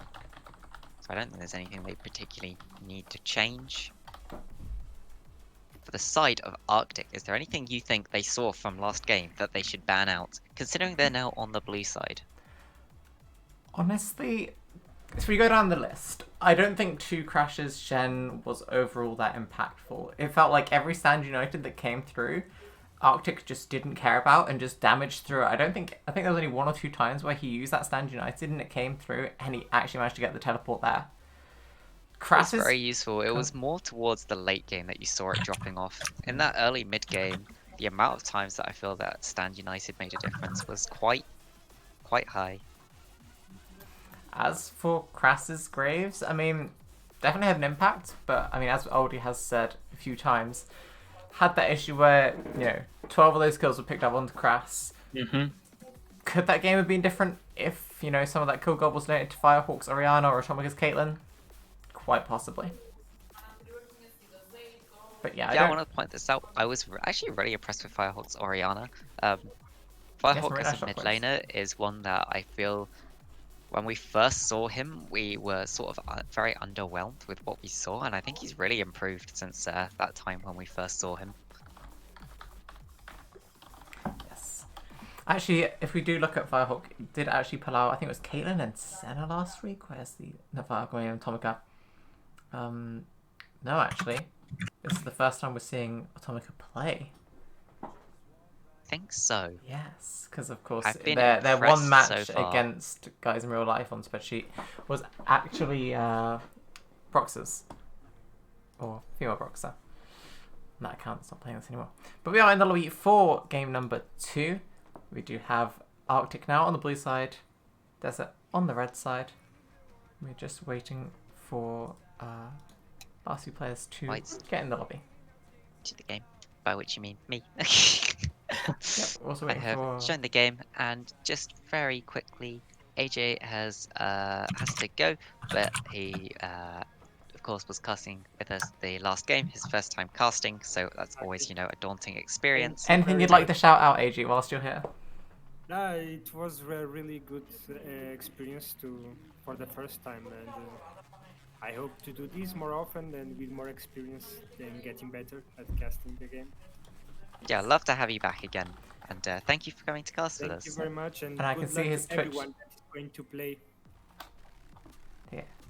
Go check out his Twitch. It's on his league, I assume he streams. Go check him out. We can't just assume everyone streams. Well, no, I can see his league profile SAS message is his Twitch, so I'm assuming you stream, AJ. Yeah, but right now I'm offline, but yeah, thank you very much for the opportunity. Thank you for coming on. Thanks for coming on. So, we're still just waiting for the last few players to get into game. And while that is happening, I am going to disappear for like 2 to 3 seconds to just go get another drink.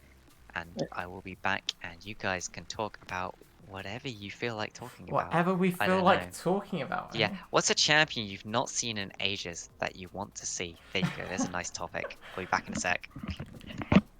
A champion you've not seen. Okay.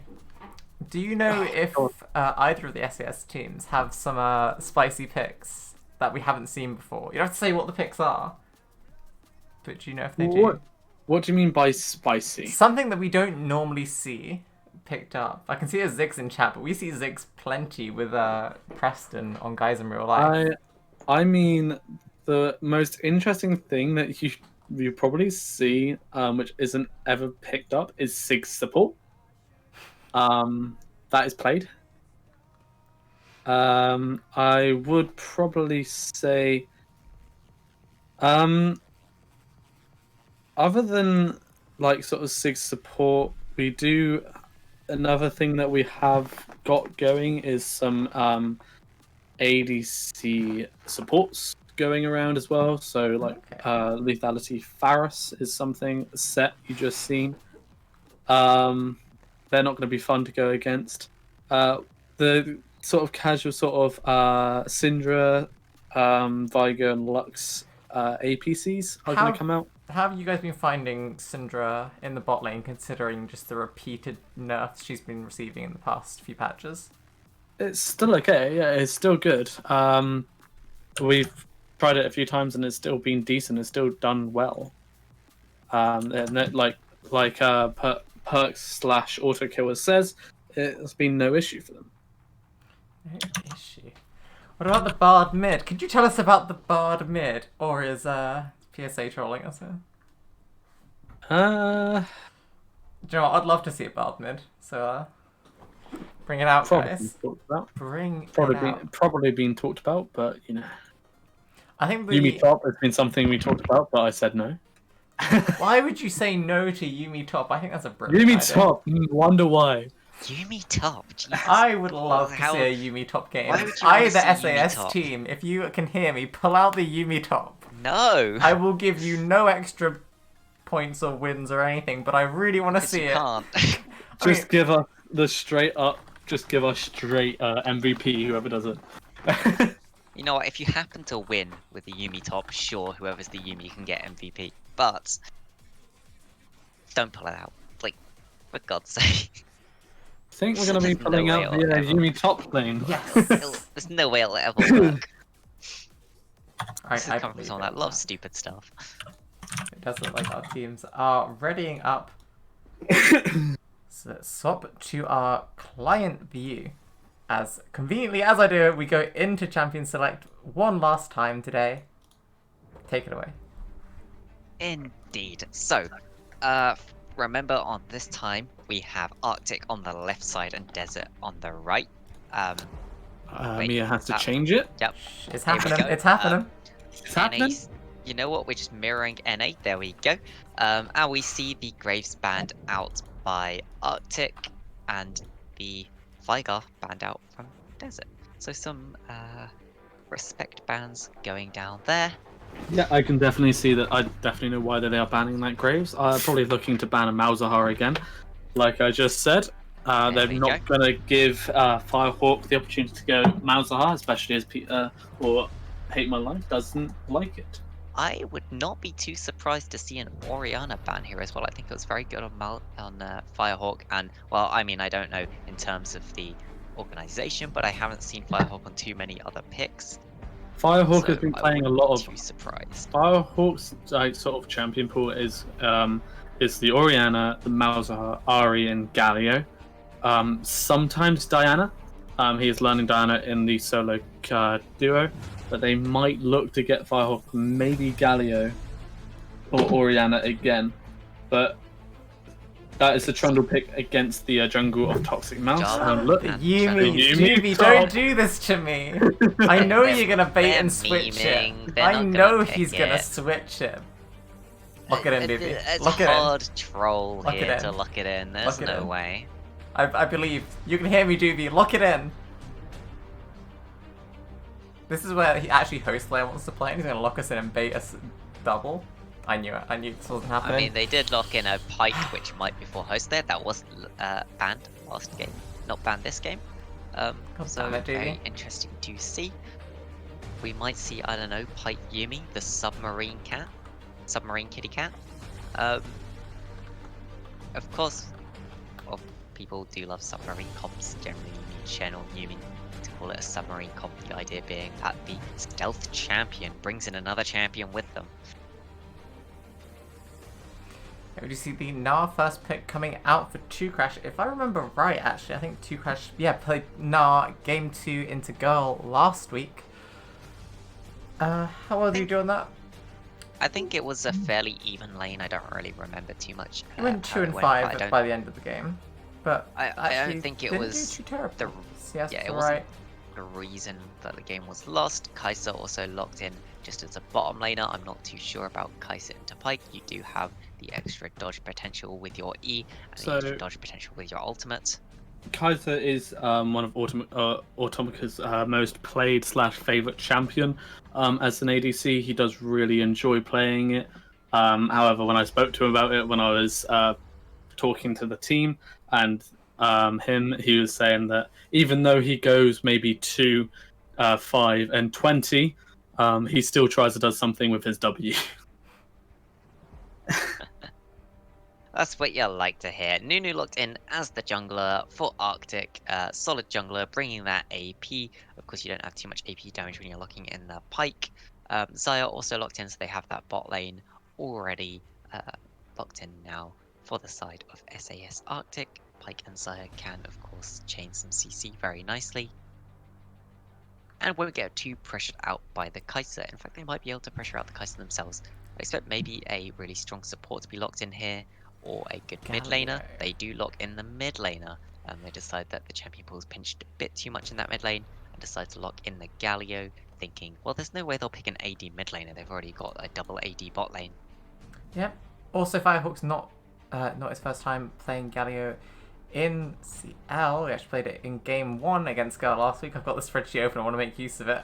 Was this the Predator Galio? I don't think it was a Predator Galio, no. Or was that Worlds? It might have been Worlds I was thinking of. There was a Predator Galio once that didn't really get much done with the Predator. Essentially, don't play Predator Galio, is what I'm saying. Lesson learned. Also, I'd like to see the Xayah pick up. I think that was banned again in game 1 as well, so getting auto-kill something that He so seem really more likes to comfortable play. on. Just listening to your coach. Well, if your coach tells you to play Predator, maybe Play maybe Predator. don't do that one. I mean, if your coach wants you to play Predator, play it, see how it feels, and then you can tell him he was wrong if it was terrible. Yeah. That's how it works out. We see the Morgana bans, so obviously some bans thrown towards that bot lane, and also a ban thrown towards the jungle in the Kindred. They don't want that Kindred to be able to play into the Nunu. Kindred's actually very good into Nunu. It's quite easy to dodge his snowball when you have that extra dash and a Q. Is also the fact that set 6, which is the jungler or Kraskill, he loves Kindred. He played Kindred a lot, and that is his most favorite jungle champion. Also, very. Double pike. What has happened here? That's League client. Anyone Hello? from the SAS game can confirm what's happening here. Double pike being picked up, and there's the lobby. Yeah, we'll swap to our other screen there. Client break, lovely. You do love to see Right, it. so we'll do the same pick bans. Hopefully, people can remember them. If you can't remember them, If you can't remember them, of course, you can just go and look in the stream. Because yes, I've you just can check clicked VOD. the stream, and I'm going to tell the bands now. Nice. So, So I would tell them in the general chat for both of them.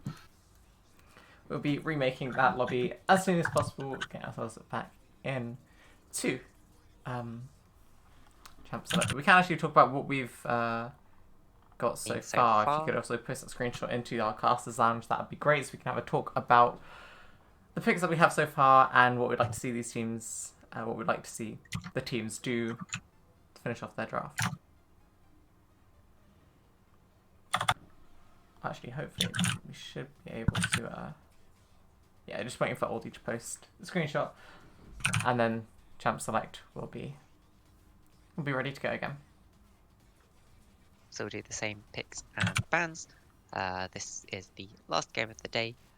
Arctic took the first game, ending up outscaling basically and getting ahead towards that mid to late game over Desert, who were ahead in the early game. So we'll have to see how the pick bans match up this time, if we see anything different to what was pulled out before.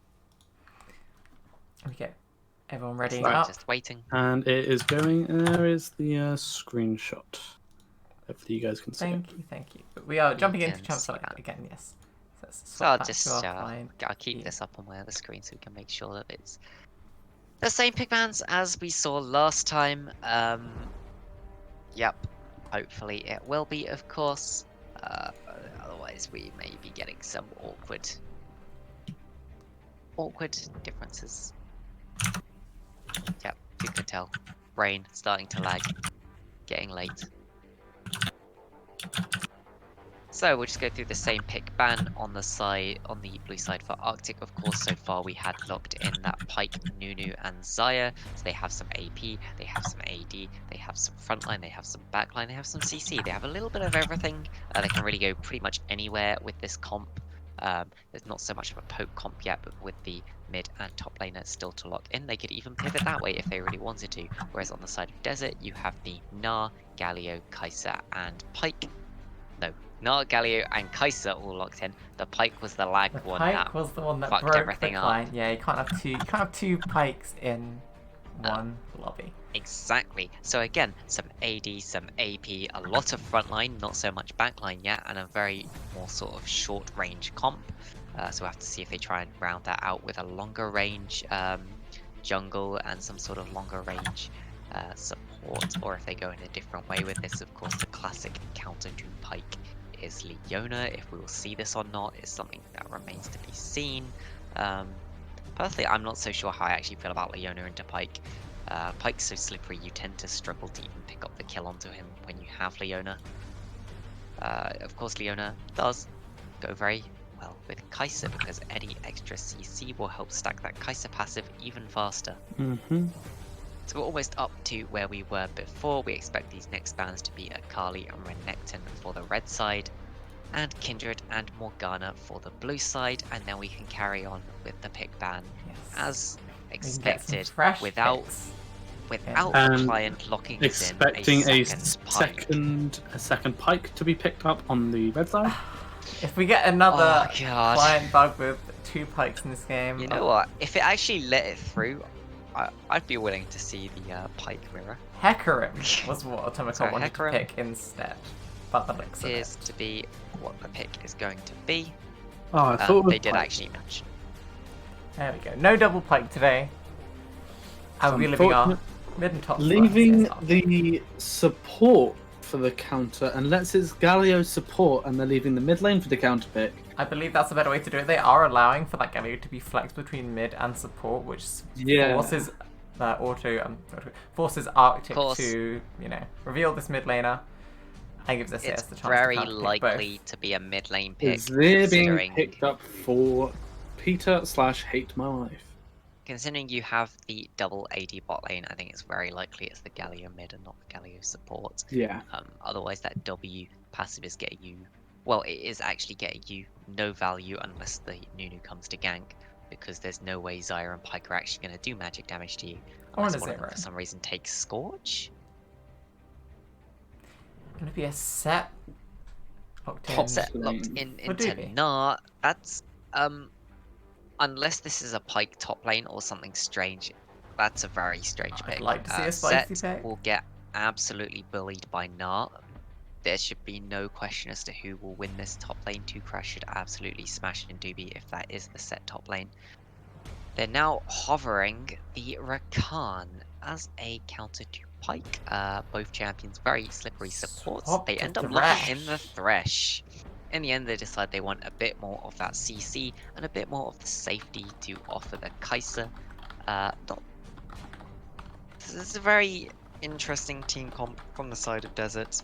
A more sort of standard team comp, you would say, maybe from the side of Arctic. I think that really stands out is the Pyke as being something you wouldn't expect.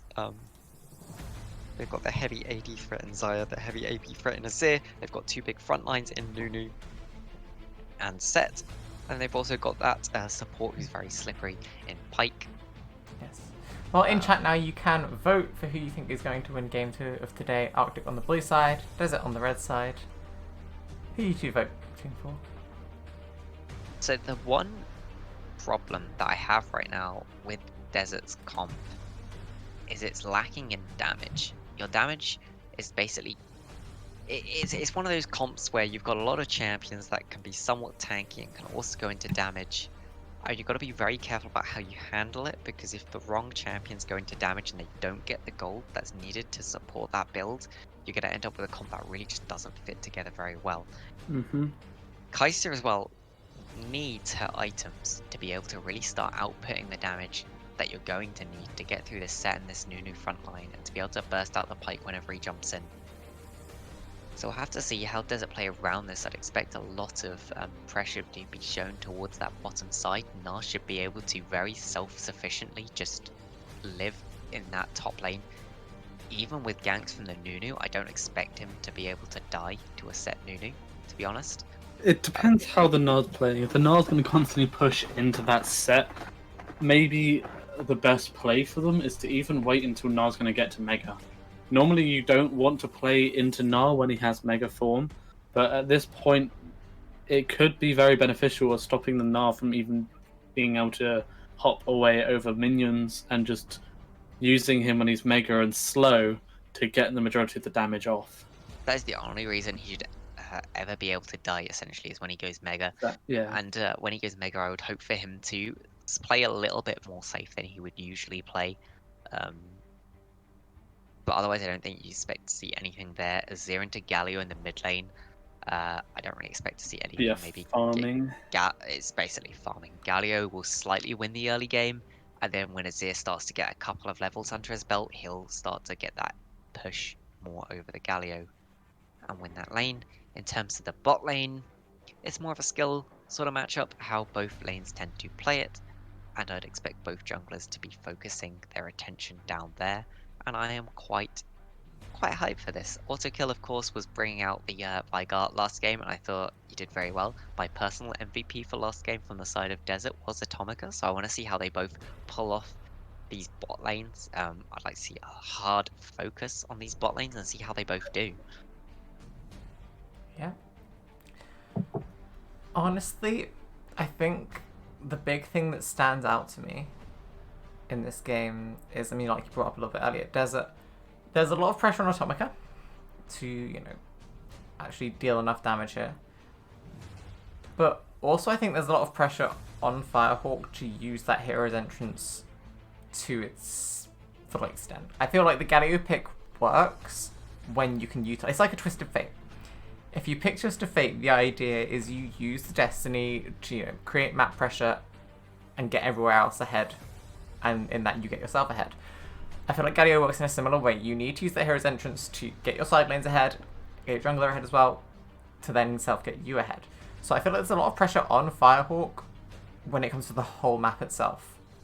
And I'll be really interested to see how this goes out, considering the one time we've seen his Galio before. It didn't go too well, but it didn't go too well for anyone on SAS Desert. So Desert have what I would like to call the back-to-front team fight. You get some sort of CC on someone in the backline. Let's say Hecarim or Gnar ulting the backline. Kai'Sa then ults to the enemy backline, and Galio follows up with his ult onto the Kai'Sa to help keep her alive in the backline.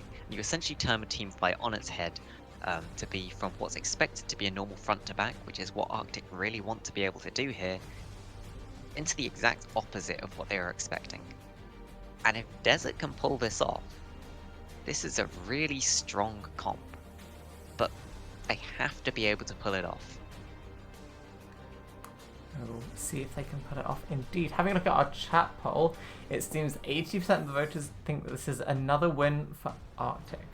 Never mind, it's just changed. 67% of the voters believe that this is a second win for Arctic. Just another vote going to Desert there, right as it's ticking to the end. But we shall see. Yep.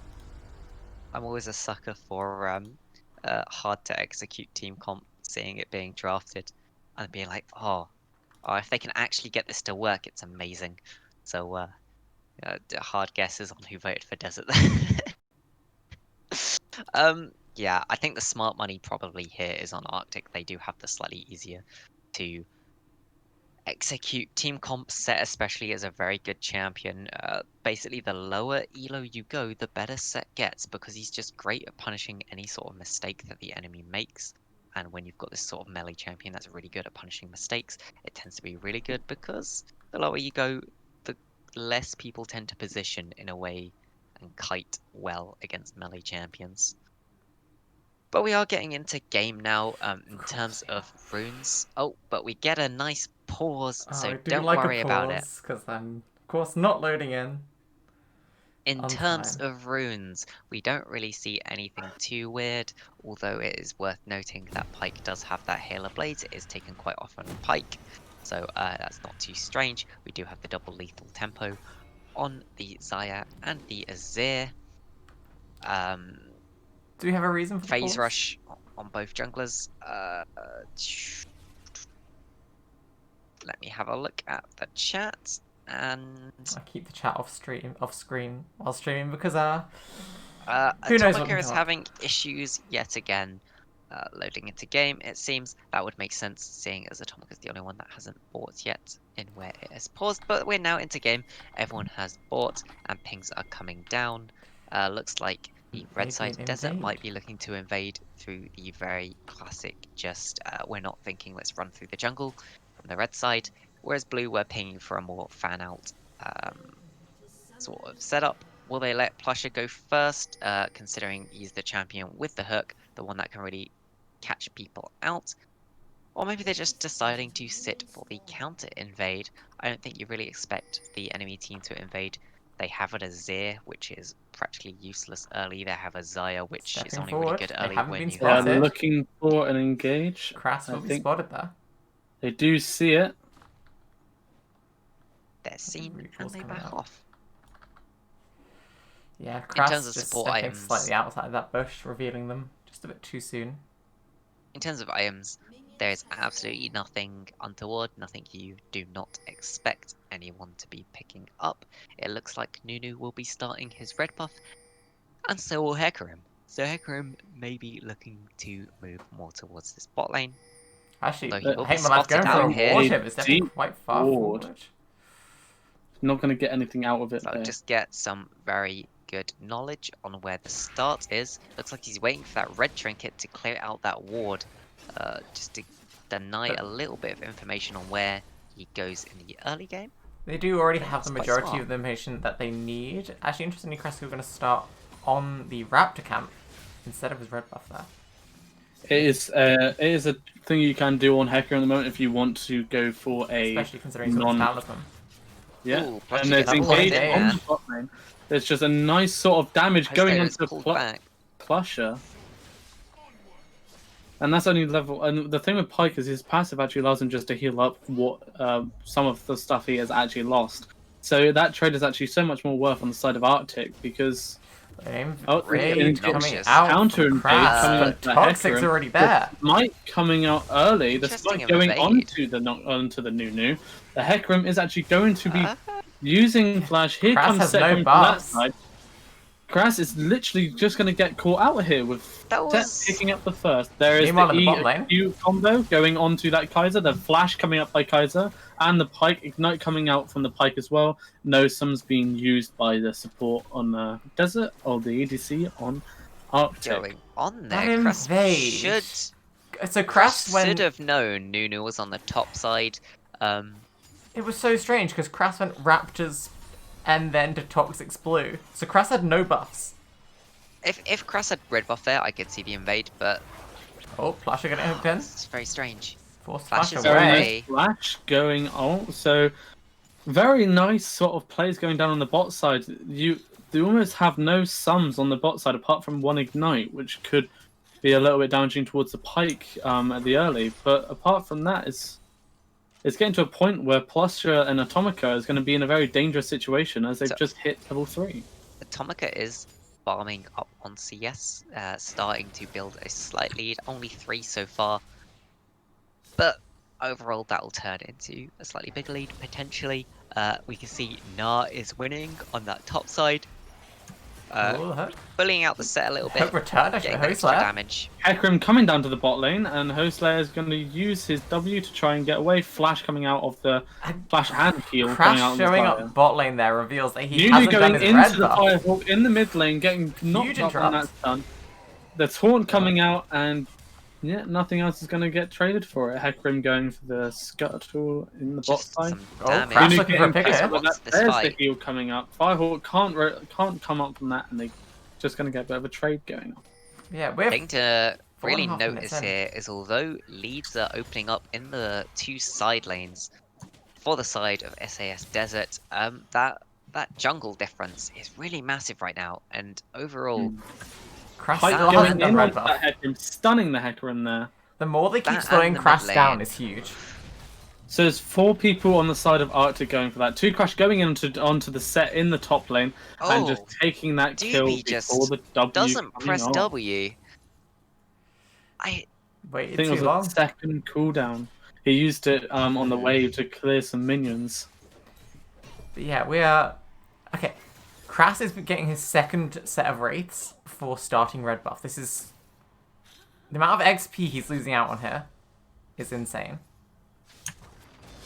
Yeah, it's not good for the Hecarim here. The good news is your Kaiser's starting to build a slight lead, and that Nara's getting really far ahead. You can maybe go for some sort of dive on the top lane if you really want to. The problem is you're really far behind on levels. This Hecarim is level 3 right now, lowest level in the game. Yeah, and Level 6 on the Gnar. It has been played very well on the side of 2 Crash because Set on Doobie, when on that kill, he doesn't have teleport to come in for that. Nunu That's going toxic. into that bot lane. They're looking for this pick on Plusher. Ooh. Going to the Nunu. Kaiser might be caught out here for the Nunu chasing down. No flash on Atomica, and they're not going to proceed to go for it. Interesting that Lantern thrown to Atomica could have got them both killed there. Atomica doesn't take the Lantern and so doesn't get thrown straight into that meat grinder of the Nunu snowball. Crest is maybe looking to soak a little bit of XP from the top lane there. Decides not to. honestly, at this I think point. showing up could have been his death there. Doobie definitely has enough damage output to just take out the 200 health left on Crass's bar. However, he doesn't have flash or the ultimate to actually secure it without getting killed by a turret. I think just sticking around for the extra XP might have been really useful considering how far behind he currently is. There is a point where you got to say, right, my jungler's just... They're going for an engage. Oh, but the Shurima Shuffle is out. flashed out of. Very nice played by that Galio. Very well played by Firehawk there. He flashed at the exact right time to get over the Shurima Shuffle. And trade of flashes in the mid lane. I was going to say, interesting how him and Life did flash forward to try and secure that Shurima Shuffle. Didn't quite connect. Both junglers now level 5. Crass will pick up a little bit of XP off of this ward. So starting to get more towards the next few levels. 2Crash is still just bullying Doobie in this top lane, as would be expected. There's the W coming off and getting a nice trade-off, actually, for what should have been a little bit more favoured towards Gnar. It came off as an even trade, maybe even slightly more favoured towards Doobie on set. I do really like as 2Crash has finished these boots as his first purchase. Here comes the Crass is pipe called out again. again. Here comes Zyra as well. All they need is one Q, and the Lantern goes over to try and save. And Galio taking a little bit of damage as well. 4 people walking up towards the Galio. Here comes Nunu going in for that. You know he hasn't got E or Flash. Could be looking for a kill. Very nice thing. And Nunu takes it again. I mean, this is what I was talking about earlier on when we were in Champs. So, like, Firehawk, you know, didn't have mid prior, so couldn't roam down before I Hate My Life got there. And overall, it feels like he doesn't have the map pressure. They don't have the pressure for this dragon. Nar does have teleport if they really want to. This could be fought by Desert. It doesn't look like they want to fight it though. Crass is still level 5. To be fair, Toxic is level 5 as well. Toxic is level 5 as well. Actually, Crass with the amount of power Toxic Nar now. has with the ultimate as well, they definitely could have decided to TP in and fight that even with the man down because Doobie does not have the teleport himself. It would have been the 4v4 and Crass is so far ahead right now. Crash. Hasn't spent the gold. Crash. Sorry, yeah, Crash. Crash is not far ahead. Oh Crash my God. is.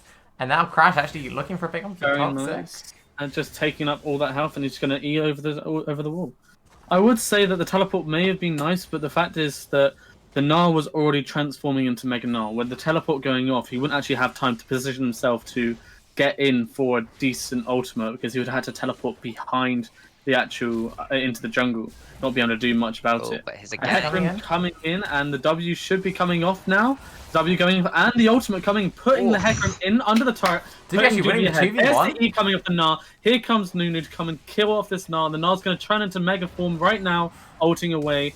And here comes the flash out the Nunu, looking for a kill, but probably not going to catch it. Doobie winning that 2v1 with the beautiful showstopper to bring Crass into the tower. Now, we do want to Pike point is out top lane, that so... Pike has been put out of the top lane. They're looking for a push onto the bot lane, but they just haven't got the catch on auto kill. I don't think they are going for the Herald. I think they're looking for a pick in this mid lane. They are looking for that Galio. There's the E going out, the Taunt going out onto that. There's the ultimate getting the kill onto the Pike, giving the gold over to Azir.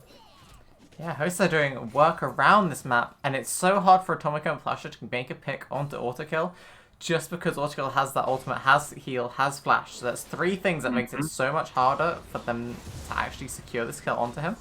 And they are actually going for the Herald in the top lane. They have got Nunu and Set pushing for this Herald. I don't know if you've Mid lane has noticed. a lot of pressure. Atomica has 2 pickaxes currently. Yes, this is a classic old build. You see coming in where you buy the double pickaxe for the early pressure because one of them is going to build into your tier item and one of them is going to build into that what's the attack speed stacking one? Whatever it's called. No, he's about Gwyncy's. Gwyncy's, yeah. One of them builds into Gwyncy's, one of them builds into the tier item, and building them both early gives you that extra AD. It also means that as a Kai'Sa, when you finish that tier item, you're going to get your Q upgrade a lot earlier, and that's why you tend to go it. It's only a Kai'Sa thing. For the Manamune and the Gwyncy's Rage Relate. Yep. The double pickaxe basically just gets you the Q upgrade a lot earlier, which is the main reason. Interesting. Not what I've seen before. Yeah, we're entering a bit of a lull state in this game. We do have the next dragon spawning. It's going to be an ocean spawning in about a minute 55. So Something we've got a I little would while like for to that. point So out even is though the Gnar had actually bullied the set in the early, getting the first blood, the CS has gotten even, and now Set is 500 goals ahead of Gnar.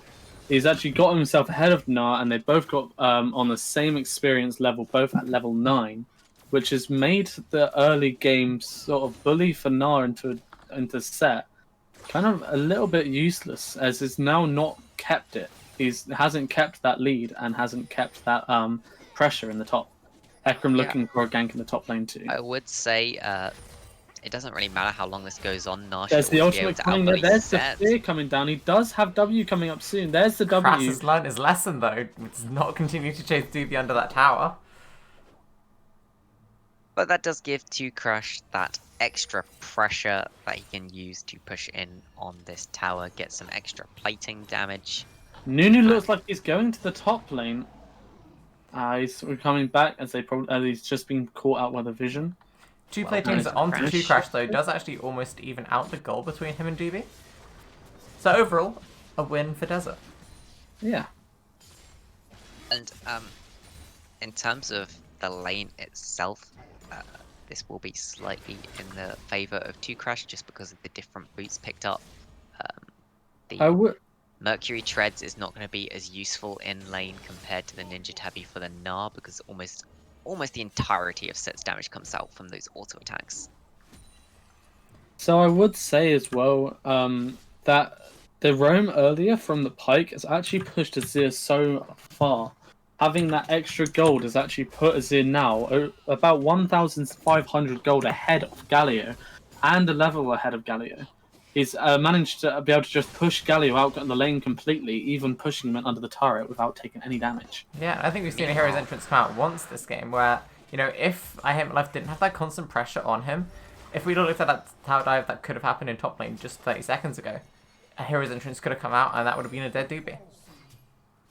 That is the second Drake picked up for the side of SAS Arctic. A nice Ocean Drake fairly early on. Hecarim's looking to get a pick on the Pike, I think, here. And here comes the Gnar. The E missing from the set, which is going to put him into a situation where Gnar can just auto-attack him without being punished for it. So you know what soul we really love to see? It's the Cloud Soul. It wouldn't be Gosh, one of our yeah. games without the Nunu Cloud Soul. coming in, Ooh. and Toxic. there is the ultimate Somebody coming use out the on the ultimate. Kaiser. Here's the ultimate from Flashes the away Nunu. early. Meanwhile, on Hecarim's the top in side a of lot the of river, trouble. by the Pike at the moment. Here comes Azir coming down. here's Here comes entrance. the hero's entrance from the Galio. Azir's already there to affect it. Doobie's getting attacked in the top lane by Crash. Don't know if he's going to get killed here or not. He's going to get away safely, and Herald is pushing out into the bot lane turret. Doobie's not Things happening dead. all over the Yeah. map, but no one dropping. Apart from the Herald. Which was No one drops. Herald does drop. Doesn't some drop the extra tower, though. damage.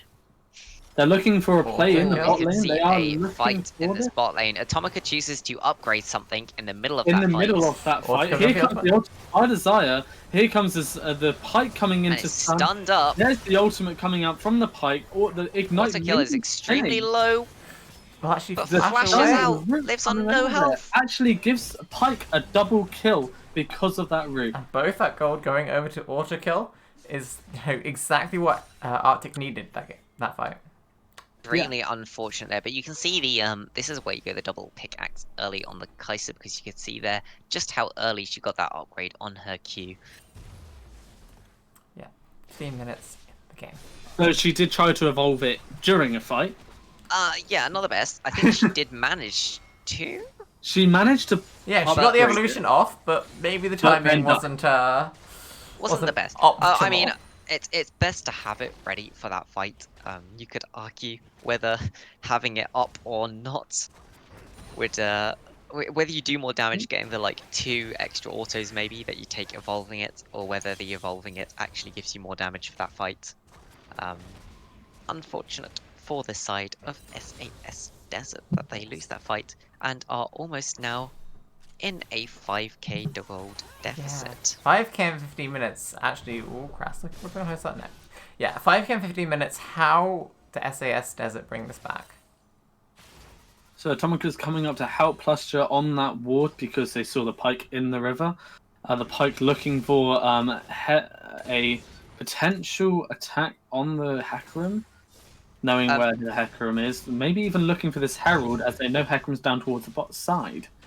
So, how did Desert bring this back? They play around the fact that Gnar is... Gank coming up in the top lane. There is the E going onto the Gnar. The Gnar hasn't used ultimate yet. They can see him. Beautiful ultimate from 2 Crash. Very nice ultimate. Throws them Gnar both into that the wall. wall, jumps away, easy peasy. Yeah, you want to play around this Gnar, and you want to try and get your bot lane to that 2-item power spike that Atomica will get, and then you can try and play a game from there. Going in for that Azir. There's the ultimate. There's the Streamer shuffle used. But actually beautifully turned around. Down by Atomica. Crass using that also shadows just to get himself away, and Atomica falling up straight away, turning that beautifully on by him alive. Into your Kai'Sa, that's what you want. You want to get her to that 2-item power spike, and that's when she'll really start to jump ahead in this game. A nice dodge there from 2 Crash. He should be able to bully Doobie out of this lane quite heavily from this. I decides to just back off. So not gonna get caught like that.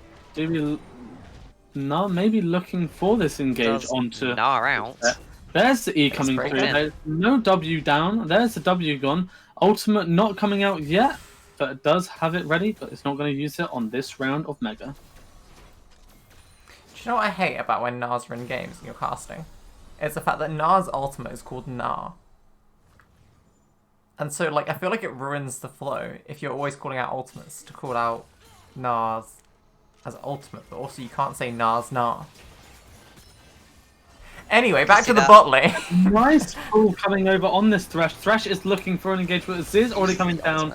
Getting an assist on the Zir, but also just taking the kill over to Pike, giving the goal to everyone else. And the Cloud Drake is probably going to be taken by Desert. This is sole point. So taken by 18 minutes, and this is sole point. 23 minutes into this game could be a potential soul going over towards Arctic. In this top lane. There's the ultimate coming out. Into the wall, should come out now. Stun. And the ultimate taking Hecarim into the turret range, but the damage coming with the W killing off. And that should be first turret picked up for the gold onto the Gnar and the Hecarim. 19 minutes. Honestly, the ultimates coming out from 2 Crash have been so impressive. Atomica wants to take the 1v1, doesn't care about the red buff. There's the rooted up. By the feathers. A lot of suddenly this turned around. Not going to take it. There's a heal used. Flash coming out, and Xayah can't follow it up. It was looking really good until she got caught in that E by the Xayah. Just needed to keep running until the E was used and had fully come out. Yeah, so the good news for Desert is this is a Cloud Drake. And what does Cloud Drake do on the enemy team? Well, I guess Set can run at you faster. I guess Pike can run at you faster, but overall, it's probably the best Drake you could have hoped for. There's the engage. There's the flash coming out on the Pike. Pike actually maybe even getting away. No, it's taken down by the Hecarim. Here comes That's a 700 bounty.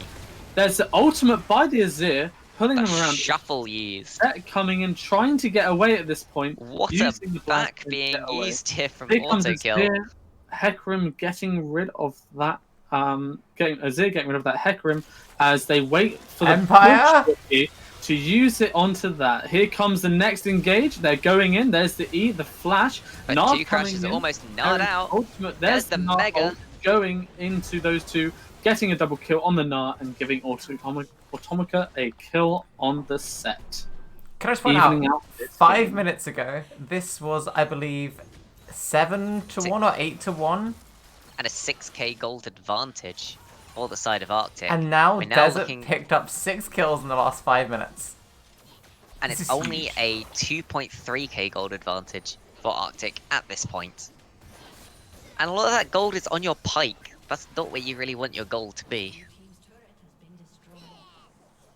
We see as well Firehawk opening up the mid tower, which again, huge for SAS Desert. With this mid tower being down, this gives Firehawk a lot more ability to roam around the map, use that hero's entrance more efficiently. So the reason The kills on the Pike isn't that bad because of his passive. Tomica? Tomica Going in, it's gonna just get picked up by the Pike and the gold going Tomica. over. really That's feeling bad. himself there.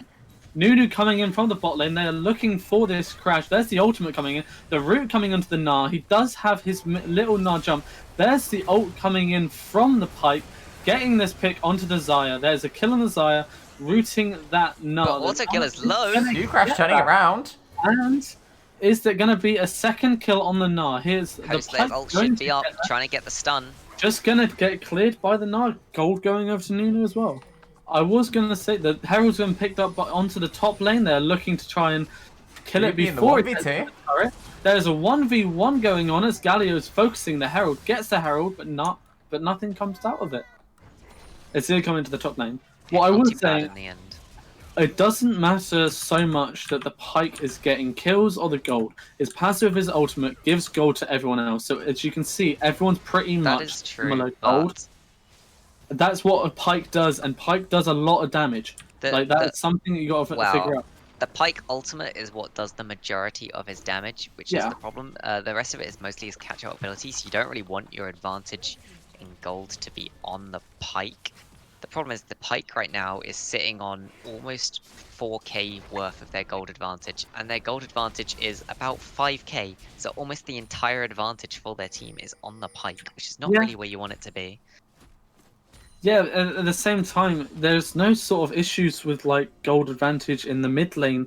The mid lane has actually got a 1.5k gold advantage on Azir, and the Yeah, the problem is the Tomica? top lane. they're going in, they're picking up the Atomica for auto kill. Oh. Pike then getting a stun out on the Hecarim to try and save auto kill. Is the ultimate there for the Xayah? There's the ultimate. Here comes the E. Doesn't shut out the Gnar takes the kill. There's the ultimate by Nunu. Pike gets one kill. Two Going crashes into low. the second. There's a triple kill there with Oh, Galio coming in here now. comes Here Galio. is a potential quadra kill for this, making a team ace. This could then be Soul Point. This is Soul Point and a turret in the mid lane. And a huge quadra kill over here at Host Lair. All started off. Atomica, you Almost just all went of that too gold. far. Almost all of that gold also went onto the Azir, and there you go. That's where you want your gold. They pick up the dragon, this opens up the Elder for them on the next spawn, and it looks like they're pinging the Baron. They're ready to just try and close this game out as soon as they possibly can. They know they're doing it. You can see that they just cleared that vision. They know they have no vision on that Baron, so they are looking for a very clean set. Actually pushing out Atomica, trying to keep Atomica away from this Baron. There is the ball the going heal. off. Hecarim's coming over. Here comes the blast cone. There's the Oh, he's ultimate zooming in. in. It's thrown into the pit. That is He gone. takes it There back in. He And stole it. takes it. Huge steal from Kras, and now SAS Arctic forced to run Baronless back to their base. In the world was that steal? He was thrown into the pit by Doobie, ults back out using his ultimate. And then just throws himself back in with a blast cone to steal the Baron in return for his life, and this has bought so much time now for the side of SAS Desert. They're looking for a pick on this Gnar. They have just fought out this Gnar. Here comes there's the E going out. This could be a Hop away. very promising kill on the Gnar, but he's just going to have to back out. Here comes the team. Here comes No Atomica way they and can really Preston down. chase him. It is a Gnar. Gnar is Gnar's a very also hard there. champion They to run know- down. Hostlayer know does they're have the looking- GA now, which is Looking really for a big. pick There's on the the hook flash. flasher. There's the stun coming out. There's the knockup. The ultimate going there. There's the Gnar. Oh, and the ulting them ult in. backwards. Really nice ult by that Gnar. Resurrect by that Pike. Pike This is probably is going to get massive taken right out now. here. Set coming in. There is a Oh, Pike Hostlayer survives. picks up the Pike survives. There's Tonka just getting very not low, much they can flashes do out there. here. And in the meantime, Firehawk does take that top inner tower. There's not much they could Honestly, do there. Very unfortunate there for the side of SAS Desert. There was so many kills there that were just molecules off of There's getting the that kill. flash coming out from the Galio. He does not want to get killed by a Pike today. And that He fight does could not have want to take been that fight. so heavy in Desert's favour if Firehawk was there. I mean, you have to realize the highest gold in the game right now is the support Pike. He's really pulled it out for his team, and you can see he started to go for the more economy high items. I just want to point out that on average, Host there is getting 500 gold per minute. Yep. That is insane. Wait. 26 minutes in, Yeah. 13,000 gonna be gold. There's the ultimate coming out from the Hecarim. I think as soon as he went in, he realized that he He was did. like, Lasha oh, could be in there's danger. 4 people here. Here comes the E. Is the Nard going to use the E? They're going in for a pick on the Thresh. Thresh is just using it. There comes Stand United by Galio.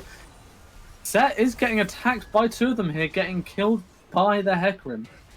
That's So a now big it- pickup in the side lane that should buy them a little bit of a grace period. Where you got to be very worried about that 4v4 with your Set not there. He brings a lot of CC to the team, a lot of frontline. Here comes a lot of Hecarim from the survivability. back with Nard. They've just picked up the Hecarim. Oh, he walks straight They into are them. looking Nice sidestep. for it. They are looking What's it for looking for this that route? pick, but they're just not getting it. Now, I just want to point out that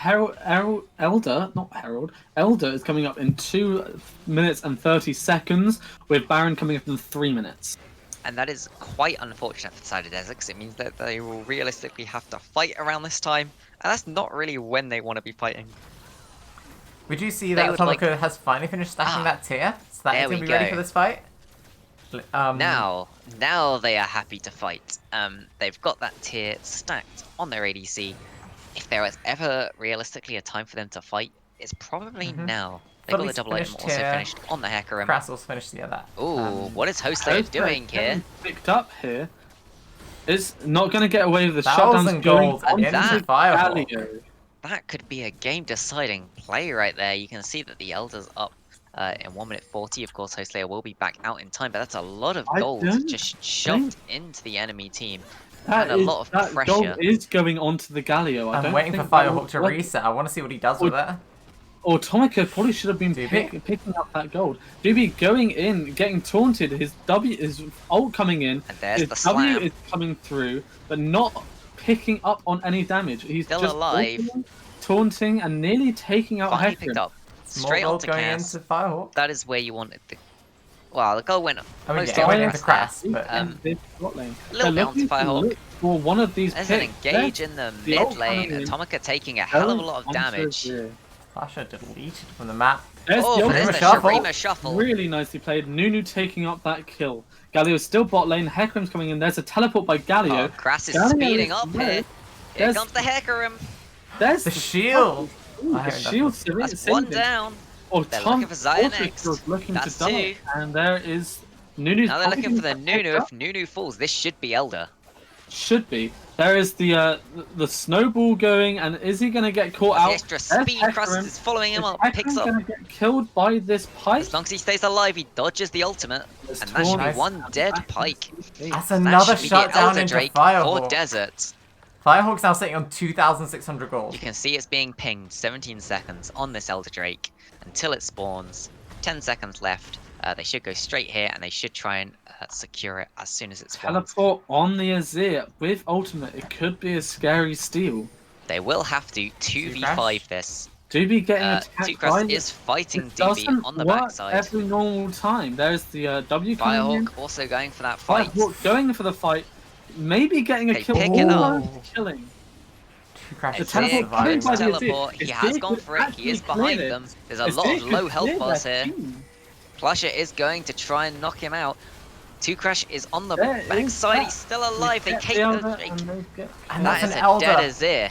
That's And- Elder Drake for Desert right now. Just when it was looking the direst for Desert, they pick up a few good kills in the mid lane, in the jungle, and they convert it into an Elder Drake that might just keep them in this game. Right, with that gold, what's Firehawk going to pick up? A full Morello Morello. Is it worth it in this team? Atomica, force flash over the wall. No, No. Leandries. I think he just sat and looked and was like, okay, I've got enough gold to just buy Morello's and bought it for that Okay, reason. you know what? They're probably hoping to finish the game on this Elder Drake if possible, or get a lot from it. So the extra pressure that it will provide you, It's just I can understand it. You know what? It'll stop the Nunu healing. It'll stop a lot of the Pyke's built healing. I would assume that Zaya's gone Legend Bloodline. Has she?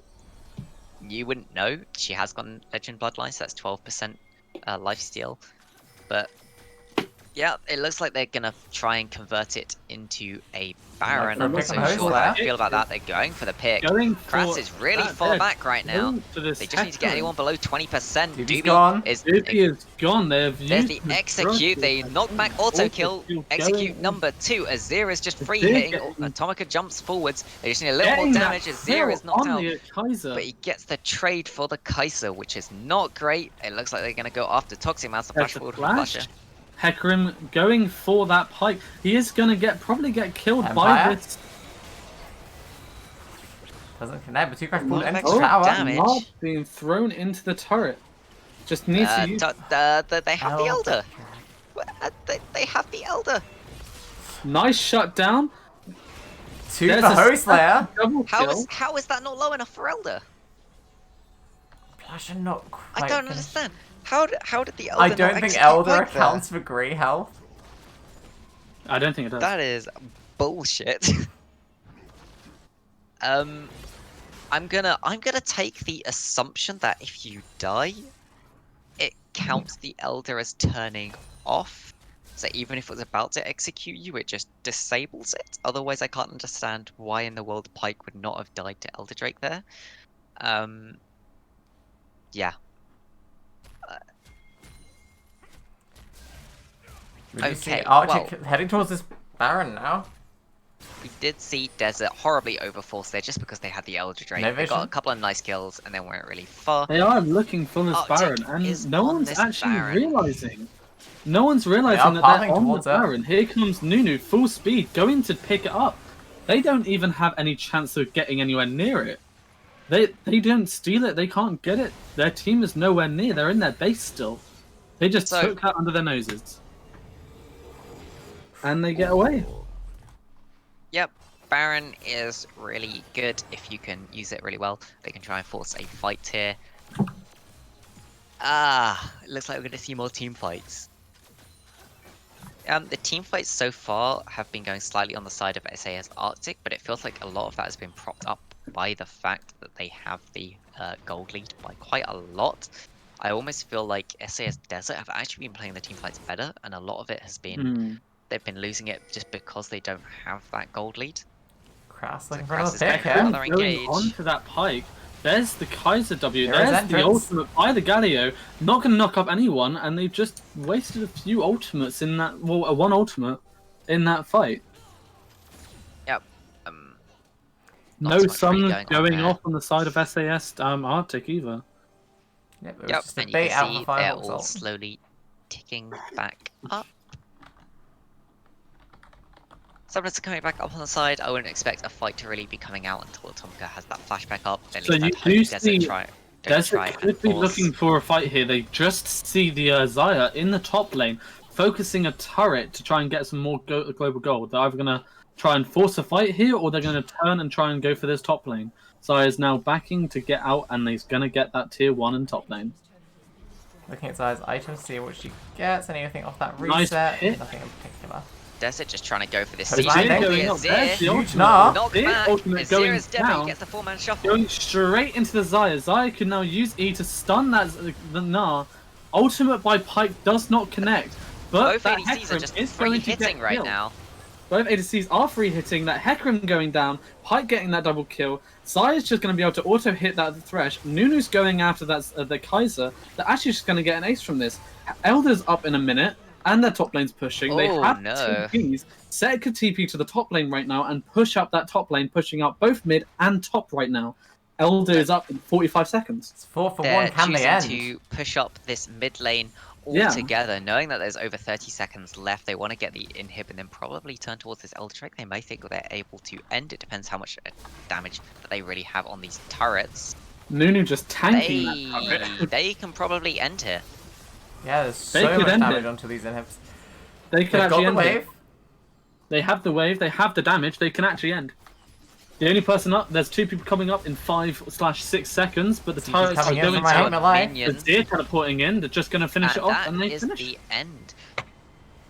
Game SAS 2 to Arctic Arctic. taking it 2-0 over Desert. Worth noting, I don't think either victory was a 100% whitewash.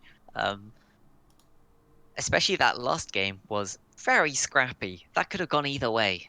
It felt like SAS Desert was just getting a bit too full of themselves at the end, and we're jumping in a bit too far, getting themselves killed when they didn't have to overforce, and they were really overforcing it near the end there. So very quickly we'll go through who we think the MVPs from both teams were. On the losing side for SAS Desert, who would you give your MVP to? I think I have a good idea of who I would give it to. Take it away, Either of you? whilst I set up the poll. Right, so this is which side? The losing team, which is Desert. So we've got the Gnar, the Hecarim, Galio, Kaiser, and Thresh. I would say for the second game, the MVP has probably got to go up to 2 Crash in the top lane. On the Gnar.